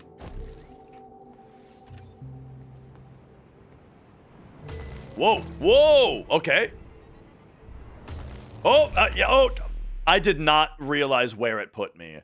For some reason, when that respawned me right next to the air gust, I thought that it I just thought in my head, for some reason, that it respawned me next to the guys that were talking. Okay, how did we do this again? Oh yeah, it's like that.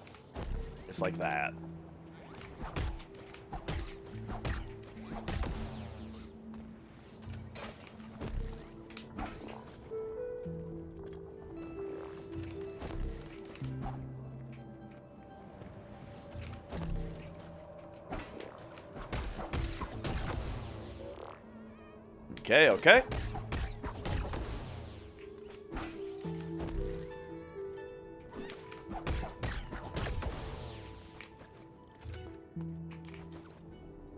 All right, back to where we were. That traversal is no problem now.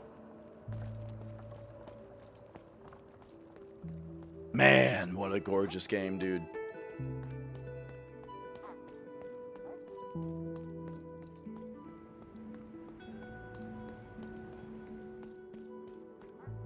Okay. So, right here. I see. So the idea is I can't... Here, I just want to do this. While you're here, would you please hit that button down there? Okay. So we can't get through that because we get blasted up into the thing.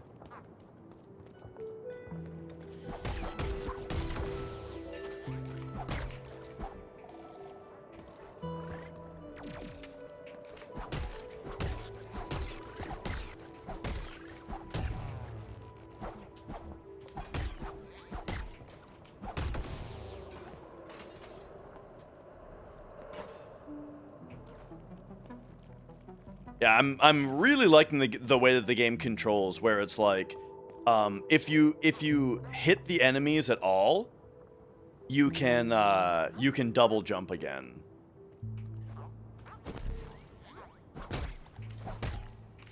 And so you can just kind of stay airborne while you fight a guy like that, which is really fun.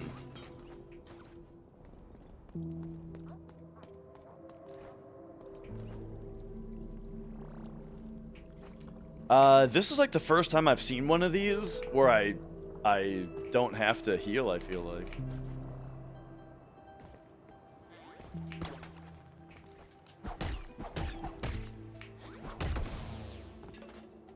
Okay, we need the old-fashioned key.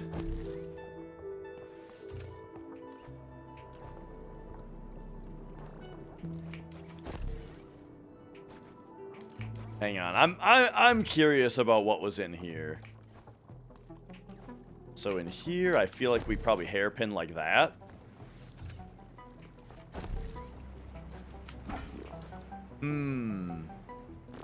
Okay, I have a feeling that the hairpin, we don't have the whole, I don't have all the functionality of it yet.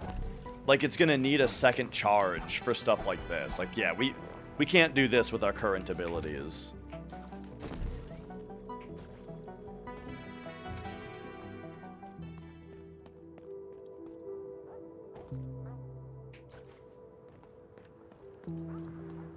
So then what about down here? Also needs the old... So, yeah, so that room from either side, left or right, we need old-fashioned key. And now I feel like we're getting... Oh, I didn't even see this guy spawn in.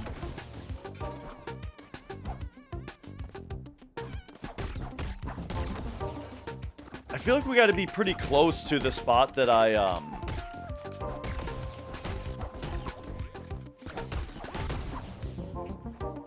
skipped the stuff. Okay, I see. We gotta zoom over to this guy. Whoa! Okay, yep. Nice.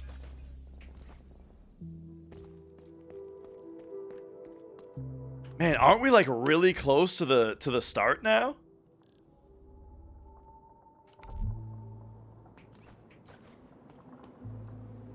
Beyond repair, Gwendolyn. Oh, okay. We've got a new bonfire.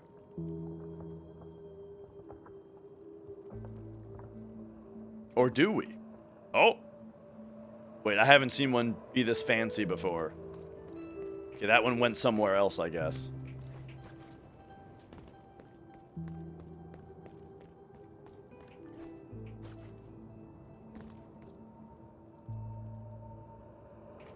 I really wonder if we're gonna get the ability to mend the stuff that's currently beyond repair, you know?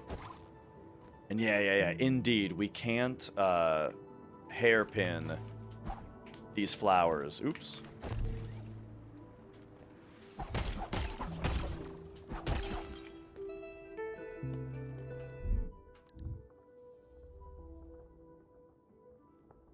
Okay. So, I don't actually remember what stopped me at the very start of this area from just going straight left. It might be the red plants here.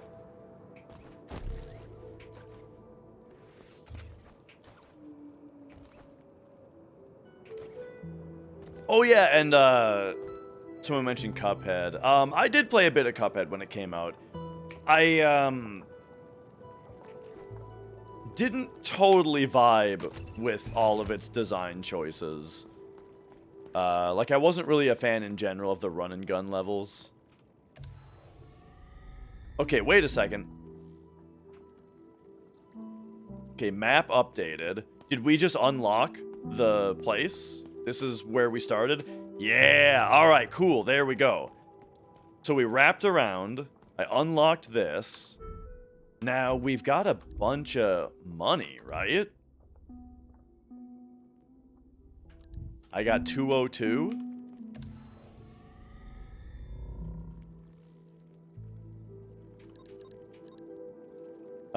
Hang on. What's Overseer's Pathways? Oh!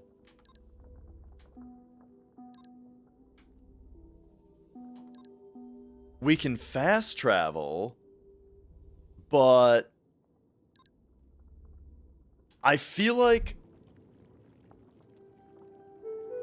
Yeah, because this is the... Oh, I get it now, dude. Okay. Hang on. I get it. So before, we were able to use this as a bonfire, but it was just the it was just the thing behind. It wasn't like the dude. And then when I found the dude that I said, oh, this is a bonfire. Nah. That was the other piece of this bonfire. So now this one is fully complete. So now it's fast travelable. I get it. Okay. And then this is where we can equip charms, but we don't really have that. So yeah, so if we go in here, and then I say travel,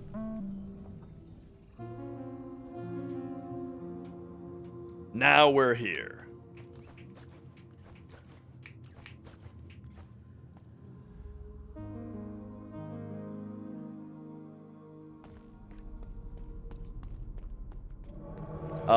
And then the bonus of this is that we can talk to this guy now. Be Fresh Games, how's it going? And then, yeah, another modifier extension, which is exactly what I want. So, let's do that. Boom. Okay. Hello, everybody. Welcome on in. We're playing Mio, Memories in Orbit, a brand new indie Metroidvania. It's pretty stellar so far. I really like it. Like, you know, I'm only a couple hours in, but it's a pretty big recommendation so far. Alright, and now take me back to the city. And then with our new slots... Let's see. So the last combo is better. That's display. Enemy health, my health, and then... Oh, this one I still don't have enough for. Even with the, even with that upgrade. Okay. Well, that's fine. We don't need it.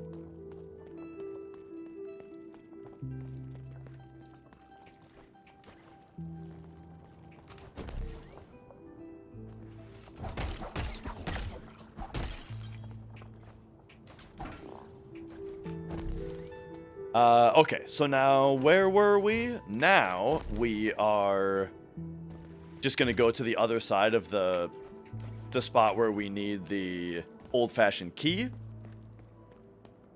which is here. Oops, I didn't actually think I had hairpin there, so I released it too early. Whoops, I did the thing that I had to learn not to do last time. Which is to run directly at dudes that are about to shoot me.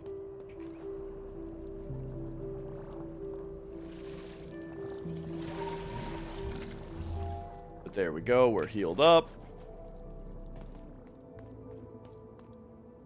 And now we go this way. And I think this is just the last way to go now. Yeah, this is the final path that I can take.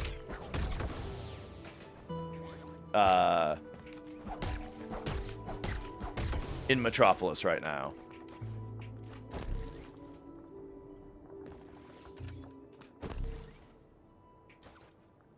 So, who are you?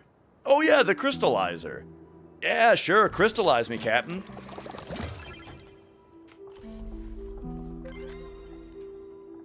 Yeah, that dude, he just converts your current, soft money into hard money, you know?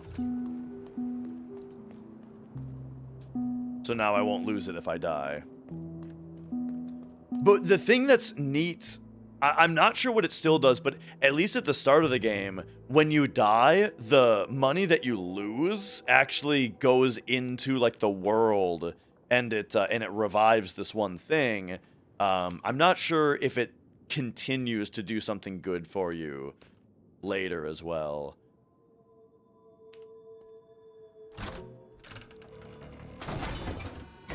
Oh, all right. Boss fight time?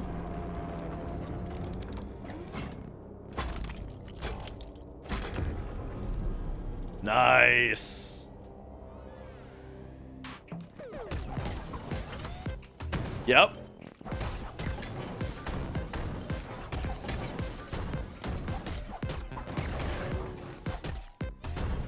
Got it. Okay, yep. I thought I could move a little bit more slyly there.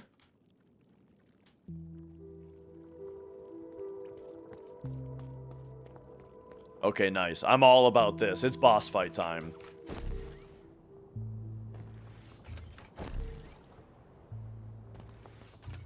My instinct was very correct to go to this place last, apparently.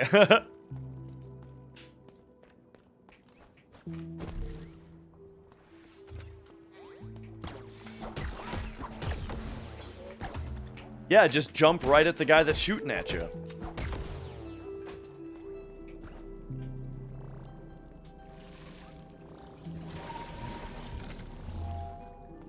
Alright, good thing there's a heal right there.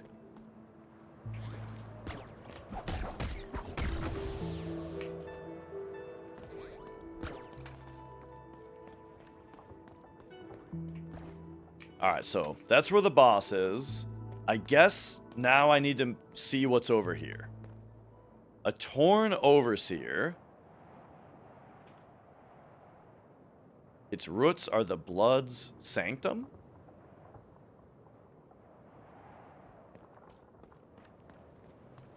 So I guess now that tells me that there's another thing over there. The librarian, Heimdall. The blood doesn't grant audiences to machines, not even to me. I find it rather concerning. He must know that I am here to talk about the contents of the library.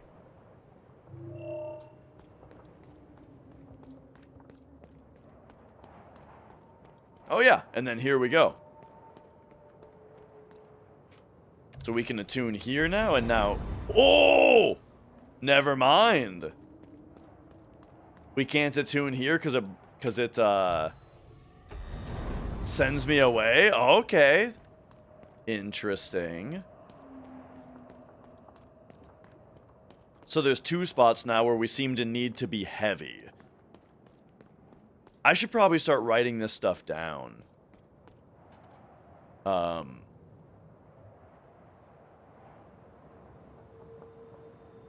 Where's notes? Notes.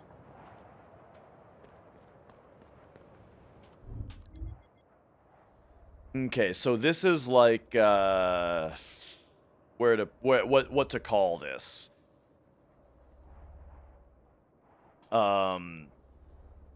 Library entrance need to be heavy. Wind blows us away. And then also near entrance of there's like Metropolis big area. Need to be heavy. Wind blows into plants. Okay.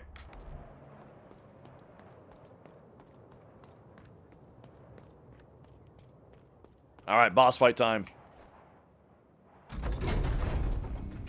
And now he's not covered in ice. Now he just has to wake back up. Okay, so one thing is I'm always overestimating my ability to like land and jump again quickly, you know?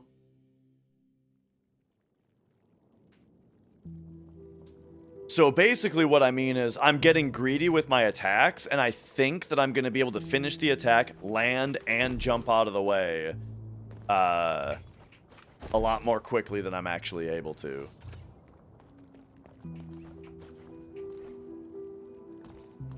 Funny that they keep you away from like the wind blowing thing. Oh man, now I need to fight these guys actually, because now I need to pay for a heal.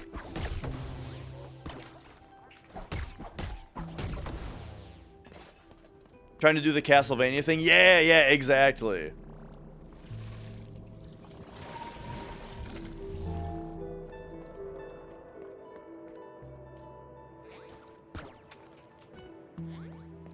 Oh, okay, there's a guy there.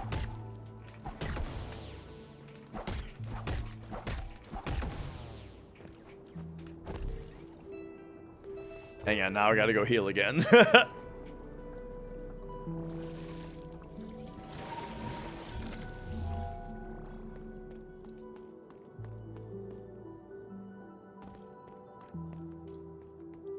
Okay. So honestly, by the way, it would just be wise. I should be crystallizing every time.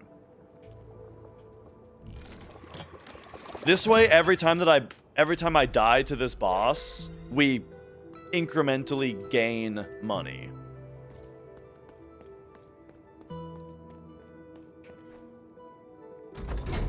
All right, here we go.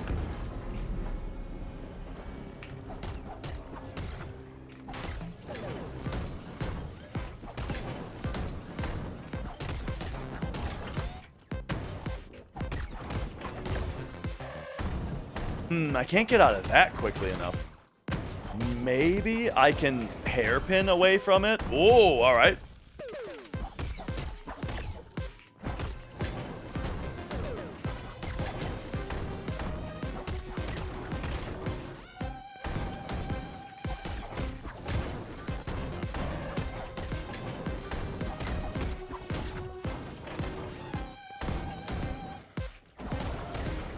Oh, his head has one of the hairpin things on it, yeah.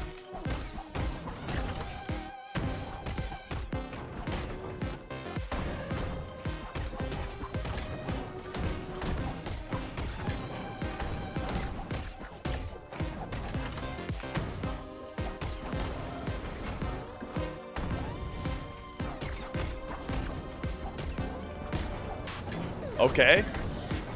Interesting. Interesting development. Oh, I'm gonna get hit by that. Nope.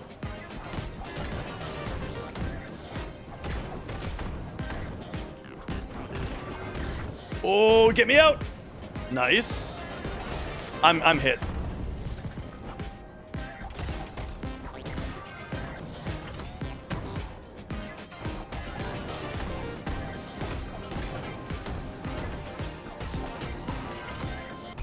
I don't know how I would have avoided that. Because it was just a punch in the middle of the screen, and I didn't have control over my up or down. It's possible that you're supposed to... Whatever the thing is that stops me from being influenced so harshly by wind, I'm supposed to have right there in order to be able to not get caught by the wind. But I could have won the fight without it, though, if I had just done more damage. So I don't think that has to be the solution. I think we can get him this time.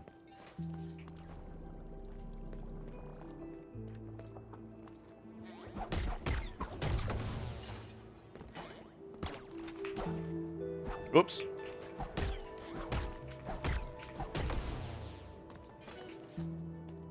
The hairpin would do it, yeah. I kind of don't like getting information or like ideas from chat though, because then I didn't think of it.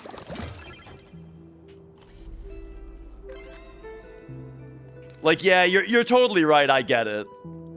But it's a really boring way to get the idea, though, you know? To just be like, oh, yeah, okay. I guess I'll do that. Oops. I'm dumb. Yeah, it's alright. I get it. Because you're totally right.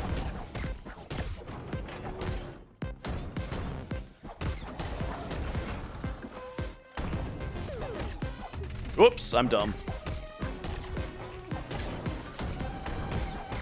Now, of course, after having a pretty good attempt, now I'm gonna play like shit on this one.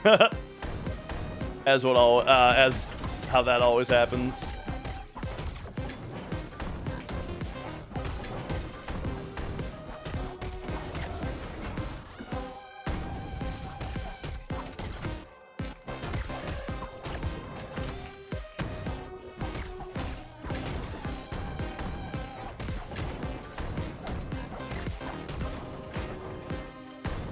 Oh, I thought he was doing the everybody together at once right there. So after he hit, I tried to go in. But that was the double.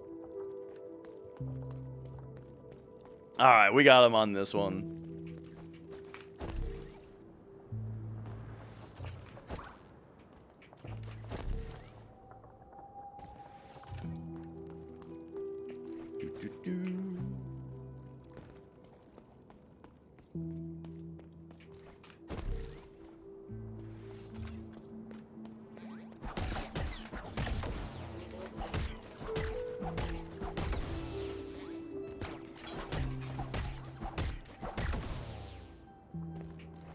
Okay.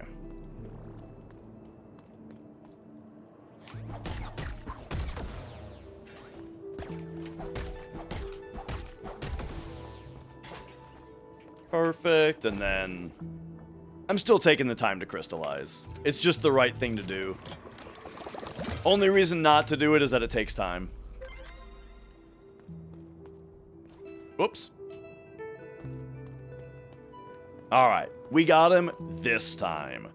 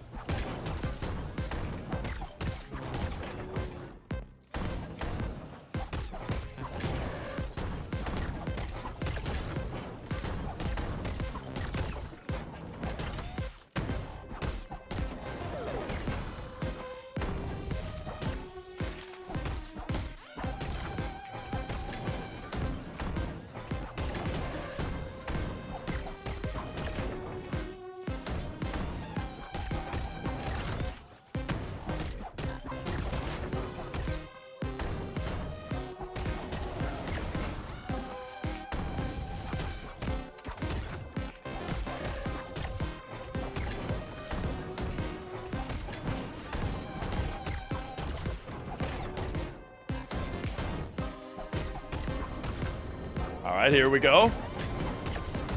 Whoops, okay. I got greedy there. Woo. Oh, I don't know what hit me. I think I think a crystal got like blown up by the wind and hit me. Okay. Okay.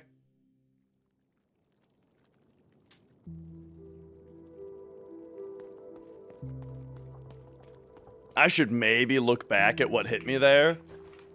The one time. But I'd rather just get back in there. If it happens again after the ice attack, or I'll just pay more attention to the ice attack specifically.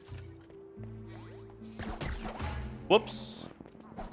He doesn't usually attack that fast. Oh, and then yeah, just jump into that guy. Yeah.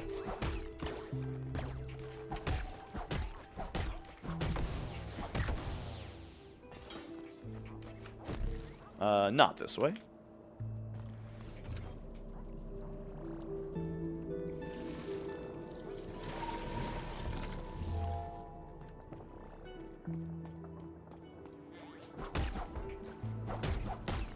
Oops. There we go.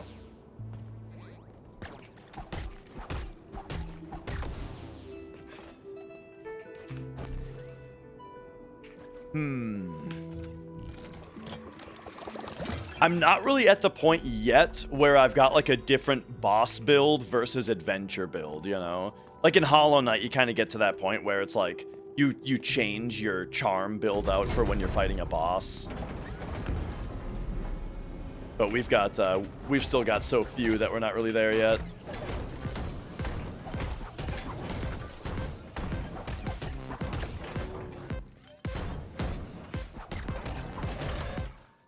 Like there is a charm I have to give me another health pip, but it comes at the cost of being able to see either my health or the enemy's health.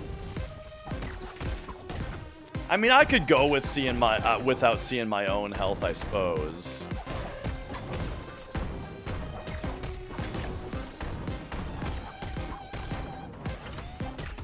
Why would I do that?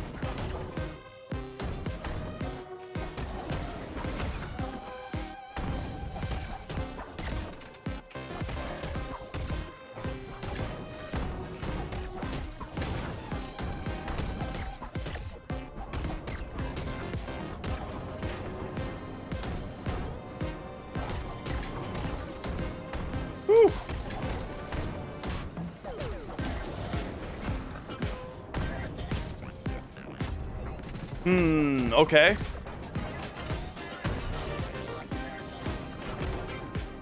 Oh, hang on. You can only use the hairpin once because it restores while you're grounded. So I don't know if that is the solution. And then, okay, so I think what hit me there was I went down with the icicles, right? Whoops.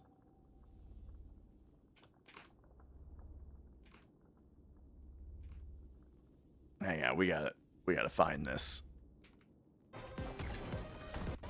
Oh! Okay, whoops, okay. I got greedy there. This is the other attempt, right? Woo. Oh! The icicles go back up on this phase. Got it, got it. I don't know what hit me. The wind blows the icicles back up. That's cool.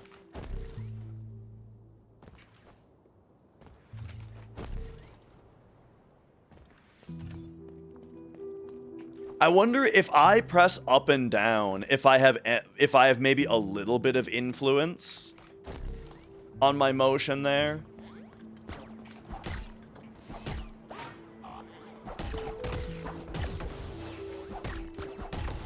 Whew. And then maybe that's also how to dodge the hand attack.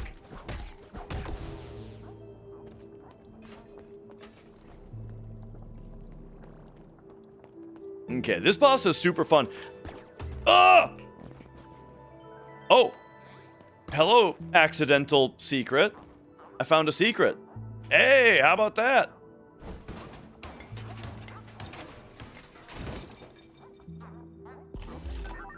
Nice. I was a little bit worried at first that, like, because I did so well on, like, the second attempt or whatever that I was like, oh, man, this boss is going to be over super quick.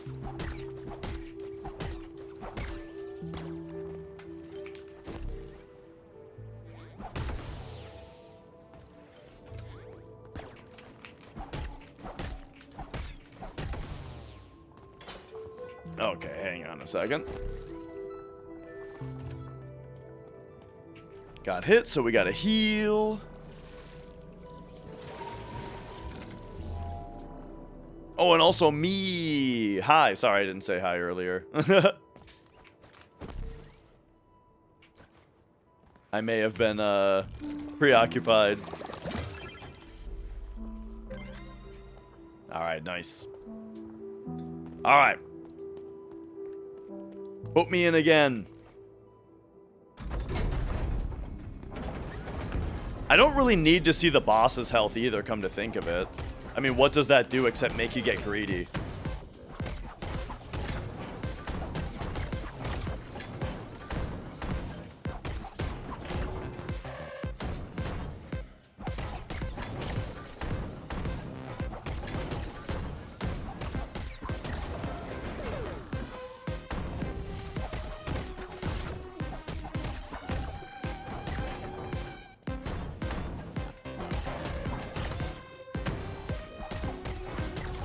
One thing to remember is you don't have to deal damage fast as long as you're dodging all of the moves, right? There's no time limit. Why would I go that way? Okay. So, you know, don't get greedy.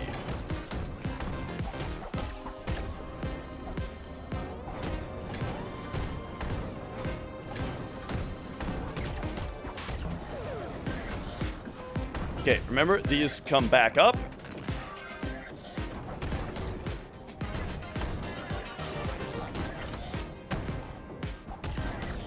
Oh!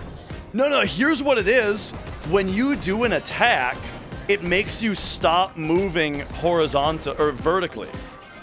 That's how you dodge that the double fist attack is you... Oh, shit. It's like punching underwater in Battletoads.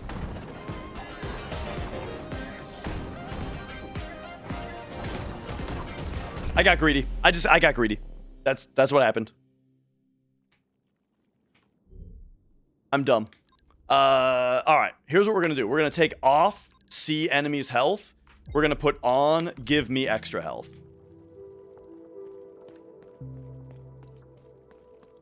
Okay, I got really excited that I think I figured out how to dodge that attack, and then I just got really greedy. But yeah, you know what I mean? It's like when you start attacking, it suspends you at your current position. And so you let the wind carry you out of the attack. Come on.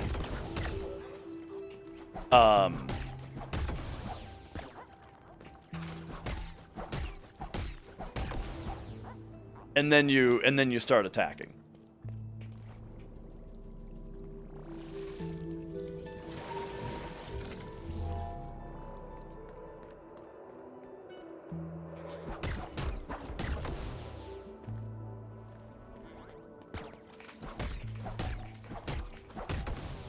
All right.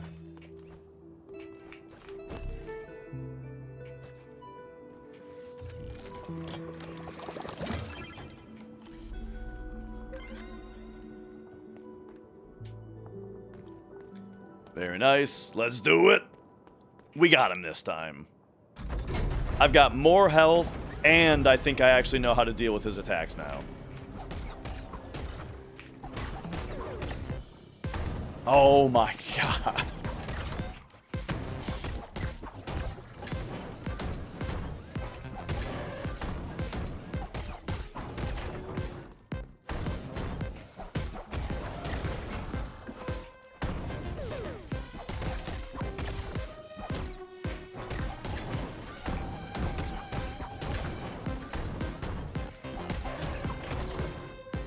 Great boss design, by the way. I love the floating weak point.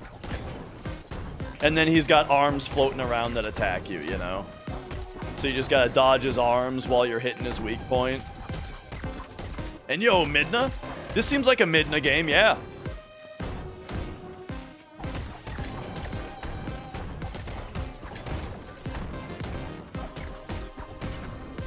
Alright. Time for the party to start.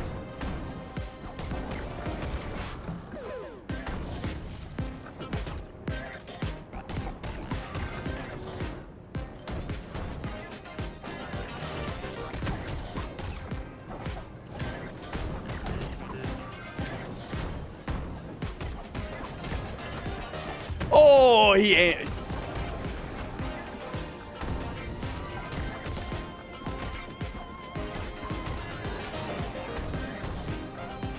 Aimed that one right at me. I didn't stand a chance. Bro, I need to get at his elevation. Yeah,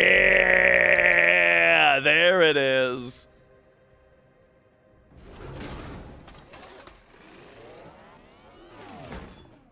Nice.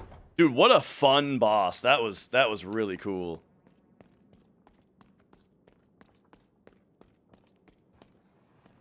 All right, what do we get? Unknown object. You love to see it. The old-fashioned key. All right, all right. We know just where to use that.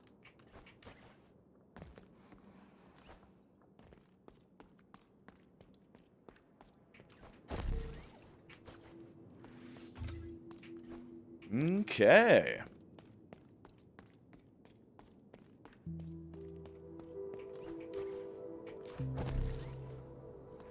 Right here is where we use it, by the way. However, I'm wanting to run back to the tuning station.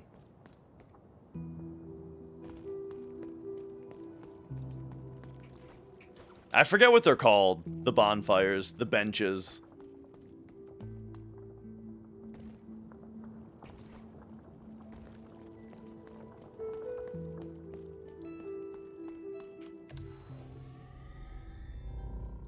Alright, there we go. Let's modify. And we'll go back to being able to see enemies' health. Yeah.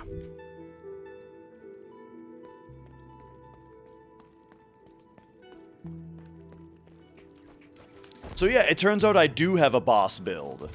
And it is, it's, just taking off their health bar, giving me more health.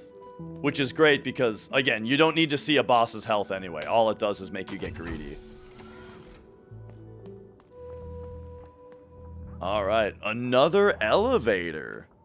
Are we having a snowstorm right now? I don't think so. I think it's just hella cold. However, I'm in the basement, so I don't know. Let me see what the weather says. My weather says it's sunny outside. Yeah. Yeah, we're just having a cold-ass day. But actually, the cold is even less, though. The last couple days, it's been, like, -20 outside. Today, it's, like, 5. So, it's actually warmer today than it was.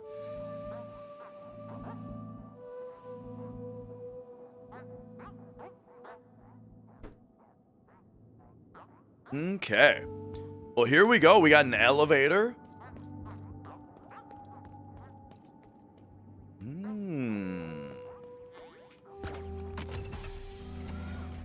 Hey, you. Quiet, you. The 6 voices. The eye, the blood, the breath, the hand, the spine, the heart. Oh, and they've got symbols.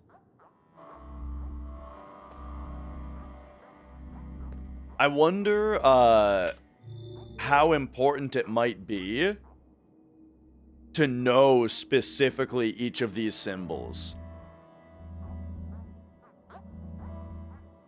So how do we let's come up with some devices to remember these. If they are in the same order, which they should be, I feel like the blood looks more like what I would easily remember as the eye, because it's got some eyelashes, but it's not that. So let's try to actually think about these. The spine, I mean, you know, it's kind of got like a curve. I mean, it looks like a spine. The heart has like some veins around it coming out of it and stuff. It's got like a left and right veins, right? So I feel like the spine and the heart I can remember pretty easily. The breath is like coming up like, right? So that's the breath. The rest of these are going to be real tough to remember, though, I feel like. The eye kind of looks like it's shooting a laser down. You know, that it looks like an eye that's, like, open and blasting a laser. And it's looking down on you, shooting that laser down at you. So that's the eye. The blood. The blood kind of has blood drops. The eyelashes could be, like, drops. Maybe it's like a vein. It's like you're looking at the vertical slice of a vein, right? And it's got some squirts going on.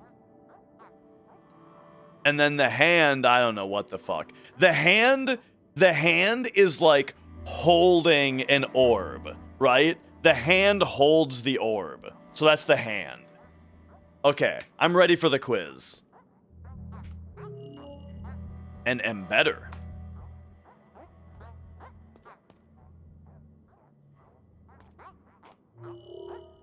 Embedding ceremony. A pearl's anatomy. Oh yeah, I think we are a pearl. It's a materia. Yeah. Materias are orb. Materia are orb-like.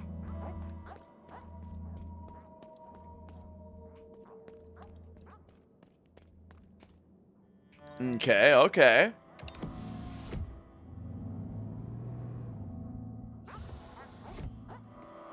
So take me down to Foundations Access.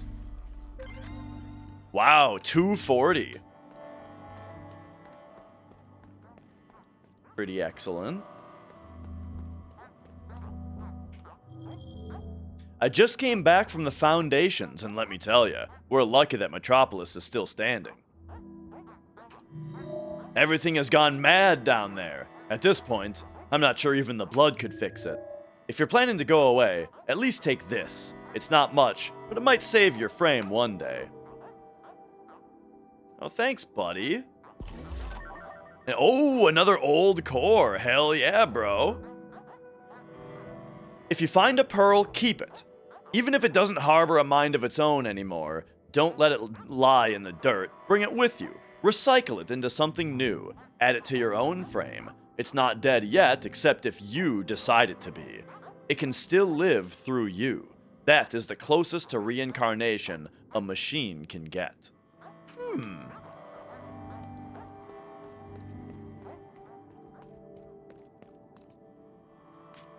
Alright. Ooh, the elevator is obstructed. Out there is where we grabbed the old key, by the way. The old-fashioned key.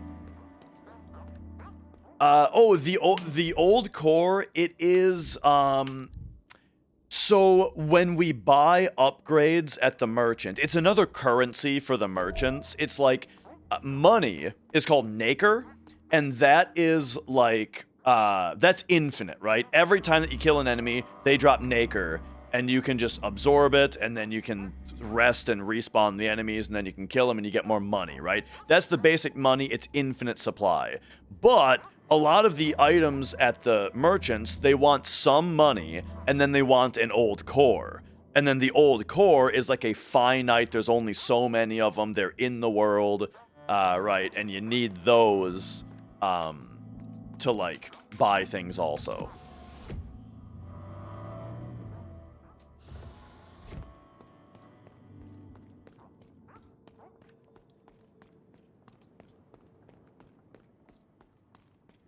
Alright. Oh yeah, here's the elevator again.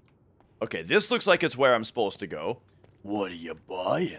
I don't really even have... I think I have 2 old cores right now with nothing to buy with them yet. So I am, I'm ahead of schedule here. Ellison. This is a pretty room, don't you think? The travelers put all these candles here because of the tragedy of the last voice. I don't know what happened exactly, but the units who were around say the travelers were never the same again after that. Here, I have a spare candle if you want. You can light it for a friend, too. You know, when their last tremor comes. Okay, I don't think I know what to do with a candle right now either. But alright, glad to have it. Maybe it'll light up dark areas, and then we need Lura's seal. Okay, so, hang on, let's change this to just Metropolis, and we'll say, left of boss, left of Calderon, I think its name was, and now right of Calderon elevator, need Lura's seal. Hopefully I understand what that means later. And this is the tuning chamber, eh? Oh yeah, and now we can go left. And I'm gonna tuning chamber.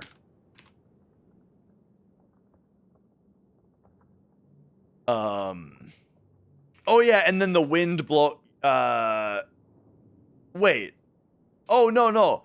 I'm dumb.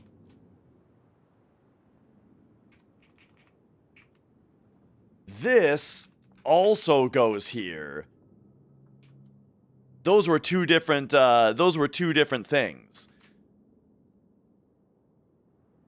This is left of, I mean, how do I explain this?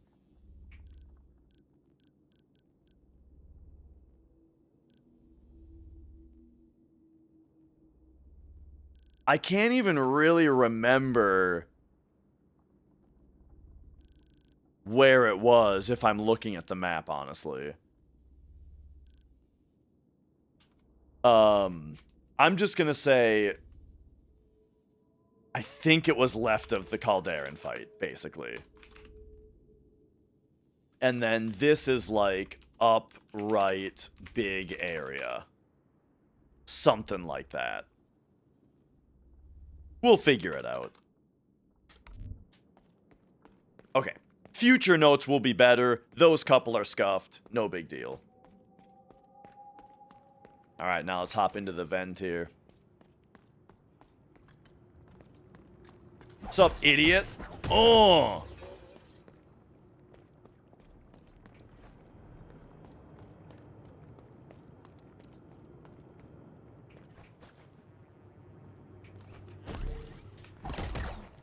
Ah, now we got the triple shooters.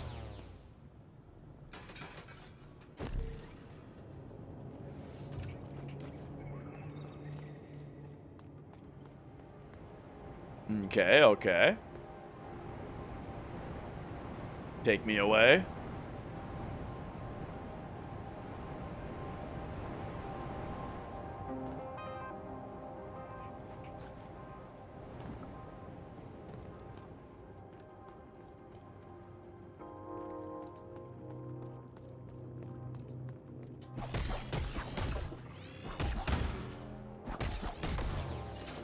So it looks like we can kind of stun those guys out of their attack while we're actively attacking them, but then after my combo is over, probably be done.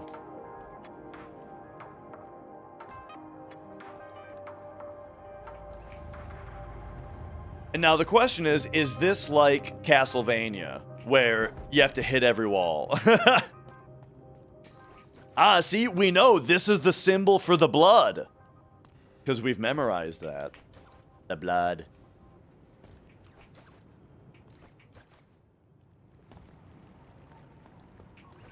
It looks like there's a tiny little hole up there to jump into, but we can't get up there.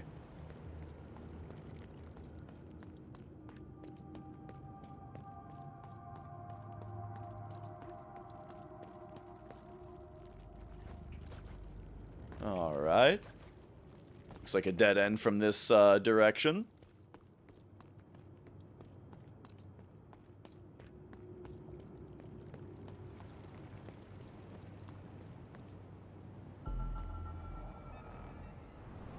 The foundations. So I'm guessing when the wind takes you, you don't have any control over yourself. And then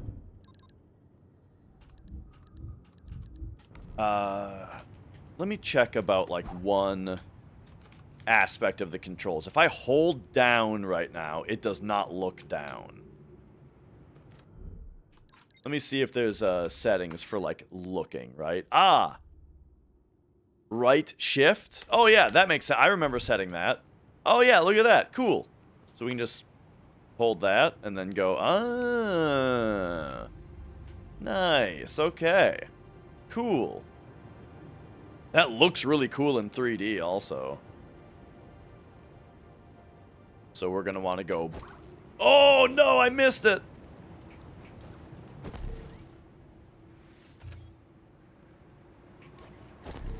There we go.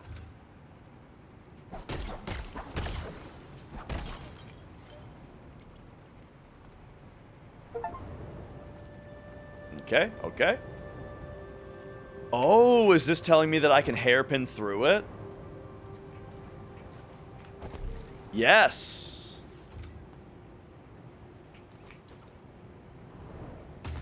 Oh, okay, right, of course. I didn't think it was going to throw me that far.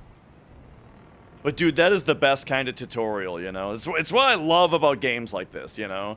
Is like teaching you mechanics just simply by presenting you with the obstacle. And you just think, well, logically, the only way to get past this would be if this is true. Whoa. Look at the tendrils on these things. When you get close to them, they start growing these tendrils out at you. That is cool.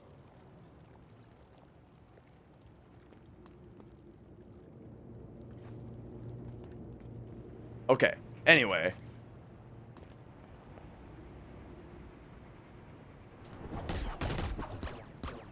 I ran right into it.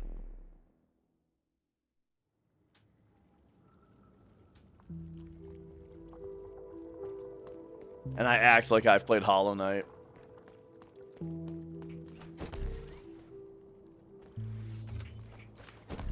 That was just that basic, what's that enemy called that everyone complains about?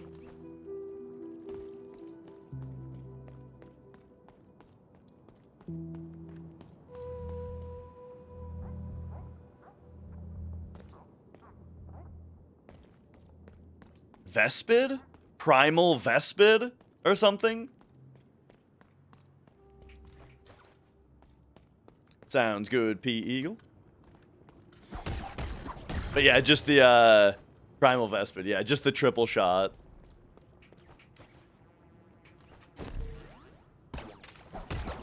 Primal Aspid. There we go.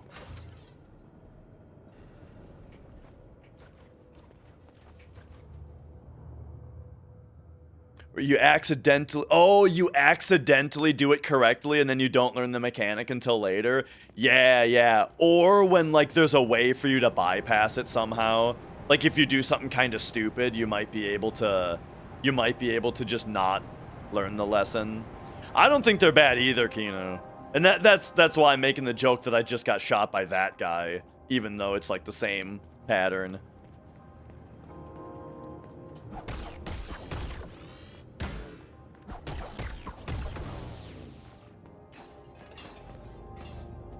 Oh, right. The junk piles actually respawn. No, this one doesn't? Or wait, no, that was crystallized. Not a junk pile. Junk pile is right here.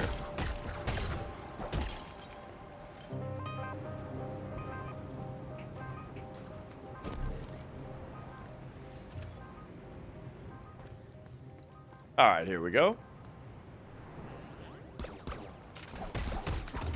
Oh, what hit me? Oh, they shoot twice.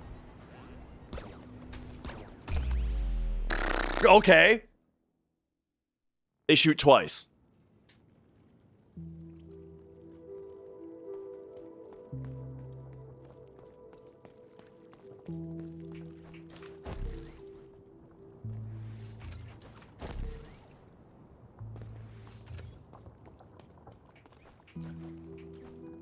All right.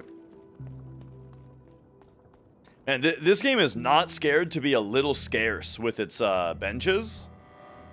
And I'm here for it.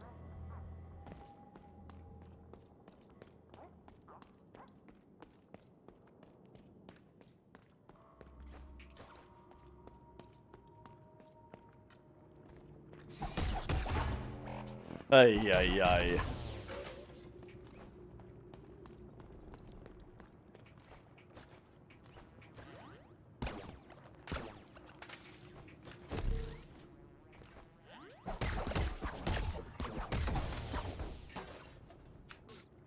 That very nearly hit me a second time. Okay, now I'm a health pip down, though. And it's crazy that there's no just regular old heal. You gotta find the heal stations, which I like that also. Like, I find this game to be pretty brutal in some pretty interesting ways. Yo, Danger. That's right, it's fully out now, and it's great.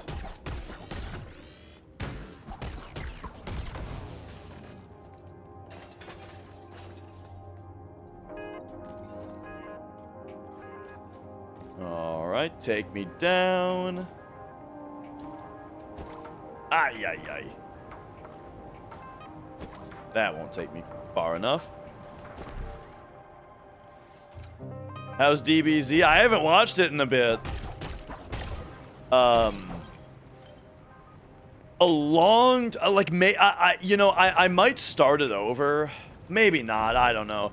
A long time ago, I watched the first, like, 20, 25 episodes or so on DVD. Mrs. Dash had the DVDs. And for some reason, we haven't, bro, that... Okay, that was very difficult to... Bro, this is very difficult to deal with. This particular encounter.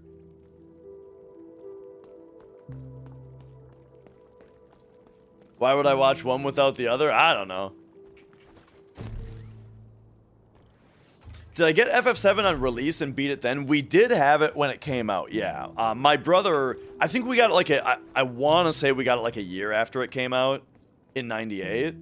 And then maybe we got it in 97 though. I'm not positive. But when we got it, I didn't have a memory card. So I would just start a new game every day and play through like the first couple reactors and meeting Eris and stuff. But I did get a memory card very soon after that though. And I still don't think I beat it until I was older though, you know. Like when I was younger, I didn't beat games. I like never beat games when I was younger. But my brother did. Oh my gosh, this enemy type is really fucking annoying because they it seems like they once they've decided to shoot, we can't seem to stun them out of it. And then they shoot twice. But yeah, I didn't actually beat it until I was older because I just never really beat games when I was younger.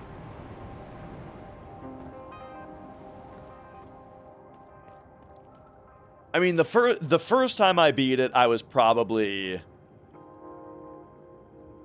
like 12 or 13. I'm not sure though. I don't remember exactly.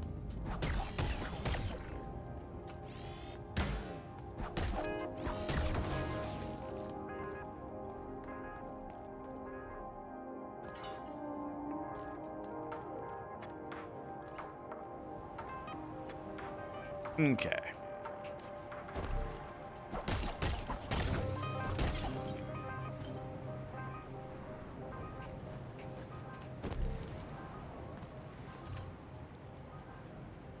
Alright, this time, let's just go up here.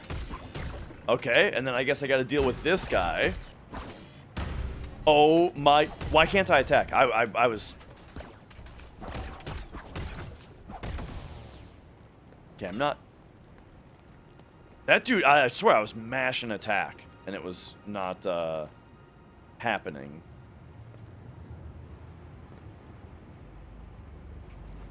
Now, what about you? Oh my fucking god, dude!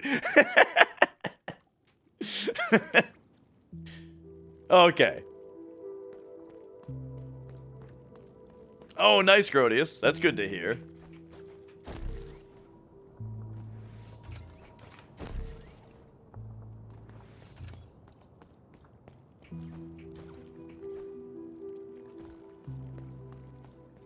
Alright. Oh, but anyway, yeah, why watch DBZ without watching Dragon Ball first? Everybody talks about Dragon Ball Z, you know?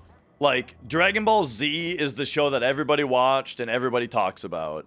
And so I didn't really want to have to put, like, another entire show in front of it that a lot of people didn't watch, you know? Like, when I was younger and everyone talked about Dragon Ball Z, none of them talked about Dragon Ball. None of them had watched Dragon Ball. They all just watched Dragon Ball Z.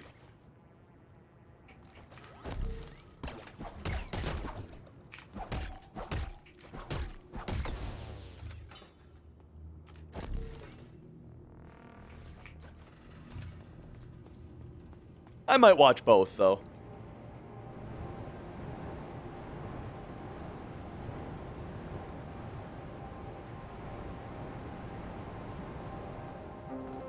Okay.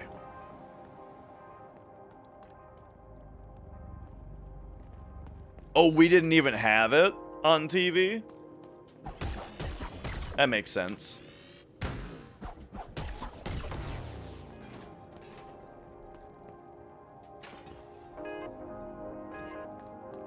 Okay.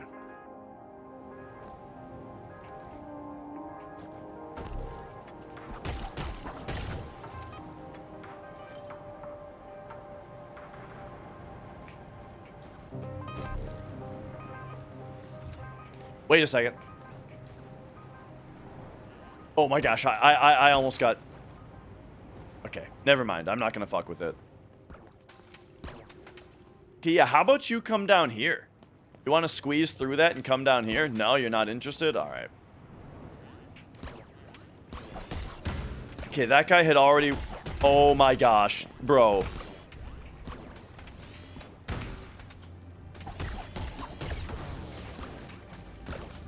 What a fucking encounter, dude. What the hell?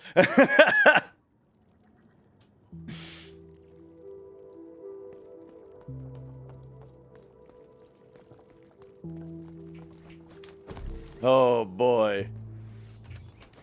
This is exactly the kind of thing that is exclusive to a first playthrough, I feel like. Where it's like, I'm never gonna get stuck on this encounter again. When I come through here on a second playthrough, this is gonna be easy. I'm not gonna understand how anyone could ever have a problem with this, you know? But on the first playthrough, for some reason, it just fucks you up.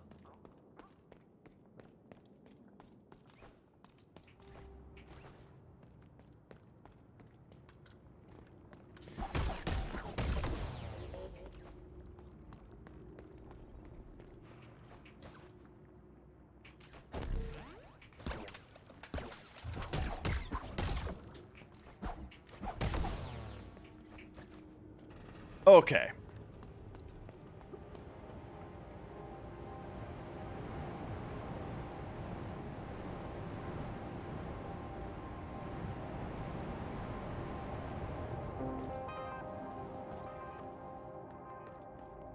Oh, hello. Oh, okay, that's what's through that little vent? Hang on, have I been paying attention to this at all?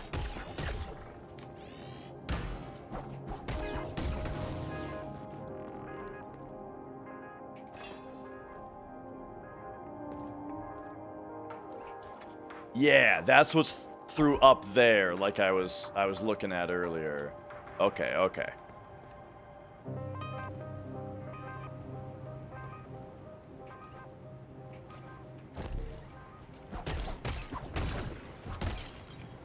Can't help but notice this junk pile takes 4 hits instead of 3. I feel like the other ones took 3. At least with my upgraded final attack. Okay.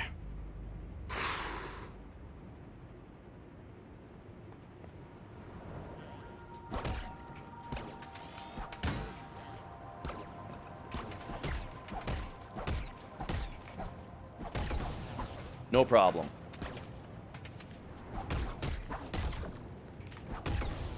Easy.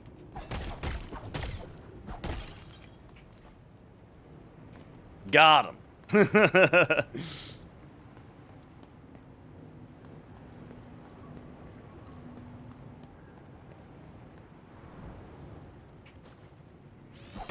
Oh, I attacked him too late. So there's definitely in the enemy attacks there's like a point of no return, right? If you hit them early enough in their attack animation, you'll knock them out of it, but if you don't, then they're going to hit you, or they're going to follow through.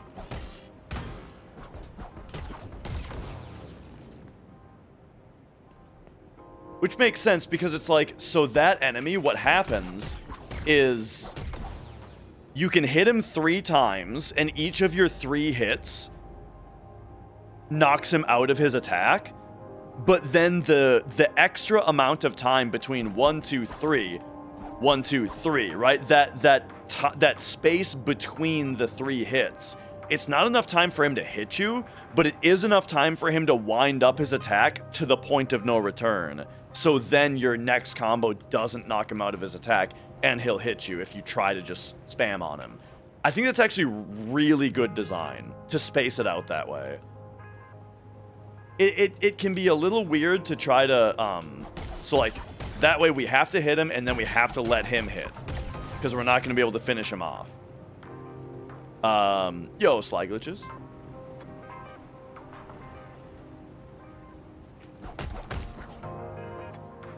Oh, hey. Hang on, I can use you to go places.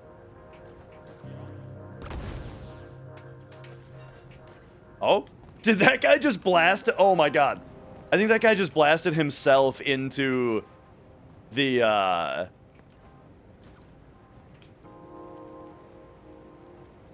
death plants. Okay, I think this opens up a shortcut, right?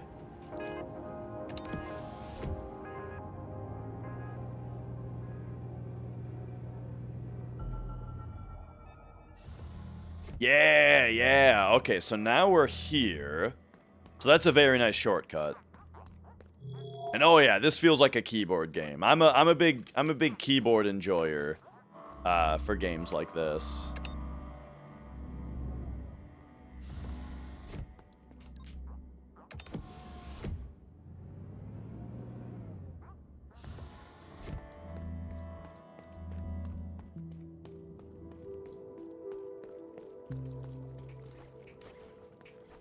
Okay, it's not the biggest shortcut, but it is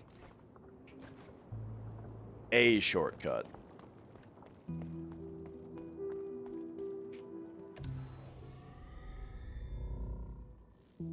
And then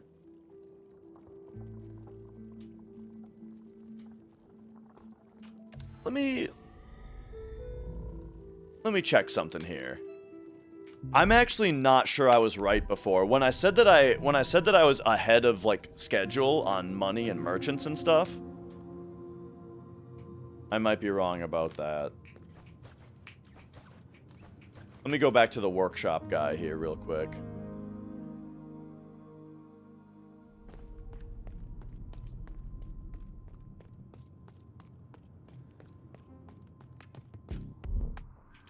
Oh, right. We can use our old cores to get pieces of hearts.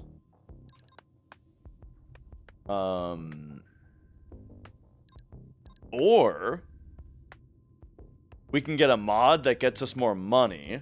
I don't have the slots for it though. Or, ooh, this is kind of interesting. We can get it so that we can heal for free. Man, we need a lot more slots. For now, I'm just going to buy the pieces of heart. Because with both of them, now the next time we find one, we get a health upgrade. A permanent health upgrade.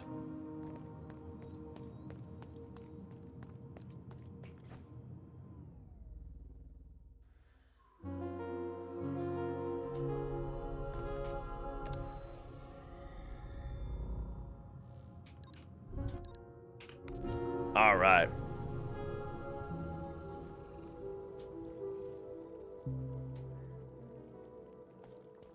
So take me back, and man, interestingly, like, this is a entirely different path than I remember from the demo. I think in the demo, I just went a totally different direction. And I'm not sure if I can still go that way, or if, yeah, I think we go here now.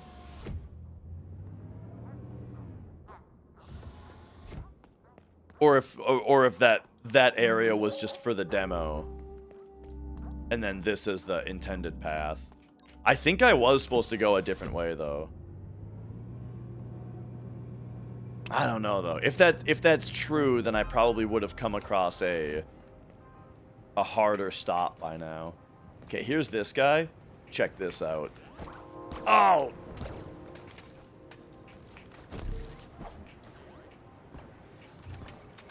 Okay, I used him to get over here. Now what? I guess that doesn't really do anything for me.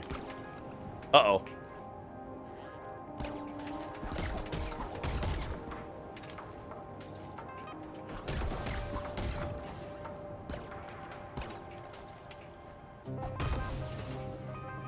Okay, okay.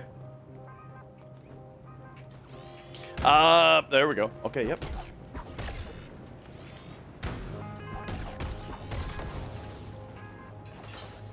Alright, so there's our shortcut.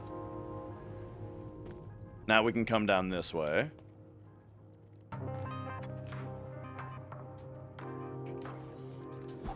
Hello. Hey, pal. Think you can help me out? I was on my way to Mel's workshop when I got caught in these icicles. A few hits should do the trick, please. I don't want to become a cold case. There we go. He's kind of like Pot Friend. Way to go, pal. You really know how to break the ice. Gotta go now. See you at Mel's workshop. Oh, nice. Hey, I was just there, actually. Now I'm gonna go there, and he's gonna have way better shit to use these cores on.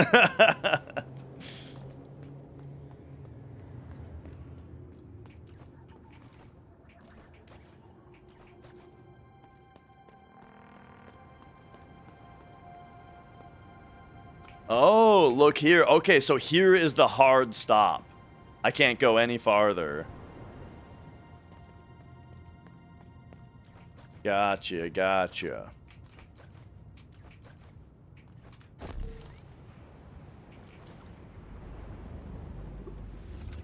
And I don't think that there's another pathway that I've left behind. I think that's as much as I can do. So now I guess we're going back to the workshop again to talk to that guy. And then it's time to figure out what the other major path I could have taken was. And hopefully I'm not forgetting anything, but yeah, we'll come back here once I have another like movement ability or something, I suppose.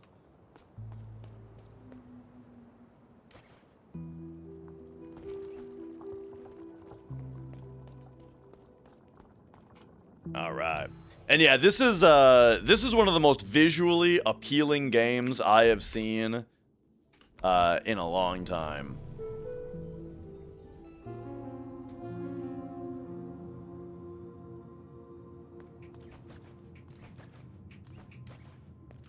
Okay, and how about you? Do you have anything new to say?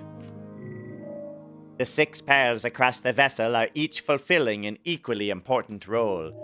The heart is most relevant to us because she powers us, like the blood to the travelers, or the breath to the haven. Oh, she powers us, I see. And without the hand, we wouldn't exist in the first place. Without the eye, we would wander aimlessly through space. Without the spine, I think you get the picture.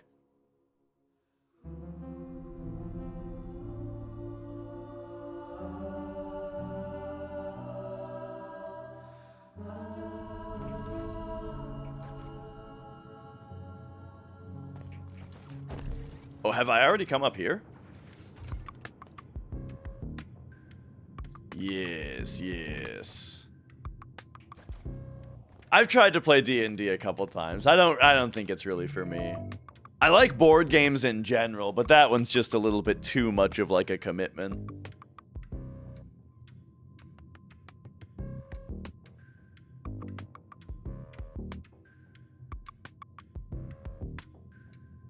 I was playing Gloomhaven, if you've ever heard of that. With old Danger Valentine here. We were playing Gloomhaven. We had like a double date night where triple date, where me, Danger, and our other friend were playing Gloomhaven while our wives were doing their own activity, you know? And I was saying that we should all be loudly role-playing with character voices really annoyingly until they got mad. Like, you know, let's see how long we can loudly roleplay with annoying character voices before we get told to be quiet. But they didn't play along. It was only me doing it.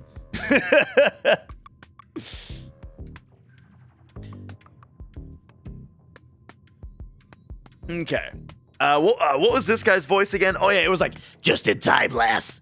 One of my scraplings got here with a fresh load of broken gears. It's all in bad shape, but nothing I can't fix, especially with an extra pair of claws at my disposal. And the correct amount of ink, of course. Care to take a look? all right. Oh, dude, now he's got new shit. Oh. This is really interesting. So we can remove a health pip in exchange for 15 more mod slots. And then this one, quicker recovery after getting hit, only costs 5. 2 more pieces of heart. And then here's 10 more mod slots. Which I'm most interested in is just more mod slots. Okay. Yeah, I'm into it.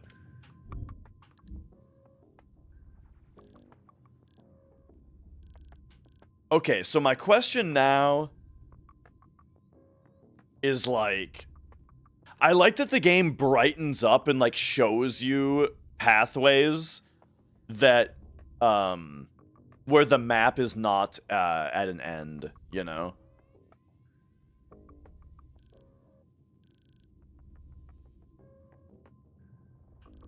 But what I'm interested in is seeing... I got this key, right? I got the silo access badge. I gotta see what the silo access badge gets me.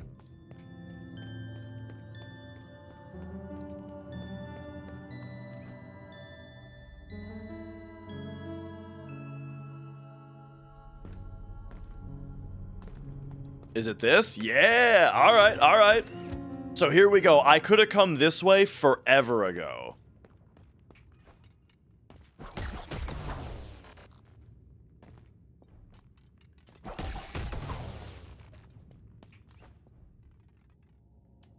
And I'm guessing when I played the demo, this is what I did.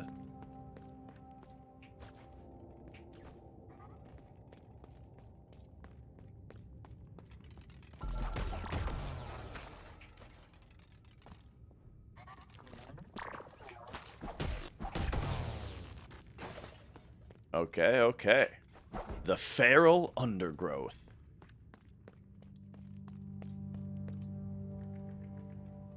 Oh. Teach me to just fall straight down. All right, hang on. We can get back over here just like that.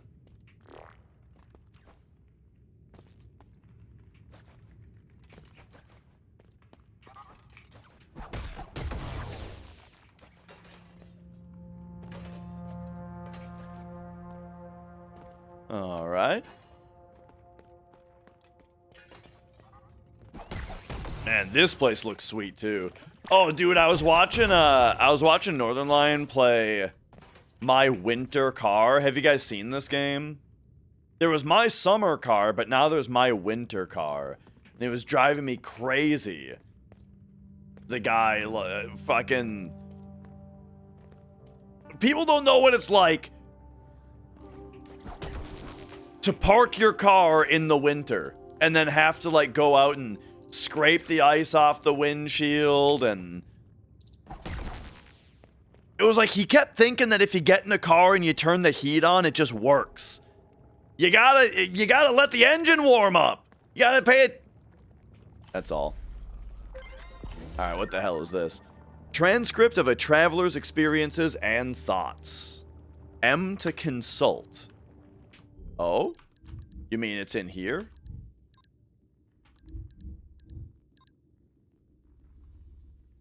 Well, hang on a second. I love stargazing. Everywhere around us, there's something to see. Light, colors, shapes, you name it. It made me realize how wrong things were back home. It shouldn't have taken boarding a spaceship to be able to watch the stars for the first time. They are a precious spectacle, a reminder the universe is infinitely vast, and we are but a tiny speck of dust. A comforting thought, at least to me. When we reach our new home, let's be sure to preserve a starry sky for our kids, alright?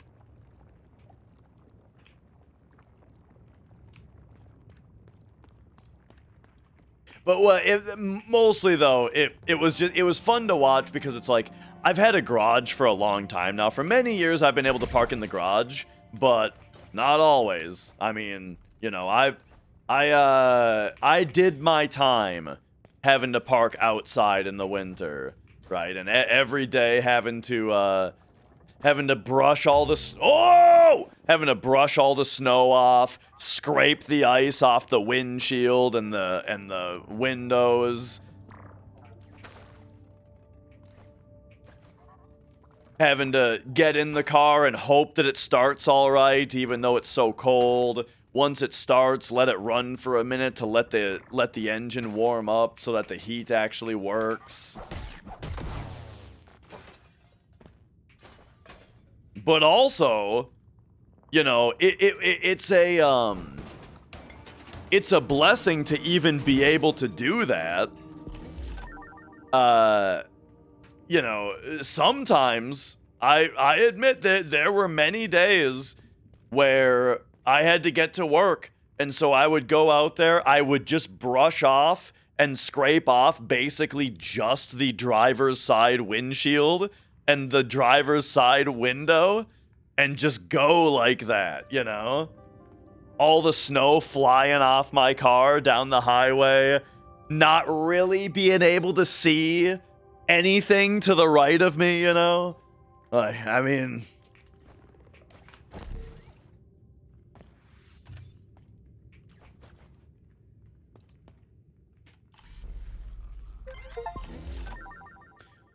Ooh, look at that. All right.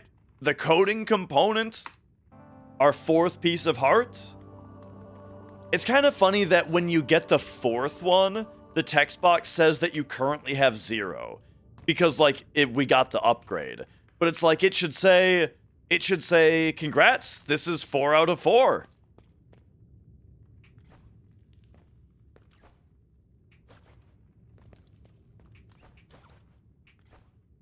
But yeah, I had half a mind to download and install my winter car today and play that a little bit. But I don't actually like survival games or immersive sims all that much. I feel like I wouldn't actually enjoy the game. But it was fun to watch someone else play it and think that I can do better. You know what I mean?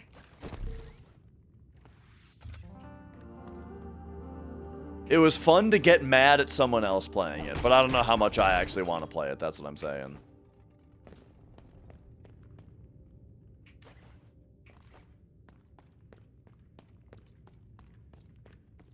But he kept having his winter coveralls on indoors, where his character's body temperature would then max out, and then he would get fully sweaty, and then he would go outside and be like, why am I freezing to death?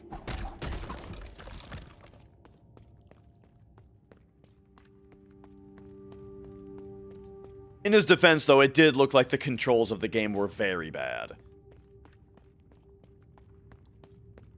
Like, partially in a way that was supposed to be funny, but also it looked kind of broken.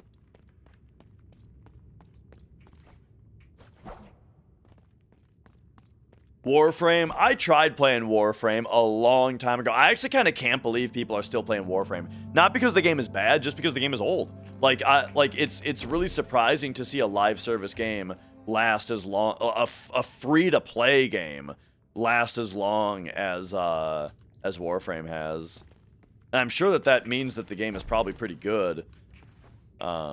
But yeah, I tried to play it a long time ago, and it was just another, I don't got time for this kind of games, you know? Oops. I didn't regen my hairpin. Hang on. Nah, we're good. Okay.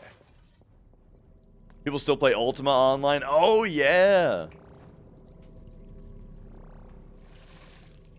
There was a little while ago where we didn't see Popo stream for a while because he was back into Ultima Online. And then we didn't see him for a while because he was playing Oxygen Not Included. And then we didn't see him a while because he was playing War Tales or some shit. And now he's busy driving his RC car around in the snow. In the Texas snow. They got a little bit of snow in Texas. So he's been driving his RC car around, taking videos of it. I was looking for the Haven, but I must have taken a wrong turn somewhere. On the bright side, I found a stash of old cores on my way here. You can have one if you want. Oh, nice, dude. What up, Taco? Snow shaming? No. I'm saying they got a little bit of snow in Texas, and he's enjoying the snow with his RC car. I try not to have, Minnesota winter superiority. Because I know exactly what happens, right? Whenever anywhere else in the world has like a tiny little bit of snow or it goes below 40 degrees or something, and everyone's like, oh my god, we don't, we're not prepared for this, Everybody in Minnesota likes to get all high and mighty, Whoa, we just call that Tuesday,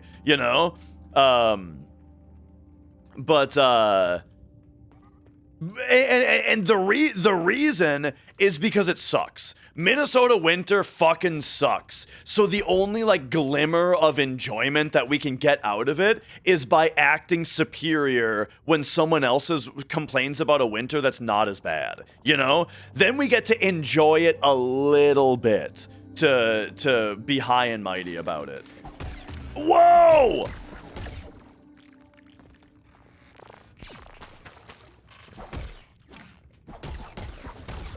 Oh! I don't know how to fight this thing.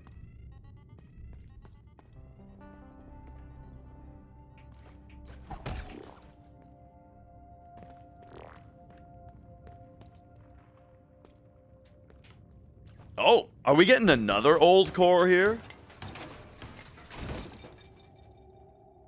Excellent. All right. Now we're getting a ton of them.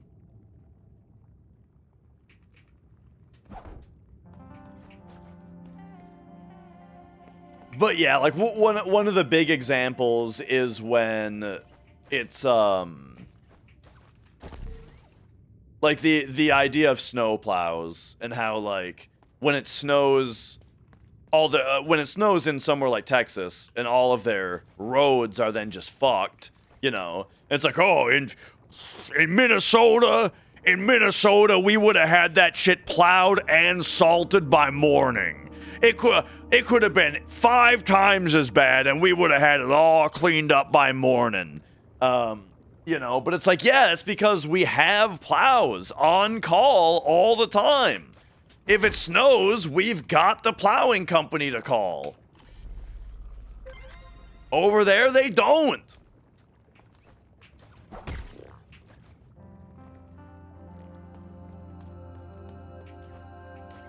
Yeah, maybe I should just make fun, though.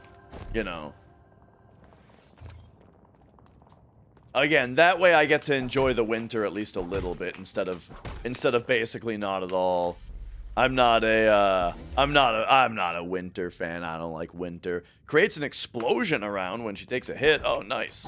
I guess Mio's a lady also. I feel like that's the first time that the game has referred to Mio in the third person like that. Whoa!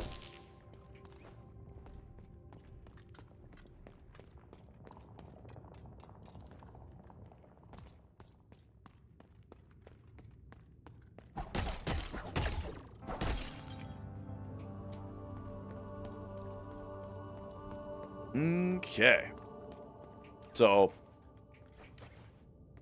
I gotta try to not take a hit, or Oh yeah, I'm way off in the territory of no map. I gotta try to not take a hit, or I could go back to the last healing point I found, but I feel like that's too far back now. The Cryptic Curio? Ancient artifacts supposedly used by travelers in their everyday life.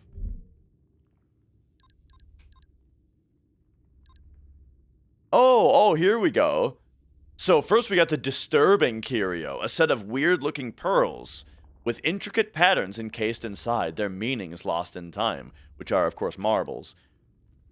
A solid material encased in a thin plastic layer, displaying many cryptic texts. I'm not sure exactly if that's like a candy bar or like a booster pack.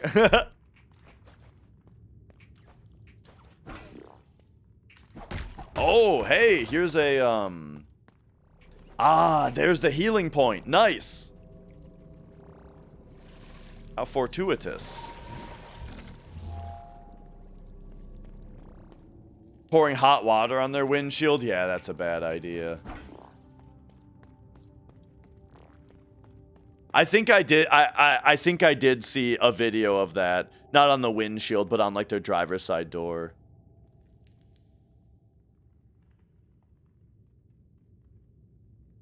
Remember, you got about a foot of snow in Atlanta in '93. It was wild. Yeah. Sometimes there are times where snow really fucks us up in Minnesota, which is when it snows in like June. Sometimes it happens.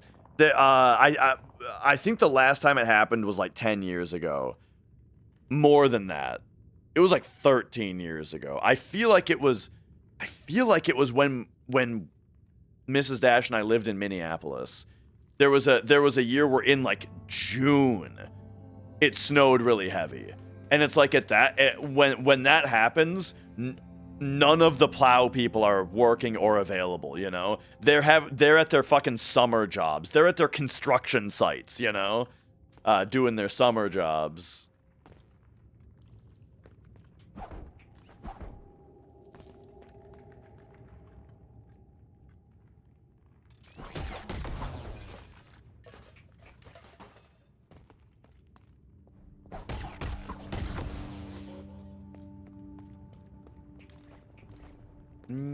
Okay.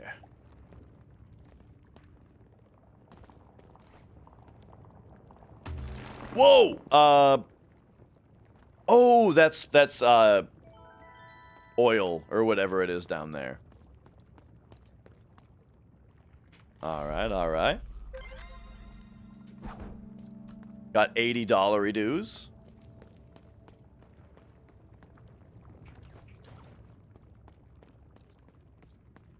You like the snow when it's warm outside? Isn't that kind of like what Colorado is like all the time? Isn't that part of the reason that Colorado is like a really popular state? Is that their winters are like really mild, and they get snowfall, but it also doesn't get too cold.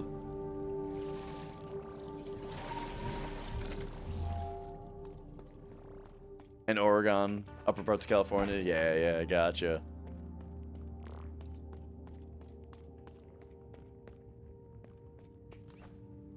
I actually didn't know it snowed at all in Oregon or California. That actually sounds wild.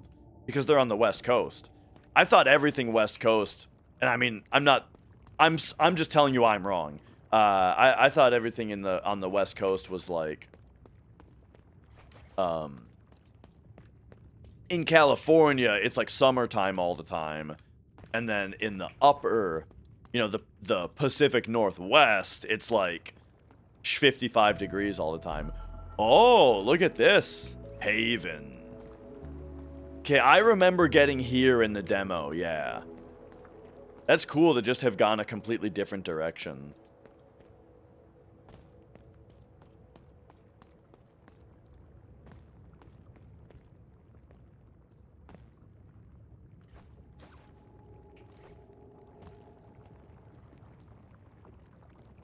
Okay. Just this way I didn't go already. Oh, nice.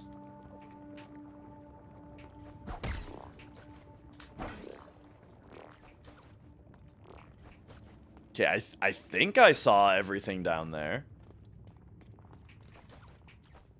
I don't remember there being any issues.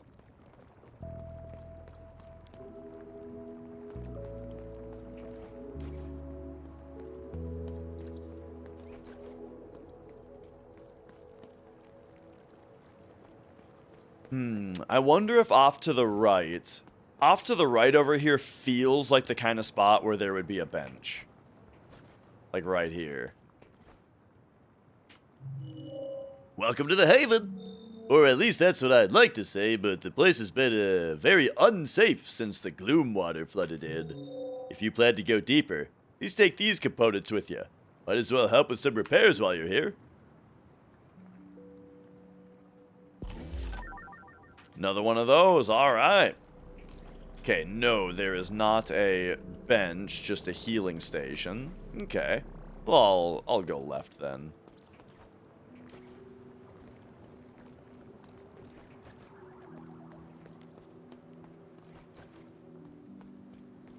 Yeah, the benches are few and far between.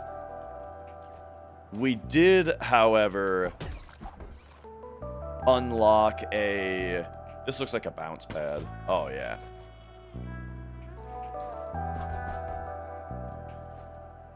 We did, however, unlock shortcuts. Ooh.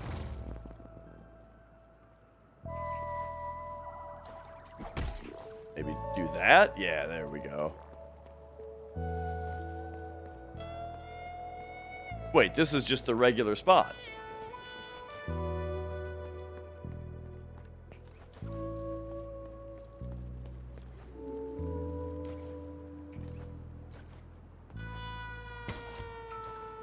But upstate California, you're saying more north than me? I'm in Minnesota.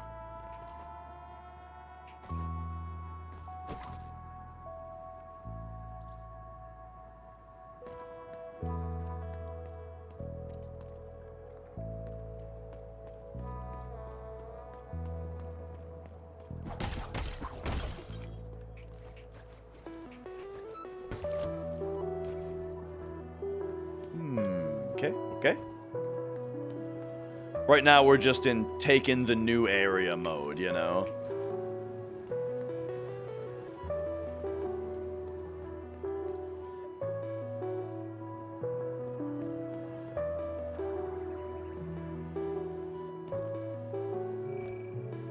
What a mess! What was Crow thinking? Defacing the Haven like that. Whoa, look at that thing back there! The Breath would never have allowed such behavior if they were awake.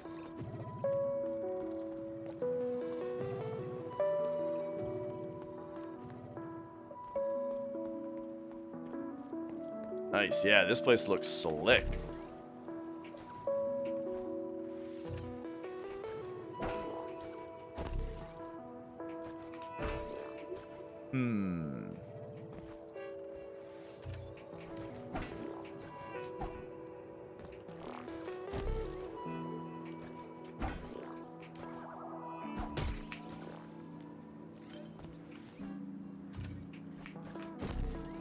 Actually, can we stand right here? Oh, we can.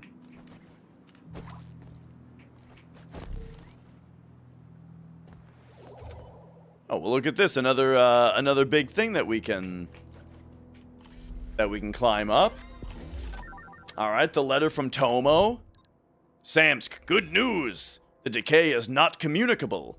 I'm fairly certain of this. After having spent so much time among the farming units of the Haven, I dare say that if they were contagious, I wouldn't be able to write these words by now. For once, we can thank the fall of the network, I think, since it requires an old-fashioned consensual wired connection to transmit data from unit to unit. We're pretty safe from any unwanted spreading. Even contact should be safe as long as you keep your ports closed. And no, before you ask, I'm not reckless enough to try that. Unfortunately, that's all I can learn from the farmlings. They're too simplistic in design to teach me anything relevant. It comes from their task, I suppose. Keeping the travelers fed, not something to be distracted from by some form of sentience. I don't blame them, but it sure doesn't help my progress. Tomo.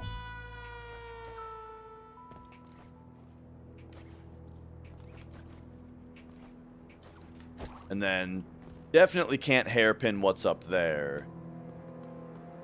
Oh, well, hello. Oh!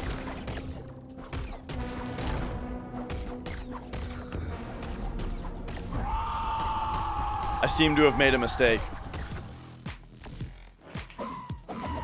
Oh, boy.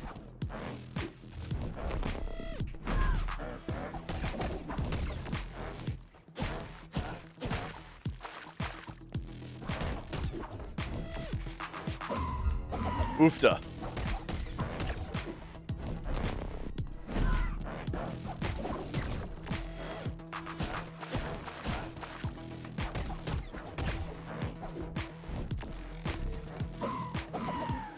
So we hairpin him when he does that to get behind him.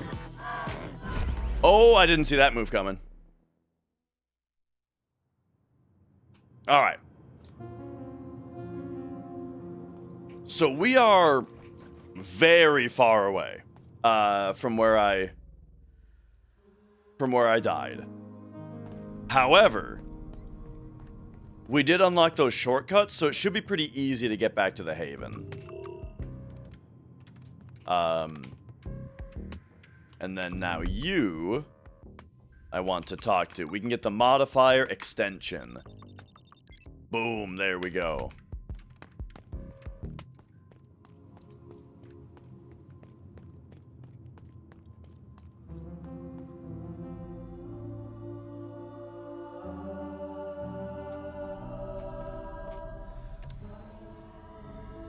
Okay, okay.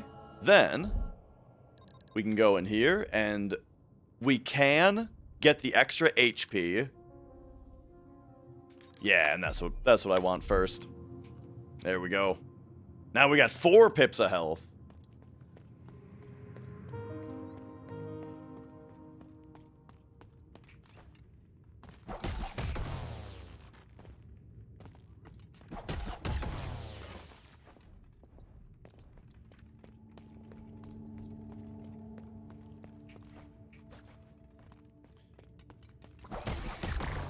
Woo!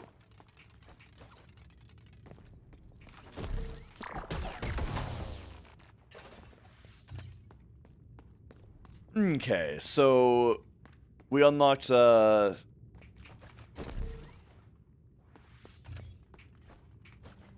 these shortcuts here that I think are gonna let us just run straight, right? Yeah, yeah, yeah.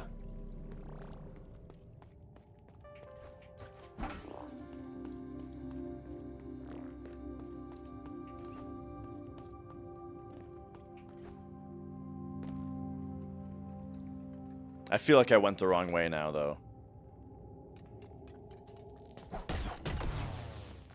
Or that I never went this way before. I don't remember that guy being down here.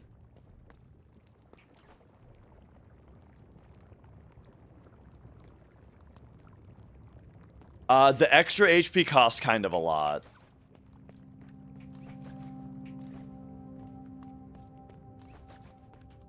But here, to answer, yeah, the extra HP costs 20. The minus HP only grants 15.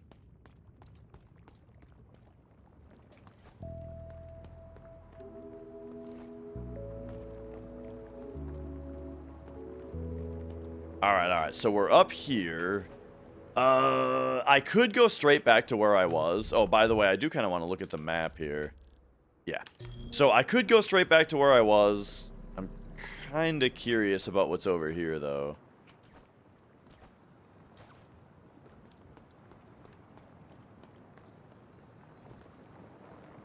Oh, alright.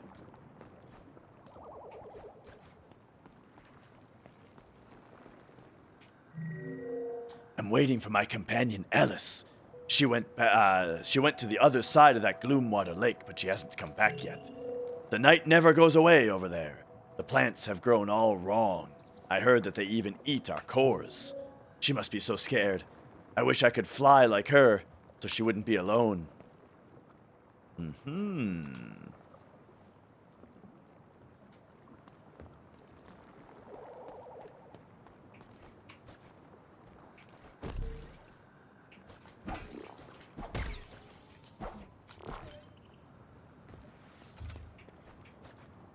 Yeah, so there must be a hairpin upgrade that lets us hairpin twice. I think I started to say that earlier and didn't finish my thought.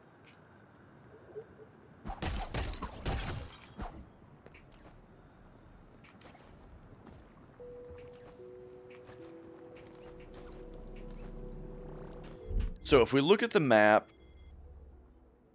right, and we see all this, I would say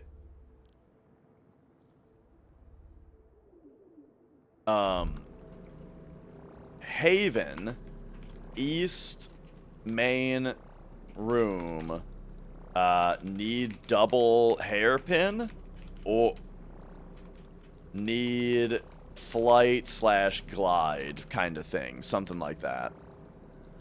I haven't yet, Young. Did I figure out what to do with the mermaid in Dragon Quest? I haven't played Dragon Quest since that day. I was gonna play it like a couple days ago or today, but now this game came out, and this style of game is another one of my jams. You know, I love games like this.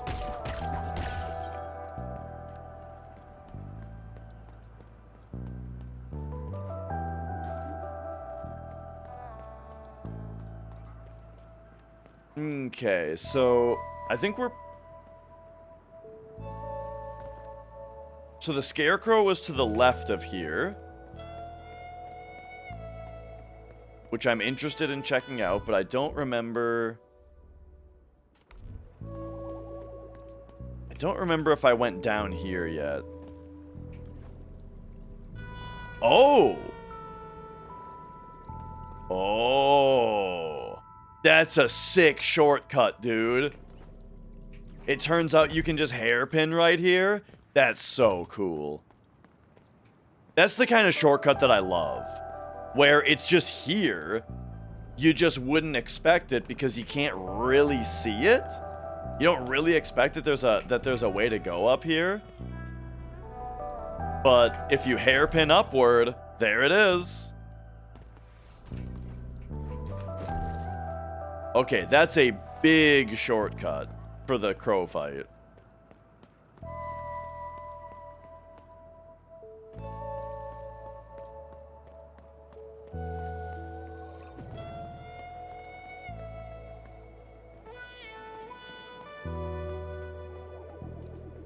But now, what else is around? I don't think I came in here before to really look at this. Okay, so elevator obstructed. Ah. And then, wait a second, this is an even bigger shortcut. Oh, yeah, dude. Oh, no, that's the biggest shortcut of all. Now we just open that door. Okay, perfect.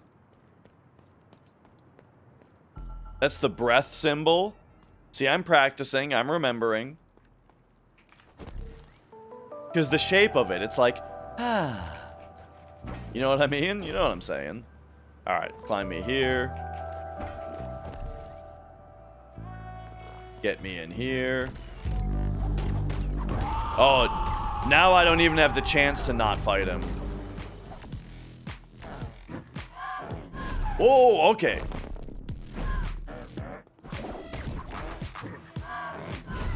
I can't figure out the telegraph on that swoop.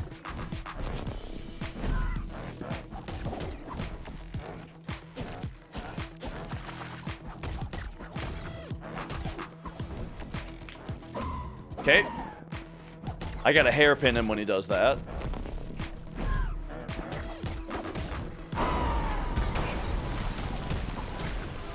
Okay. What the hell is this gonna be?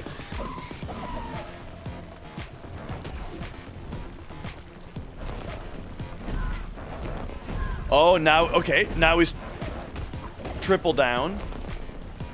One, okay, just one on that one, I guess.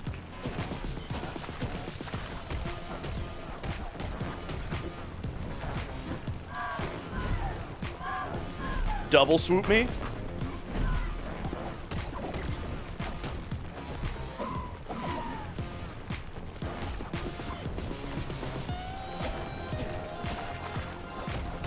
Yeah! 2 tries, baby. I do have 2 extra health pips, though. You know, one from upgrades and one from slots. Woo! That fun fight. Yeah. It's funny. It's like, I definitely only beat him because I have extra health. And, the boss was really fun. So I would have been perfectly happy to give a few more attempts on it. I almost feel bad that he's dead already. All right, let's go heal.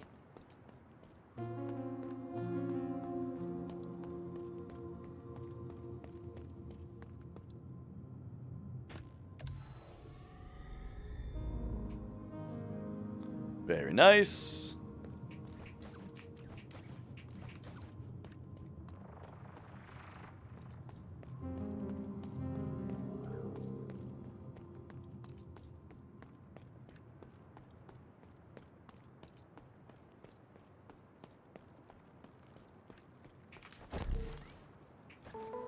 All right, so this was like, put me right here.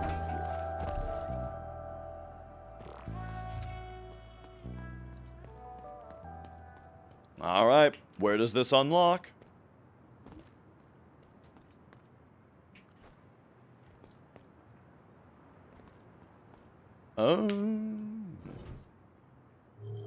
Another one of these. No Tomo here either. That's not surprising. I can't remember what this guy's voice. They never had good reasons to come to the Haven in the first place. Their role was first and foremost. What was this guy like? To keep company to the travelers in Metropolis. No, that's the blacksmith guy. Make them feel comfortable around us machines. Be their friend. Anyway, we need to look elsewhere. Come here. I have something that should help you navigate about that vegetation. Oh, yeah. Okay. So the pipes aren't fast travel. This is where we get upgrades. We get upgrades from the tubes.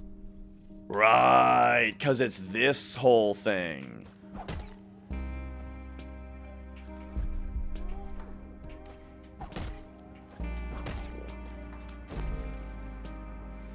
All right. This is going to be double hairpin, isn't it?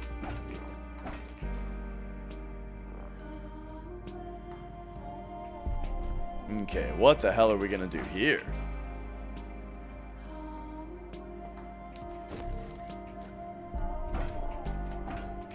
Okay, if I have to start this with hairpin... Wait, now I do have my hairpin back. Does a down... Okay, hang on. I see. They've already given me the ability. Okay, striking refills energy now.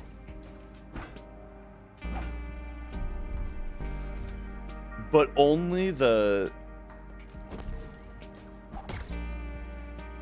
So that gives me a little bit. That gives me none. So the down strike still gives none? What if it's this kind? Okay, the purple ones give you everything back. Gotcha.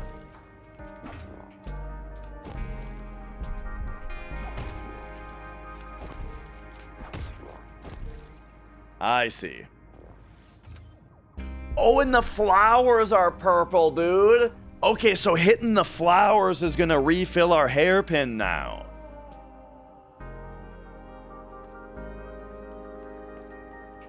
Alright, that's huge.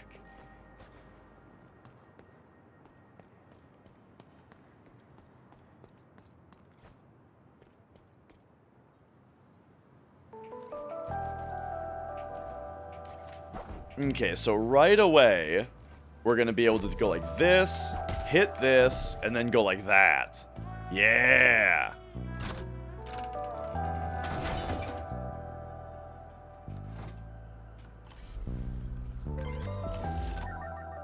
Alright. A modifier. Damage inflicted on enemies increases for each layer of protection that we've already lost. Oh, okay. The old, red tear stone ring.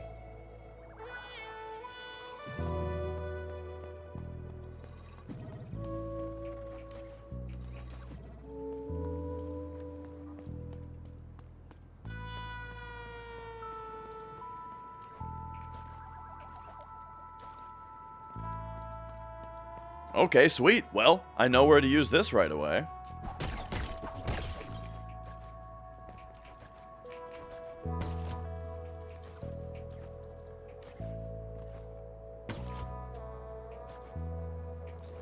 But on the way, I do have to kind of be on the lookout for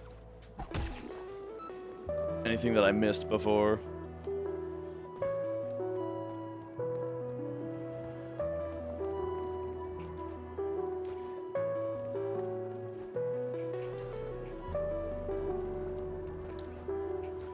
Okay, but yeah, back over here, we had the spot where I was saying I need like double hairpin. But yeah, I like this mechanic more where it's not double, it's just... There we go, you refill it. Woo!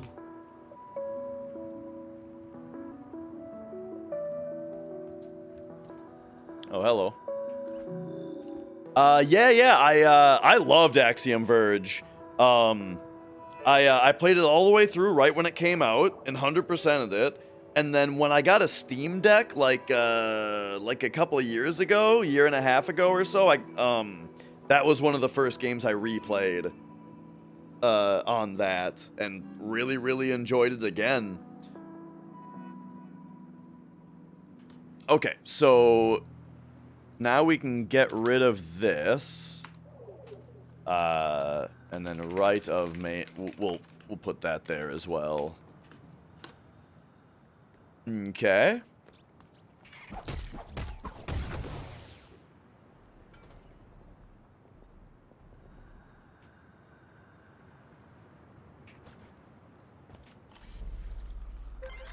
I think I maybe was supposed to use that enemy to hairpin up there. Oops.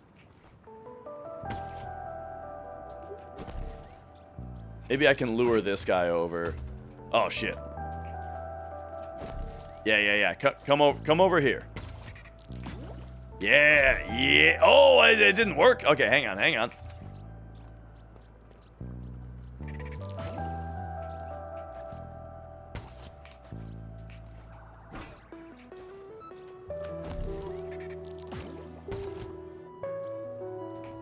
All right, you float on over there.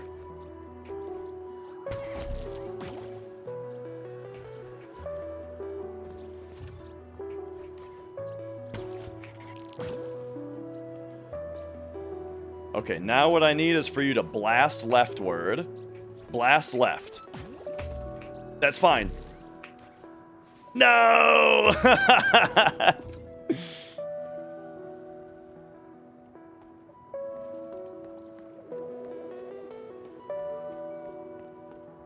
I don't think that's working.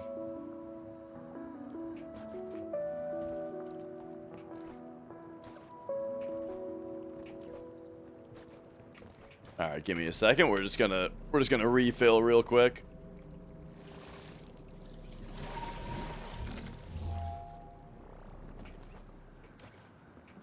Okay. But yeah, Axiom Verge, great gameplay. Loved the boss fights. Really good soundtrack too. I really liked the soundtrack of that one.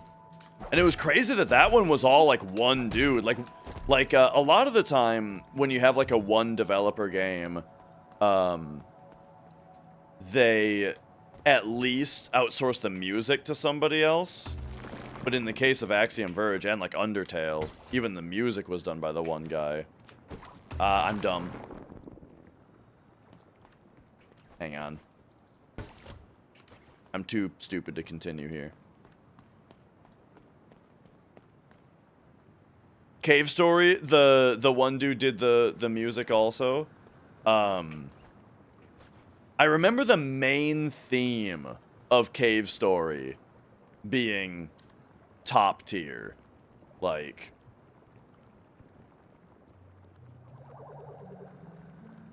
Cave Story main theme. This guy? Oh yeah, dude. Sorry for the mega volume.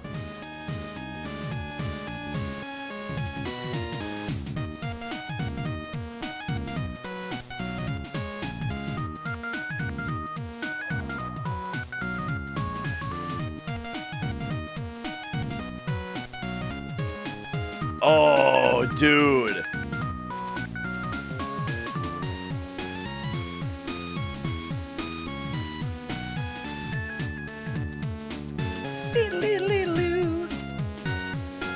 All right, yeah, great soundtrack. Or at least that song is really good. I don't really remember any other song in the game from when I played it, but I remember that main theme was so good. Been a long time since I played Cave Story. Whoops.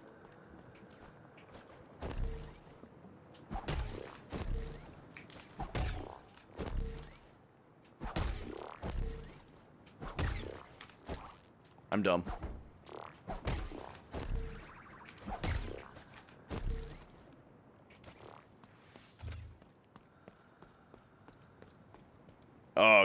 Okay. And the YouTube light mode, it's not that much brighter than this game. Oh, well, would you look at that? Or, oh no, that's not a shortcut. This is just where we're going now.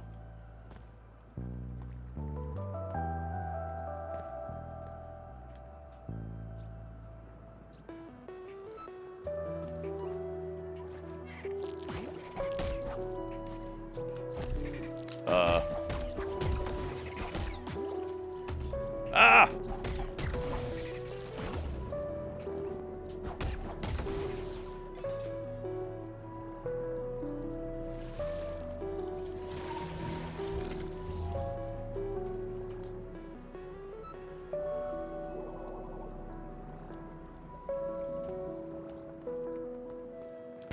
Whoa! I need the lights. I mean, so in order for the stream to look halfway decent, like this is what I always say. As far as me using light mode on everything, is that I have these two giant lights on me at all times.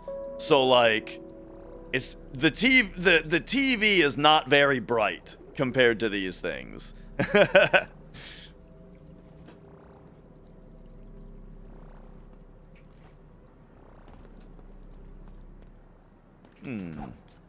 Wonder how we get... Oh! Okay.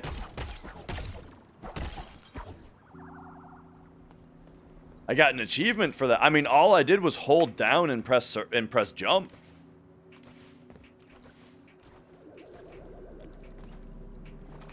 Oh! There's a down jump, it turns out. And you can...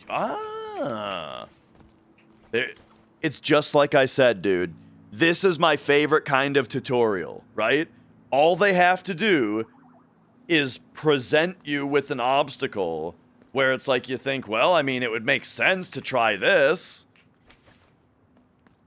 And there you go. Now we've learned a new mechanic.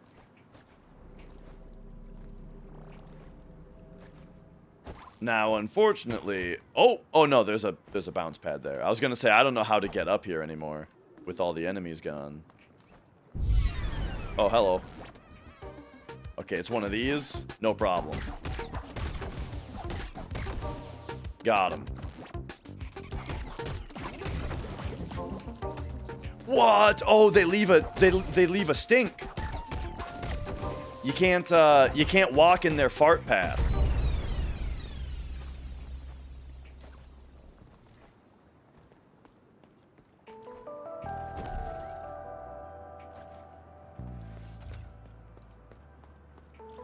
Alright, there was a A little healing puddle right back here.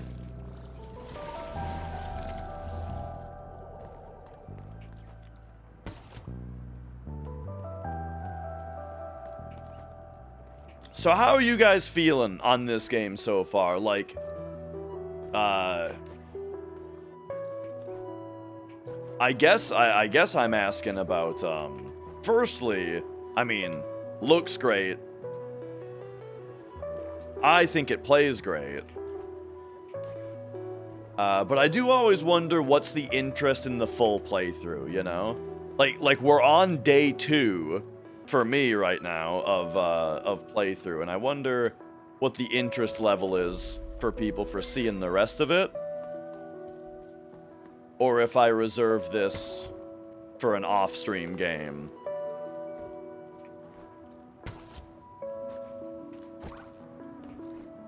Oh yeah, Hightail. That's that one's been all the rage lately. So, I mean, I'm not I guess I'm kind of asking you to type me an essay if I ask this. But I am curious, right? And you know exactly what the question is going to be. The question is, what the hell is the difference between Hightail and Minecraft? Because I've seen a little bit of Hightail, and it looks so much like Minecraft that I'm like, seen it.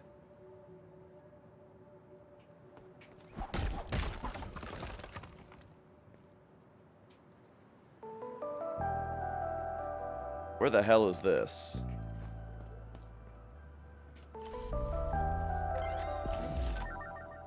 Hey, I like that. Except, where am I right now? Oh, okay. Force field. It's more like RPG progression focused. Okay, I like the sound of that, I'll tell you.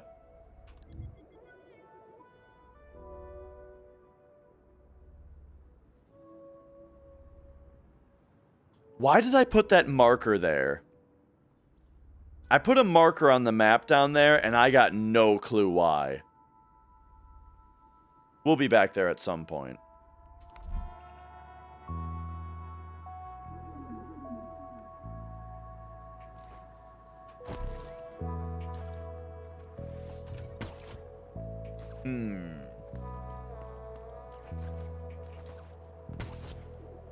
I'm getting a little lost as far as, like, my ability to mentally keep track of where I've been is becoming overloaded.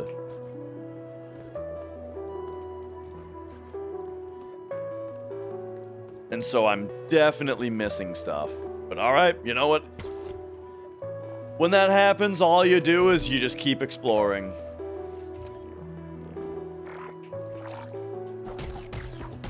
Just go wherever the wind takes you.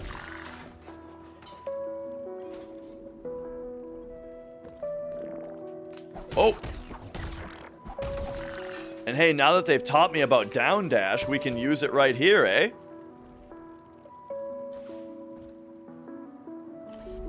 Alright, yo! KB. Okay, increases the number of modifier slots, but enemies drop fewer. Oh, okay, so this gives us 5 mod slots back, but enemies will start dropping less money.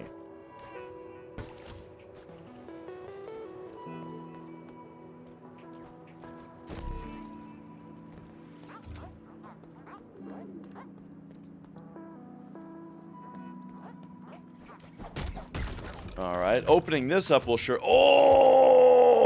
Okay. That's big time. We have just unobstructed the elevator. Man, it's crazy how much of this game so far just relies on a single bench. Like, I've been playing this game for probably 6 hours now or so, and we have 2 benches because everything just keeps looping back to the same bench. I like that.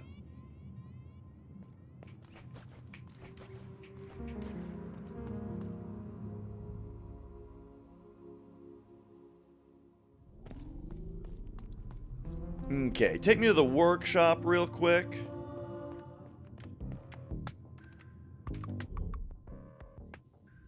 And we'll say, what do I really want here? We've got 3 components.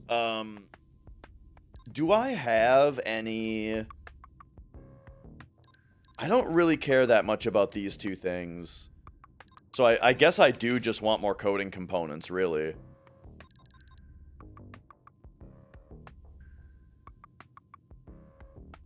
Or I do like the more money when enemies die, but it's not that important. It costs 10 slots.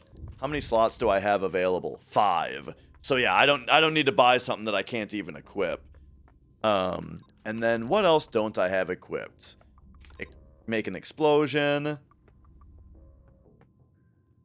Increase damage for how much health we're missing. And then that one that I just picked up. Okay, yo, Minin. I'm gonna run to the bathroom real quick. And I'll be right back.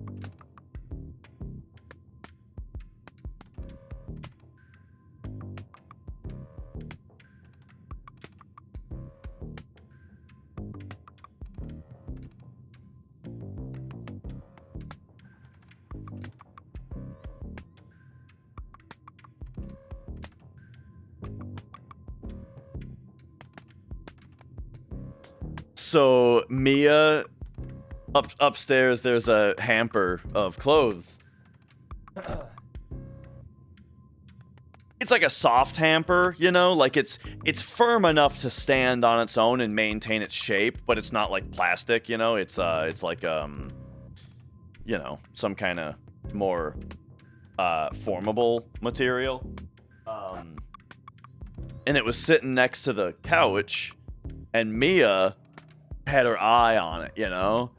And she's like looking, she's on the couch, like looking at it.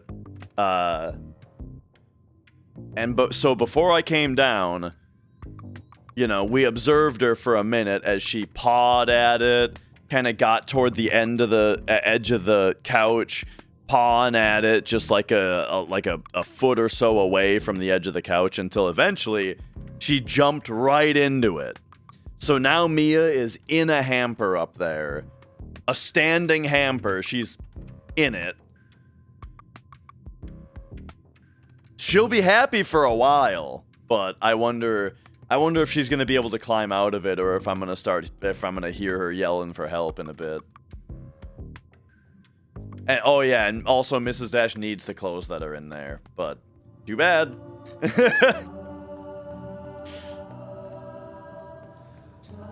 All right. And yeah, Minin, how's it going? How was Kingdom Come Deliverance 2? I've been meaning to ask you, you've been on that game for a while. Is it, like, you've been on that game for long enough where I feel like you must be really enjoying it. So I wanted to ask you, like, I was wondering, is it, are you anticipating it being over pretty soon? Are you ready for it to be over, or are you like, nah, man, keep it coming?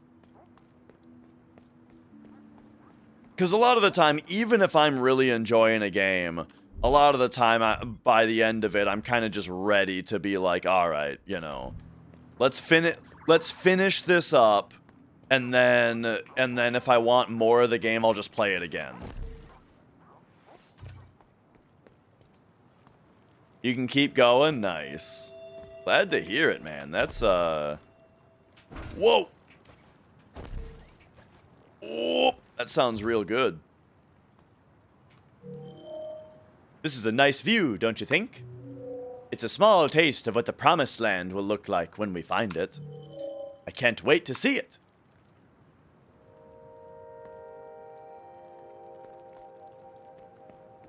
All right. Yeah, I definitely, I heard a lot of people saying, like, hang on, that took 190. It gives us 190. Okay, I thought maybe there was a cost associated there, but no, there wasn't. What was I gonna say? Oh yeah, I heard some people saying that, like, they thought it should have won, like, best RPG at the Game Awards because, like, the role-playing element of the game is so stellar.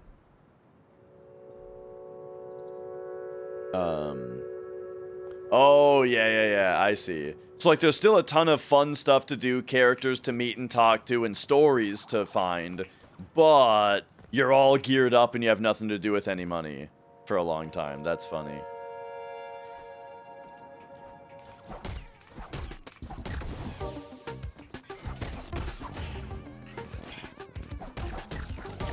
Because, yeah, I do feel that does happen with a good number of games where, like,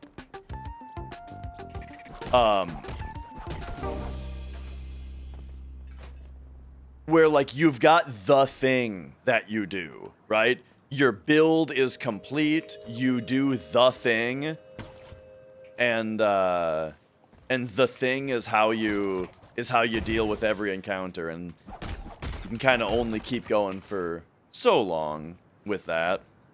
As something with, like, roguelikes, right? Where, as something that's fun with roguelikes, where, like, you might get a crazy build, where, like, maybe you even get super overpowered or something, and now it's like, I've got the thing, but that only gets you through your current run, you know?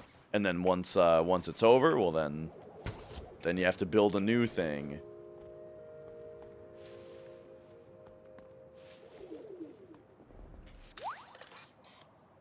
Oh, hey.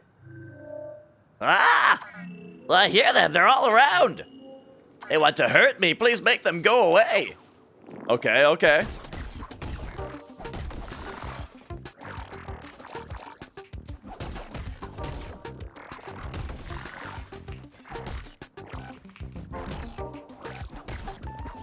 Oh.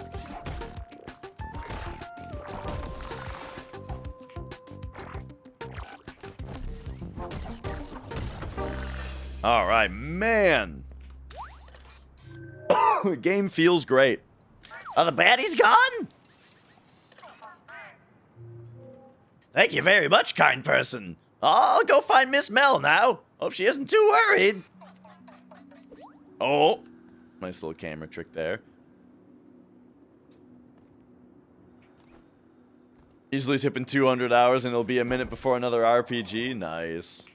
So, what kind of game are you thinking next then. So, like, if we're maybe more RPG'd out, what's sounding good? An Australia user. Welcome, welcome. Okay, this looks like we can get down here. Yeah. I heard the gloom water is coming from above the Breath's greenhouse. Isn't that where the library's supposed to be?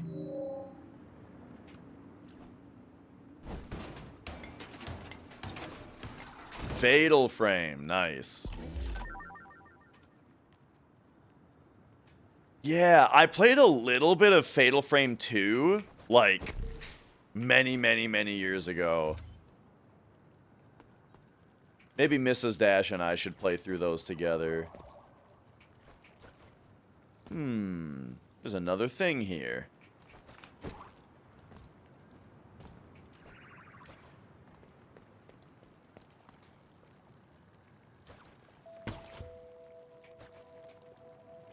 Oh!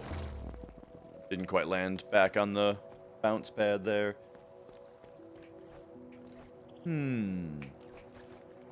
I wonder if all you need is like a high jump for this.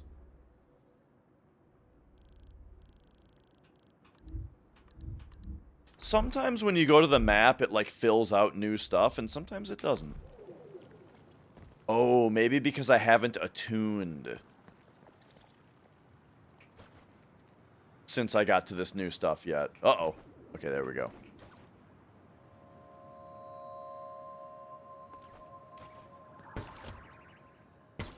I didn't even know Fatal Frame had an Xbox version. I thought that was a PS2 only game. Funny.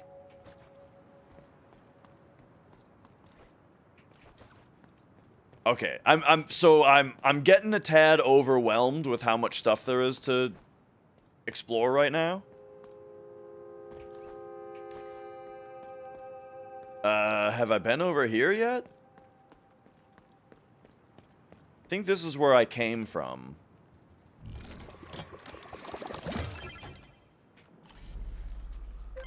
Yeah, Naker is the name of, like, the... basically souls, right?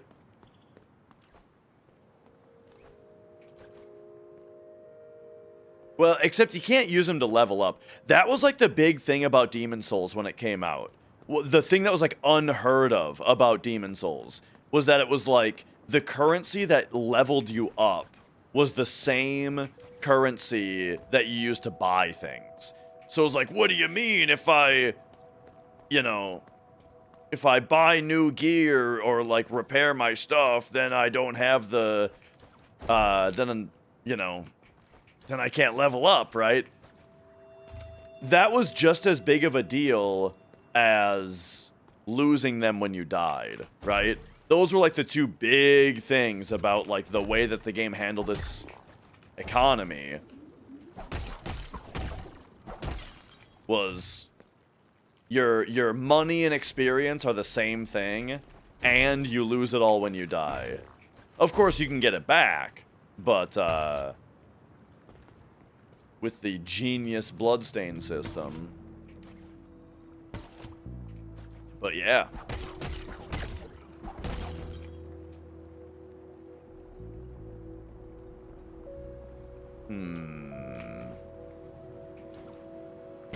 Can I stand right here? Can I go left? No? Oh, man. Can I go down here? Oh, and go under? Yeah. Now that's what I'm talking about.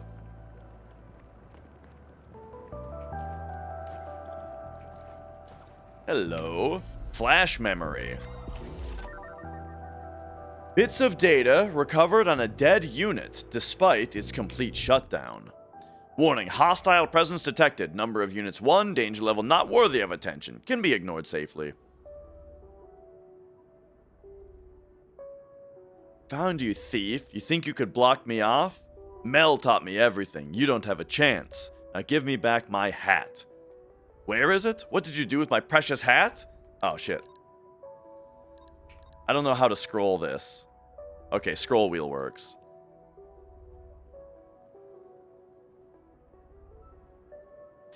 Okay, okay.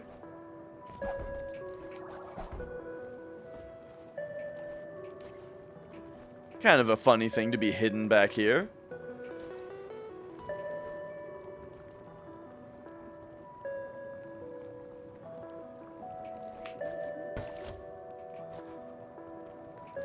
Alright, I gotta tread carefully. I'm one-tapped.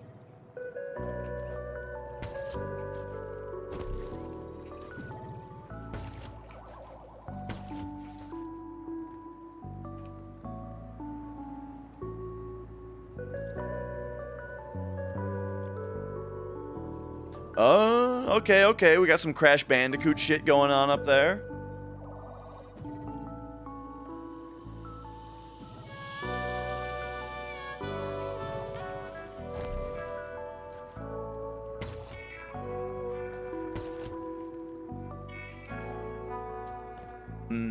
Yeah, I don't know how I'm gonna get up there.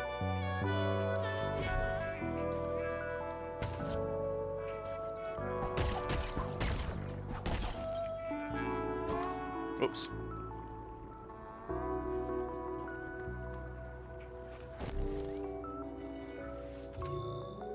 Sancho's been searching for his Bell Tower Pass for the last 399 years. He's turned over every stone, searched every cranny in the area, a few thousand times each. Man, I tell you that, like, I've been there, dude. Most frustrating thing in the world to me. Like, one thing that just tilts me off the planet is when I know that I own something and I cannot find it, you know? And just looking through every room in the house, every random box, underneath, every piece of furniture, in it, through every closet, you know? Okay, there we go. I'm not almost dead anymore. Okay, this looks fun in here. Yeah, we're doing this first. So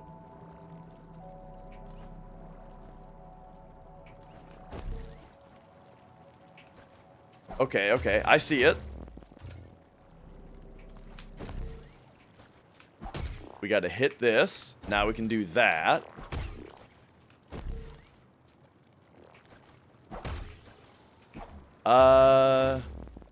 Okay.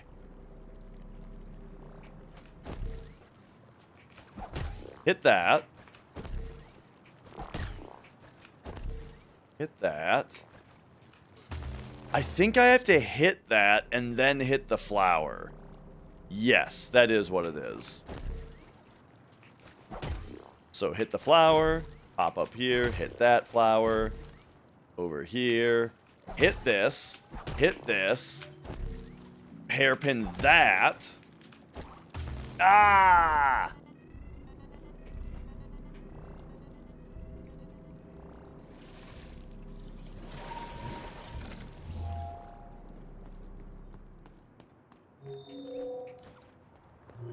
Hang on, I feel like I gotta farm more health.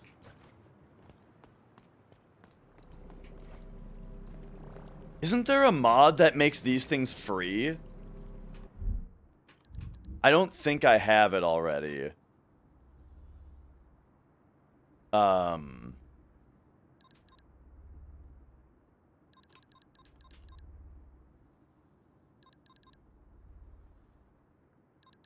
yeah, I think I've read that. Maybe one of the merchant items does that.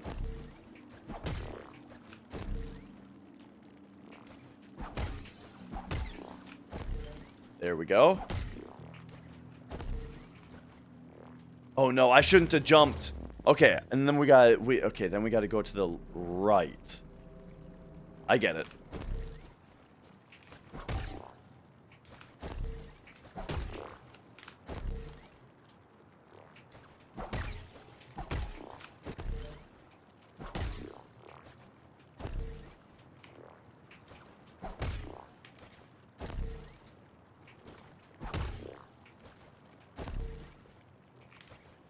Oh, there. Oh.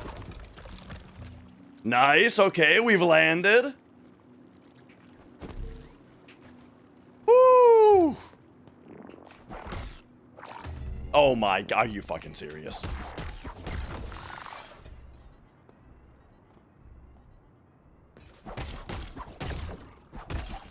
Okay, double junk pile. I mean, I could use that to just go restore my health real quick.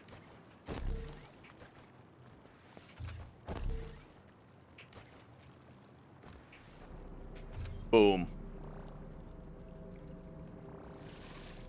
There we go, full health. Alright.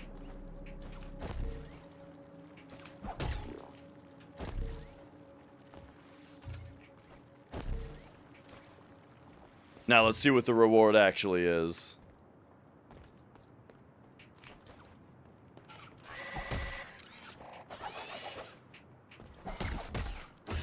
Okay. Yep. Oofta. Okay, okay.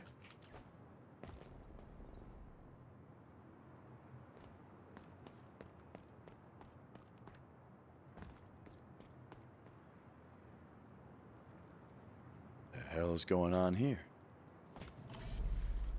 Unknown object. Oh, another candle. Okay, okay. I don't know what to do with the candles yet.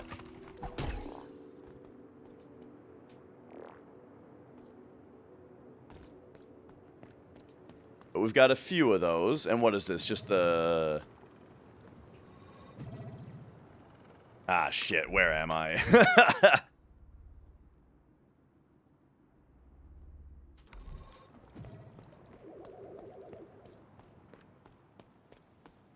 One thing I'm still struggling with, and I if you understand the mechanic, I'm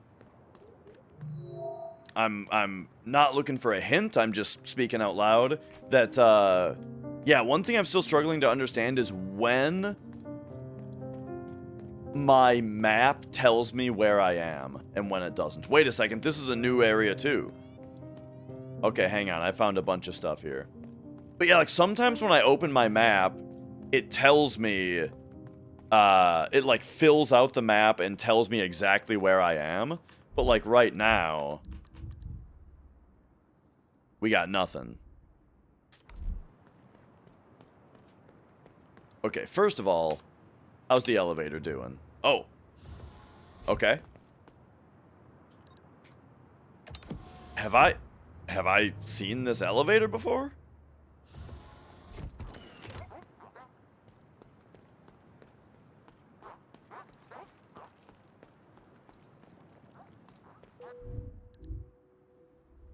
Okay, it tells you where you are if you're in a part of the map that's previously explored.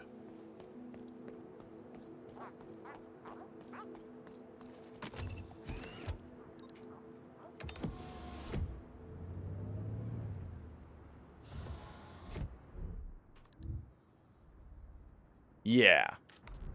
But like now if I go up here...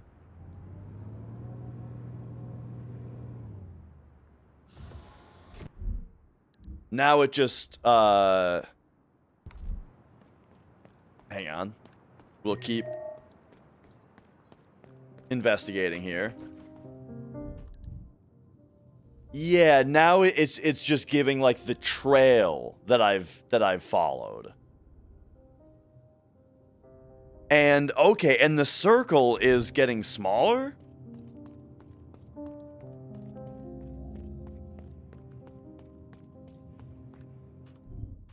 So now, yeah, okay. So it told me the trail that I left the explored area, but it's not telling me where I am anymore. Gotcha. So yeah. It gives you like the trail off. I see. That's pretty interesting. And then I need to attune again to actually get the map to update, I think is the case. Broken shard. Go, my dear. Oh, here's the voice acting. Okay. Save the heart.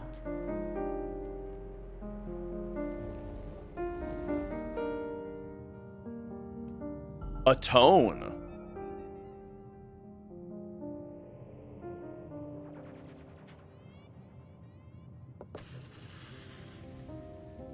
Oh.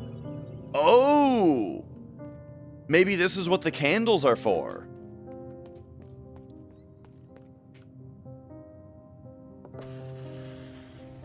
Okay. I mean, we'll just use our candles here and see what they do. Hey, this was from the trailer. I need you. At the top. Meet me. Time is running out.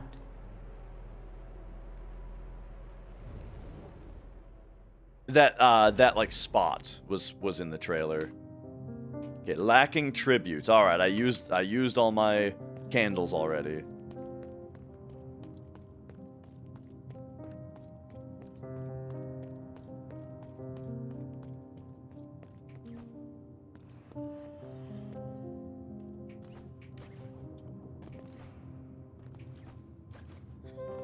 Okay.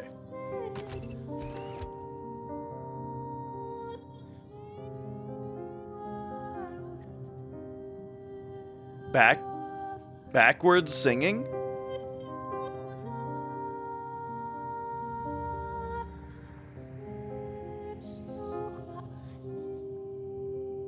It sounds like it's backwards.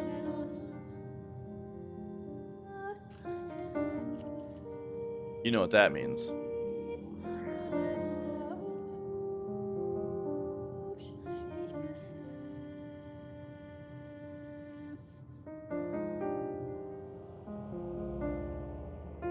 We need to wait for the vocals to come back in.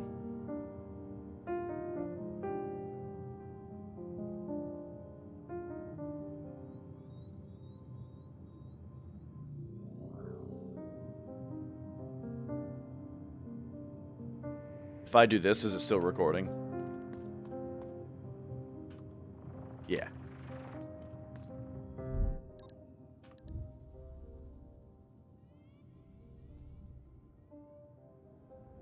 And yeah, this is going to connect us back up to the...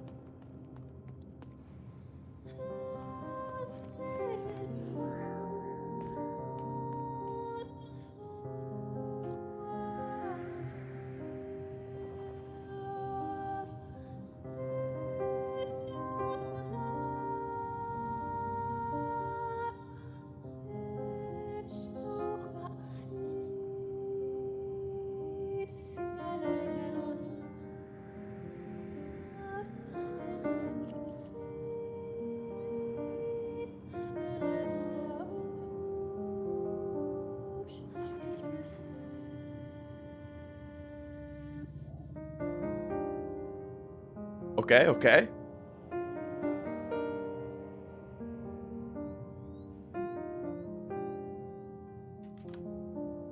And now... I think there's just a reverse somewhere, right?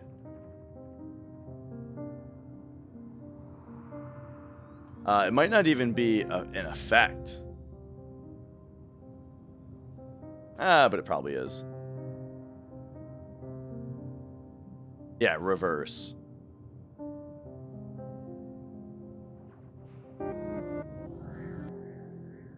Alright, but now we need...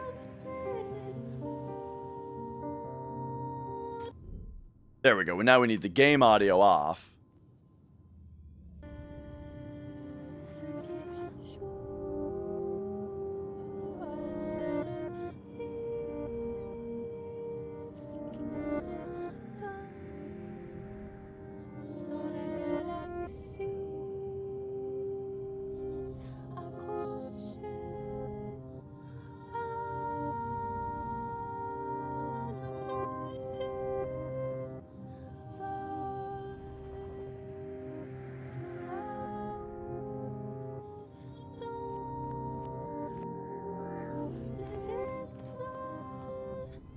That's very cool. I think it's that definitely sounds to me like it was recorded back, like it was recorded that way, and then in this it's being played backward. But yeah, it doesn't sound like it's in English, or it doesn't sound like anything English that I can make out though. Love that kind of stuff though, just in general.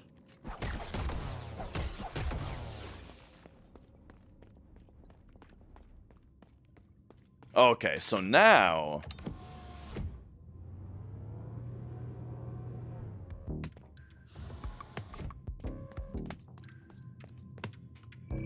first, actually, let me talk to you.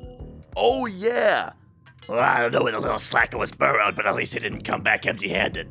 I've added its findings to my wares. But one thing's for sure, slack time's over. All right, we got new stuff again to check. Whoa! That's a fast, okay. Convert some droplets by enemies into crystallized. Oh, that's a cool charm. Like, some of the nacre that you get is just automatically crystallized. Let's see. Energy recharges quicker when on the ground. Oh, okay, gotcha. That doesn't seem that good, except unless energy starts doing more stuff later. Getting hit by an enemy regenerates an energy shard? I don't even know what energy shards are. Energy recharge. Okay, yeah. Energy charges. Well.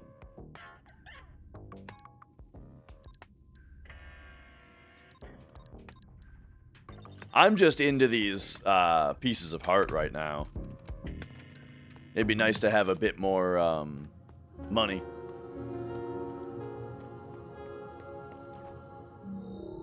Oh. You searched within yourself and you found the voice of the eye, restoring her to full strength. I restored the eye to full strength? She was the only presence on the vessel entirely turned outward. She searched for the promised land, our final destination. Always thoughtful and ever patient, this one. I should have seen her mark on you sooner. It's just like her, really, to send her best messenger to wake the vessel up, even after she herself is gone. Her name was Asma. Let her be remembered.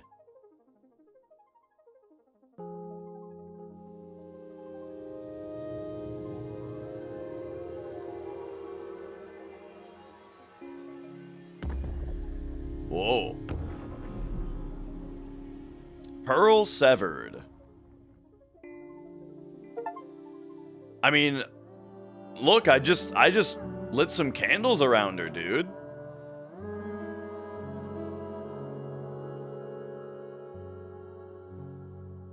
Interesting. Okay.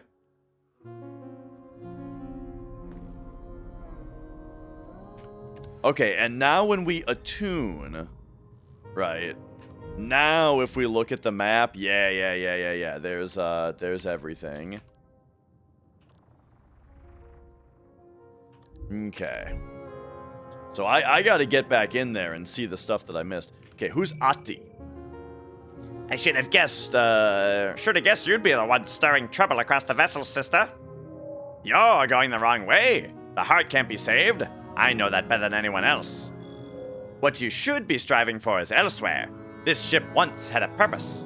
That is where we need to spend our efforts.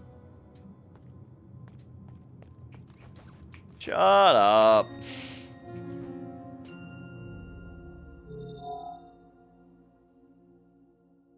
Okay, so that's neat.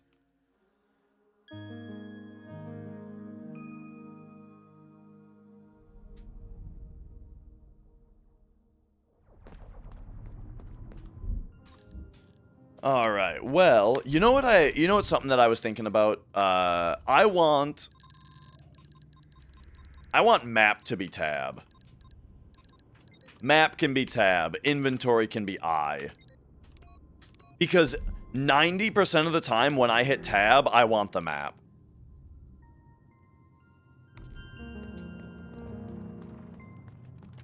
And I ain't reaching over to M for it.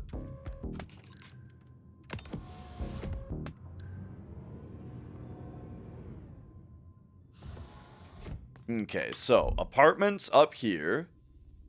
Oh, this isn't the door that I unlocked. Right, it's the door up here.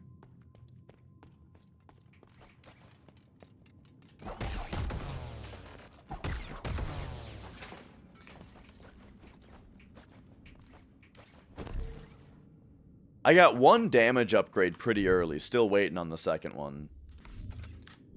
Also, some rooms are like darker than other rooms. I wonder if that's simply like coloration for that like matches the room, or if it means that there's something more to find there. Let me check. If we go left out of here,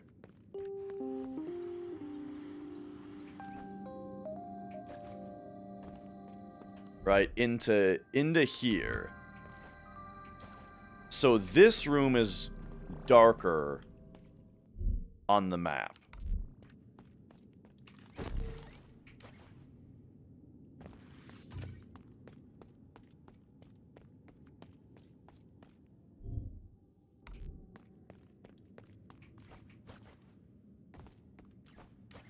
And I feel like that is probably a subtle cue, that, a subtle-ish cue. What makes it subtle is just the fact that the map doesn't explicitly say, you know, bright means fully explored. But yeah, just like a cue that there's something more to find here.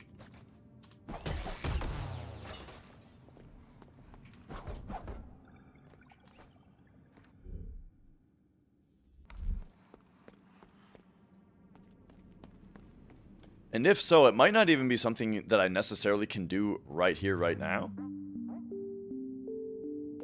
Nah, 14 isn't worth the time investment.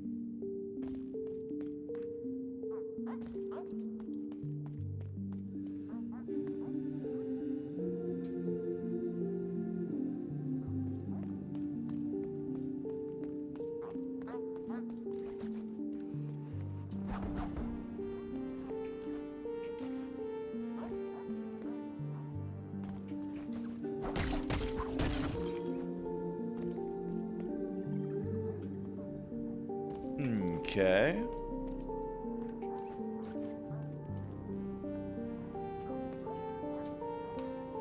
At another glance, I'm not seeing anything that I missed here, and yeah, now we're out of the dark room. So maybe it's nothing.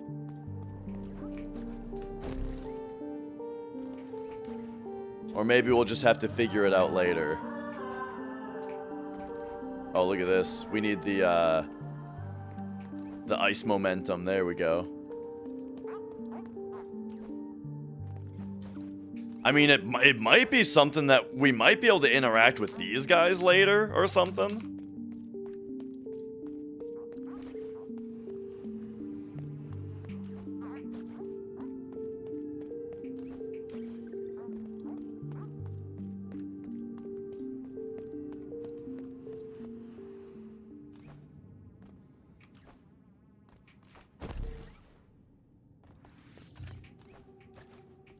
Okay.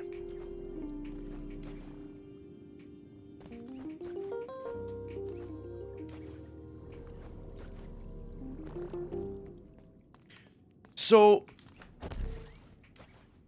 I'm liking the soundtrack so far. Some of the songs in the soundtrack I'm thinking are really, really, really cool. Particularly like just that one place with the backwards singing. That's really cool. But then the place that we were just in with kind of the I like the stuff that's like weird and vocally in this game so far. The songs that have that what is that instrument? It's like an organ, right? It's like kind of like a jazz organ.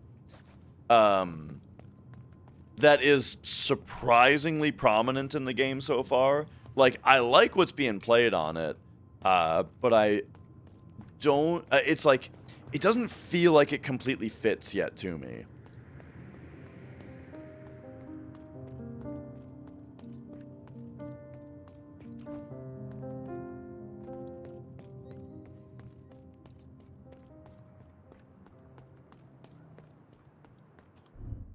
Okay. Oh, yeah, like... Okay, so for example, just up and right of where I am right now, the rooms are dark. But, like, those rooms literally are dark when you're in them, you know? So it might just be that. It might just be a little bit of like a... Just like a... It's the map just being a little bit more detailed.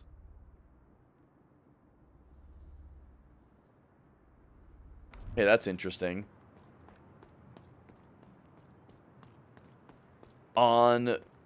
So this room, the room kind of fades to dark on the left side of it on the map.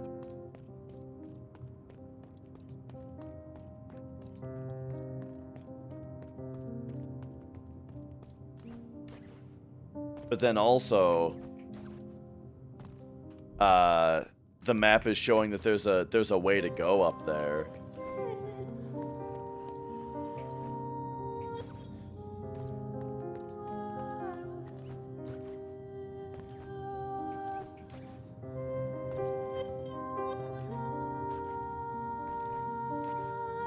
Definitely doesn't seem like I can reach there now, though.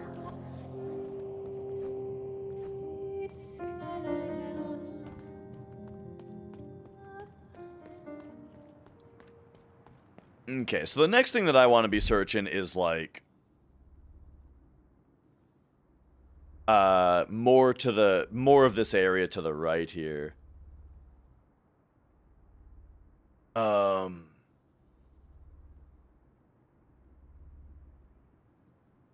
I'm not sure what all of these symbols mean now that I think about it. So, these are healing pods. This is a bench. I don't know what this marker means.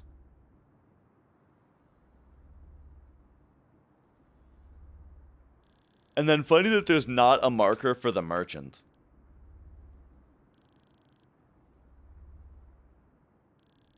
What are these? Oh, that's a crystallizer. Yeah, okay.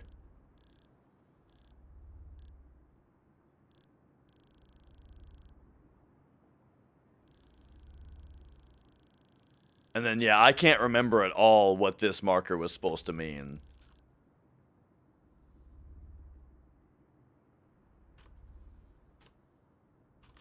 Oh, exit.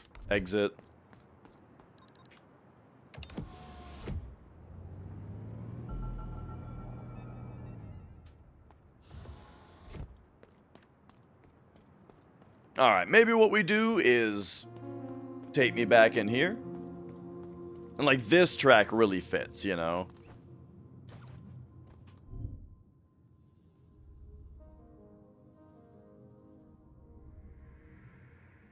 Alright, let me just go see what that marker is real quick. And then I can make, like, an actual note about what it is this time.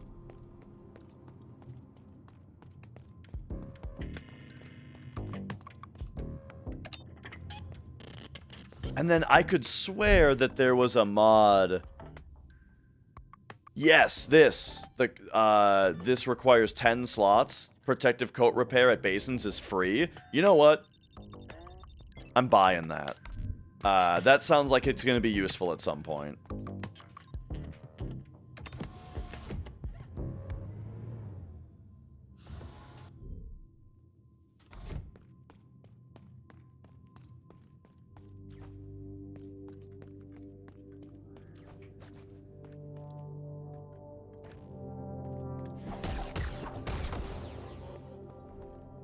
Okay, so this is kind of back to the start now. Or back to, an area I was going through way long ago. But if we drop down here and go left, down, left, we'll get to the spot where I made a marker that I no longer remember what it means.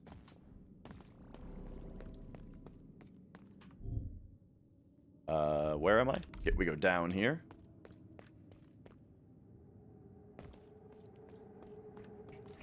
In here.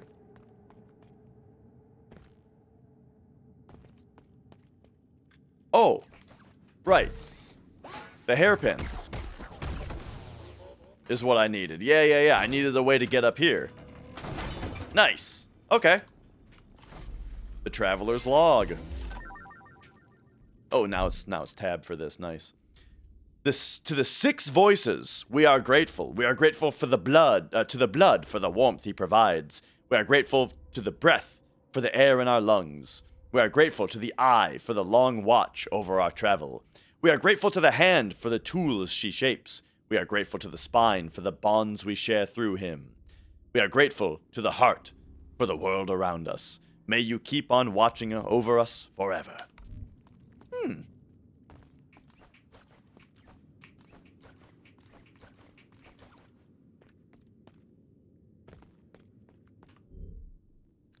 There we go. So now we can take that off.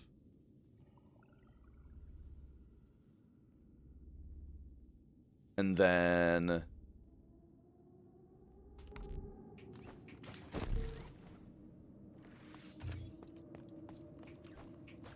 I think we're good.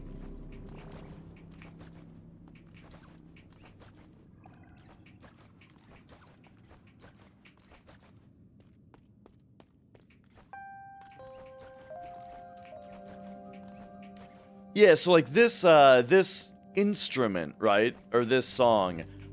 I like it.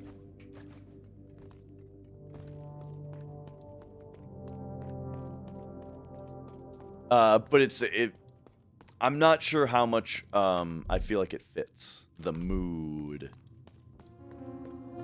Okay. Would I consider completing another FF7 hundo before Baby Dash? Yes. So this is he's got the shell of the spine on him. Yeah. Okay, and we cannot open it yet. And then what was the deal with this? Yeah, Mrs. Dash has been encouraging me to do another hundo. Here's what I'll say is next Monday, as in a week after tomorrow, I took the day off work. And so maybe the preceding Sunday, as in maybe 1 week from today, I can do another hundo. However, it's going to be a world record attempt, meaning I'm not going to do safety strats on big shoes. We'll go balls out. If I do it, we're going balls out. Or we'll do another PC hundo, because there was a lot of time lost. Like the 1432, I'd like to get sub 1430 on PC. Oh, and we could do safety strats for that.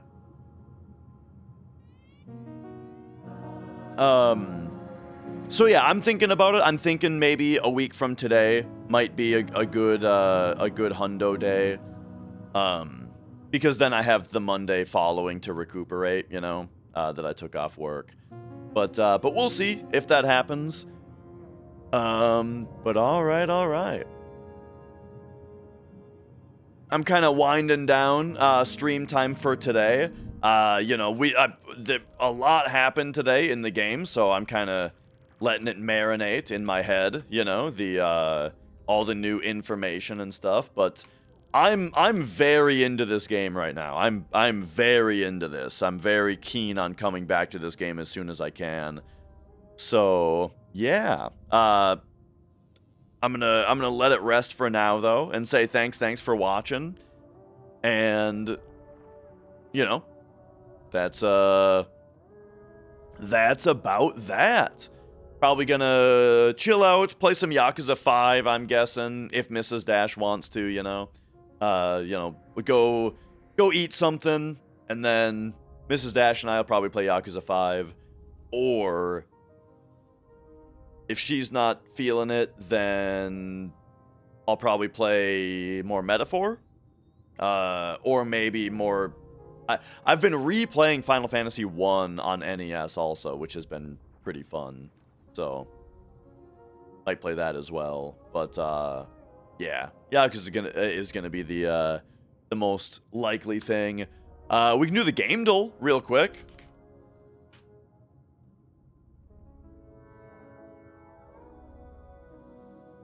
Let's do that. Let me, exit Mio here and then say, all right. So the Gamedle is audience participation. You know, I've got chat minimized while I'm guessing, so feel free to throw out the answer if you think you know it. Let's do it. Let's do this real quick. Cover art. This is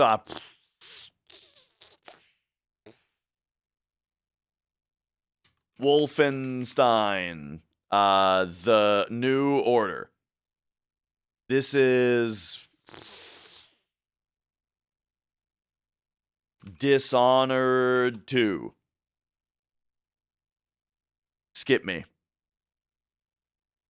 This is all the same picture. Prey. The Arcane Studios one. What the hell is this? Skip me? Oh, Half-Life Alyx. You know what's really funny about that? Is, do you know why I guessed Dishonored? The reason I guessed Dishonored is the same reason that Danger Valentine said Half-Life 2, is that, Dishonored has the same, artist, the same lead artist as Half-Life.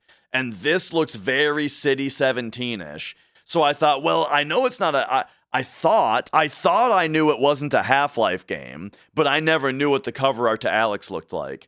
But yeah, I thought I knew that it wasn't a Half-Life game. So I thought, okay, it must be Dishonored then, right? Because that's the same artist.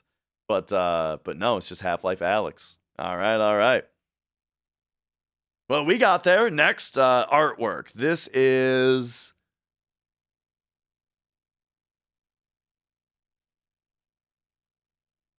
looks like a big orc here, going like, yes. So maybe that's like Overlord. Or it's like, Goblin. There's not a game called Goblin Commander. I think that's a Magic card. I think there's a Magic card called Goblin Commander. No? Okay, I'm just an idiot. Anyway,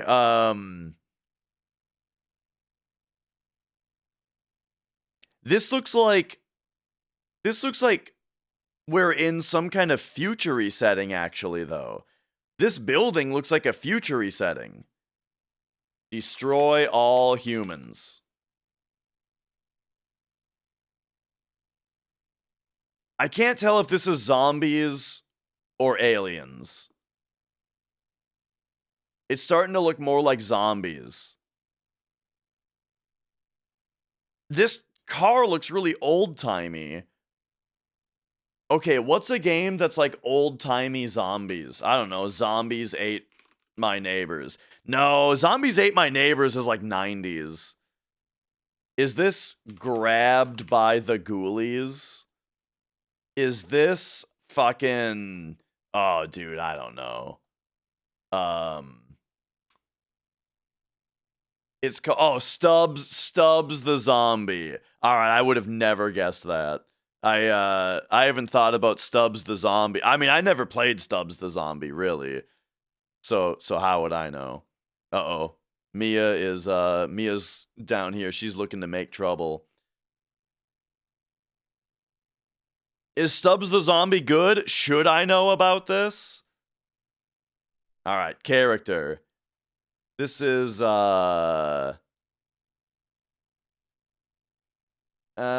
me a skip.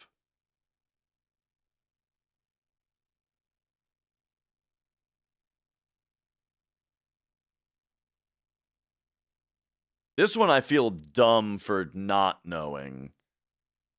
Is this a character from Shinobi? Is this Joe Musashi? It's Joe Musashi from Shinobi. Okay, awesome. There we go.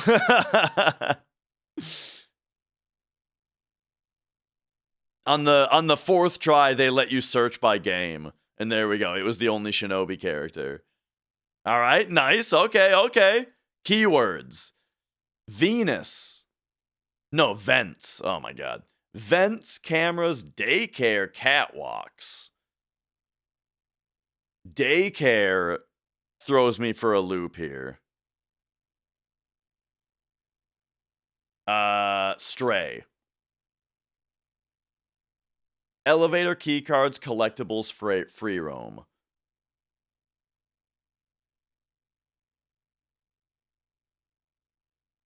Skip me. Boss chase, hiding spots, power outage, robot allies. Little nightmares? Voice acting, night settings, save stations, shopping mall.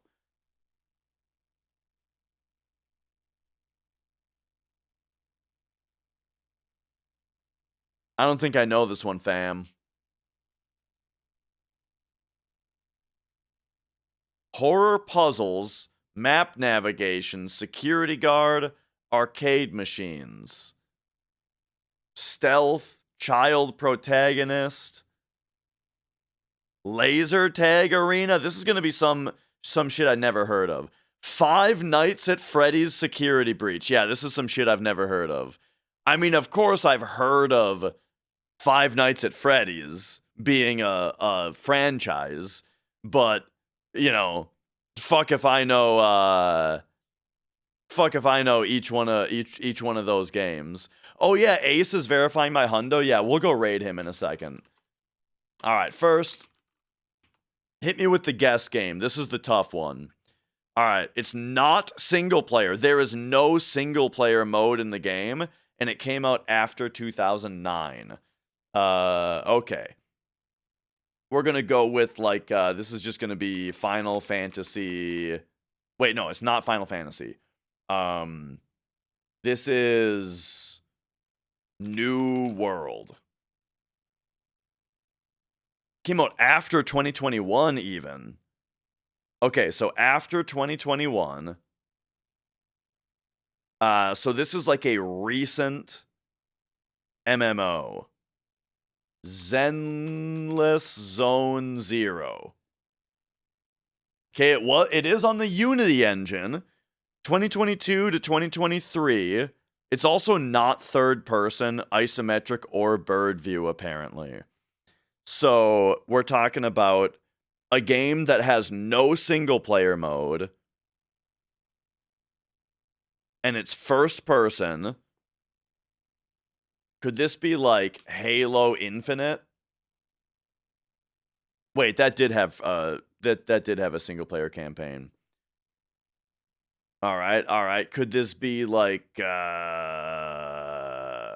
maybe here, if we get rid of the action theme, it's not sci-fi or open world. So we know that it's at least somewhat fantasy. So, first person fantasy that's not single player?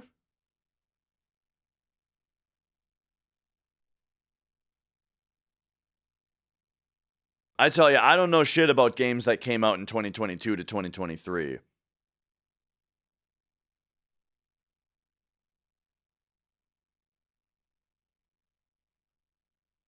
I mean, hit me with I'm just gonna put something in. Okay, Delver isn't on here. Even though that game is only single player, it's just, you know, I'm just trying to throw something out so that I can get an idea here.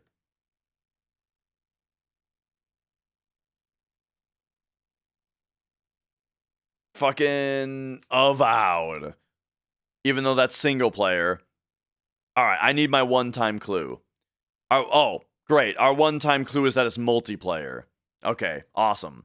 Oh, but it's only co-op? It Takes Two?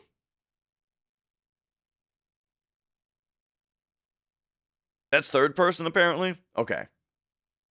And it's not that developer.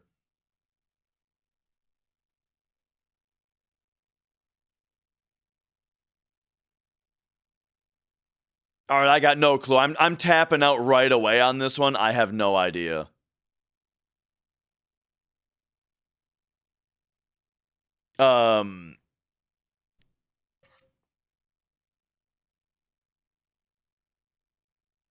Yeah, Split Fiction is 2 new, and I think it's the same developer as It Takes Two. Lethal Company. Oh, yeah. It's probably one of those games. It's probably some friend slop. Let's see. Let's see what it says about Lethal Company. It is indeed only first person. It came out in 2022.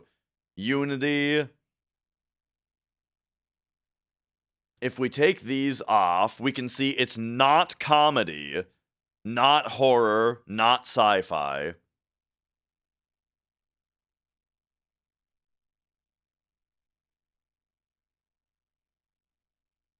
Yeah, Lethal Company does have a single player here. I got no idea. Whiskey Tom says Mordhau. What the hell is this? Whoa! Well, you nailed the platforms that it's on. It's on exactly PC, PS4, Xbox One, PS5, and Xbox Series.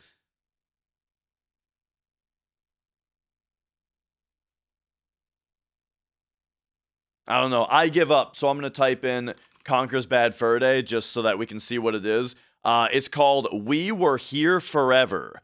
I have never heard of this. Yeah. No idea what this one is. I kind of feel like the, Gamedel stuff, when it's a game that, like, 1% of even gamers have ever heard of, it's a little tricky. There's too many games now. That's exactly correct. All right, let's take a look at this real quick.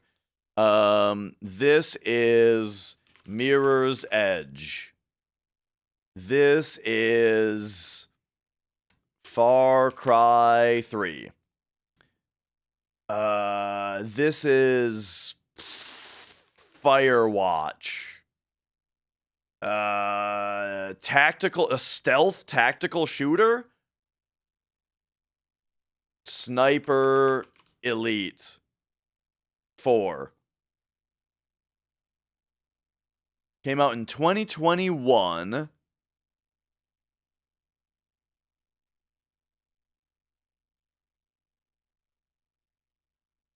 What's that one that's not Sniper Elite, but it's very similar?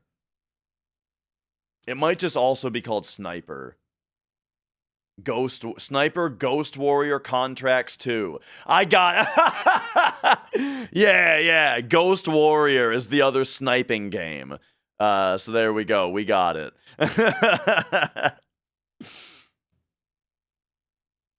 All right. Now, Ace Zephyr is live. He is currently verifying my 100% PlayStation run. So, for those of you on YouTube,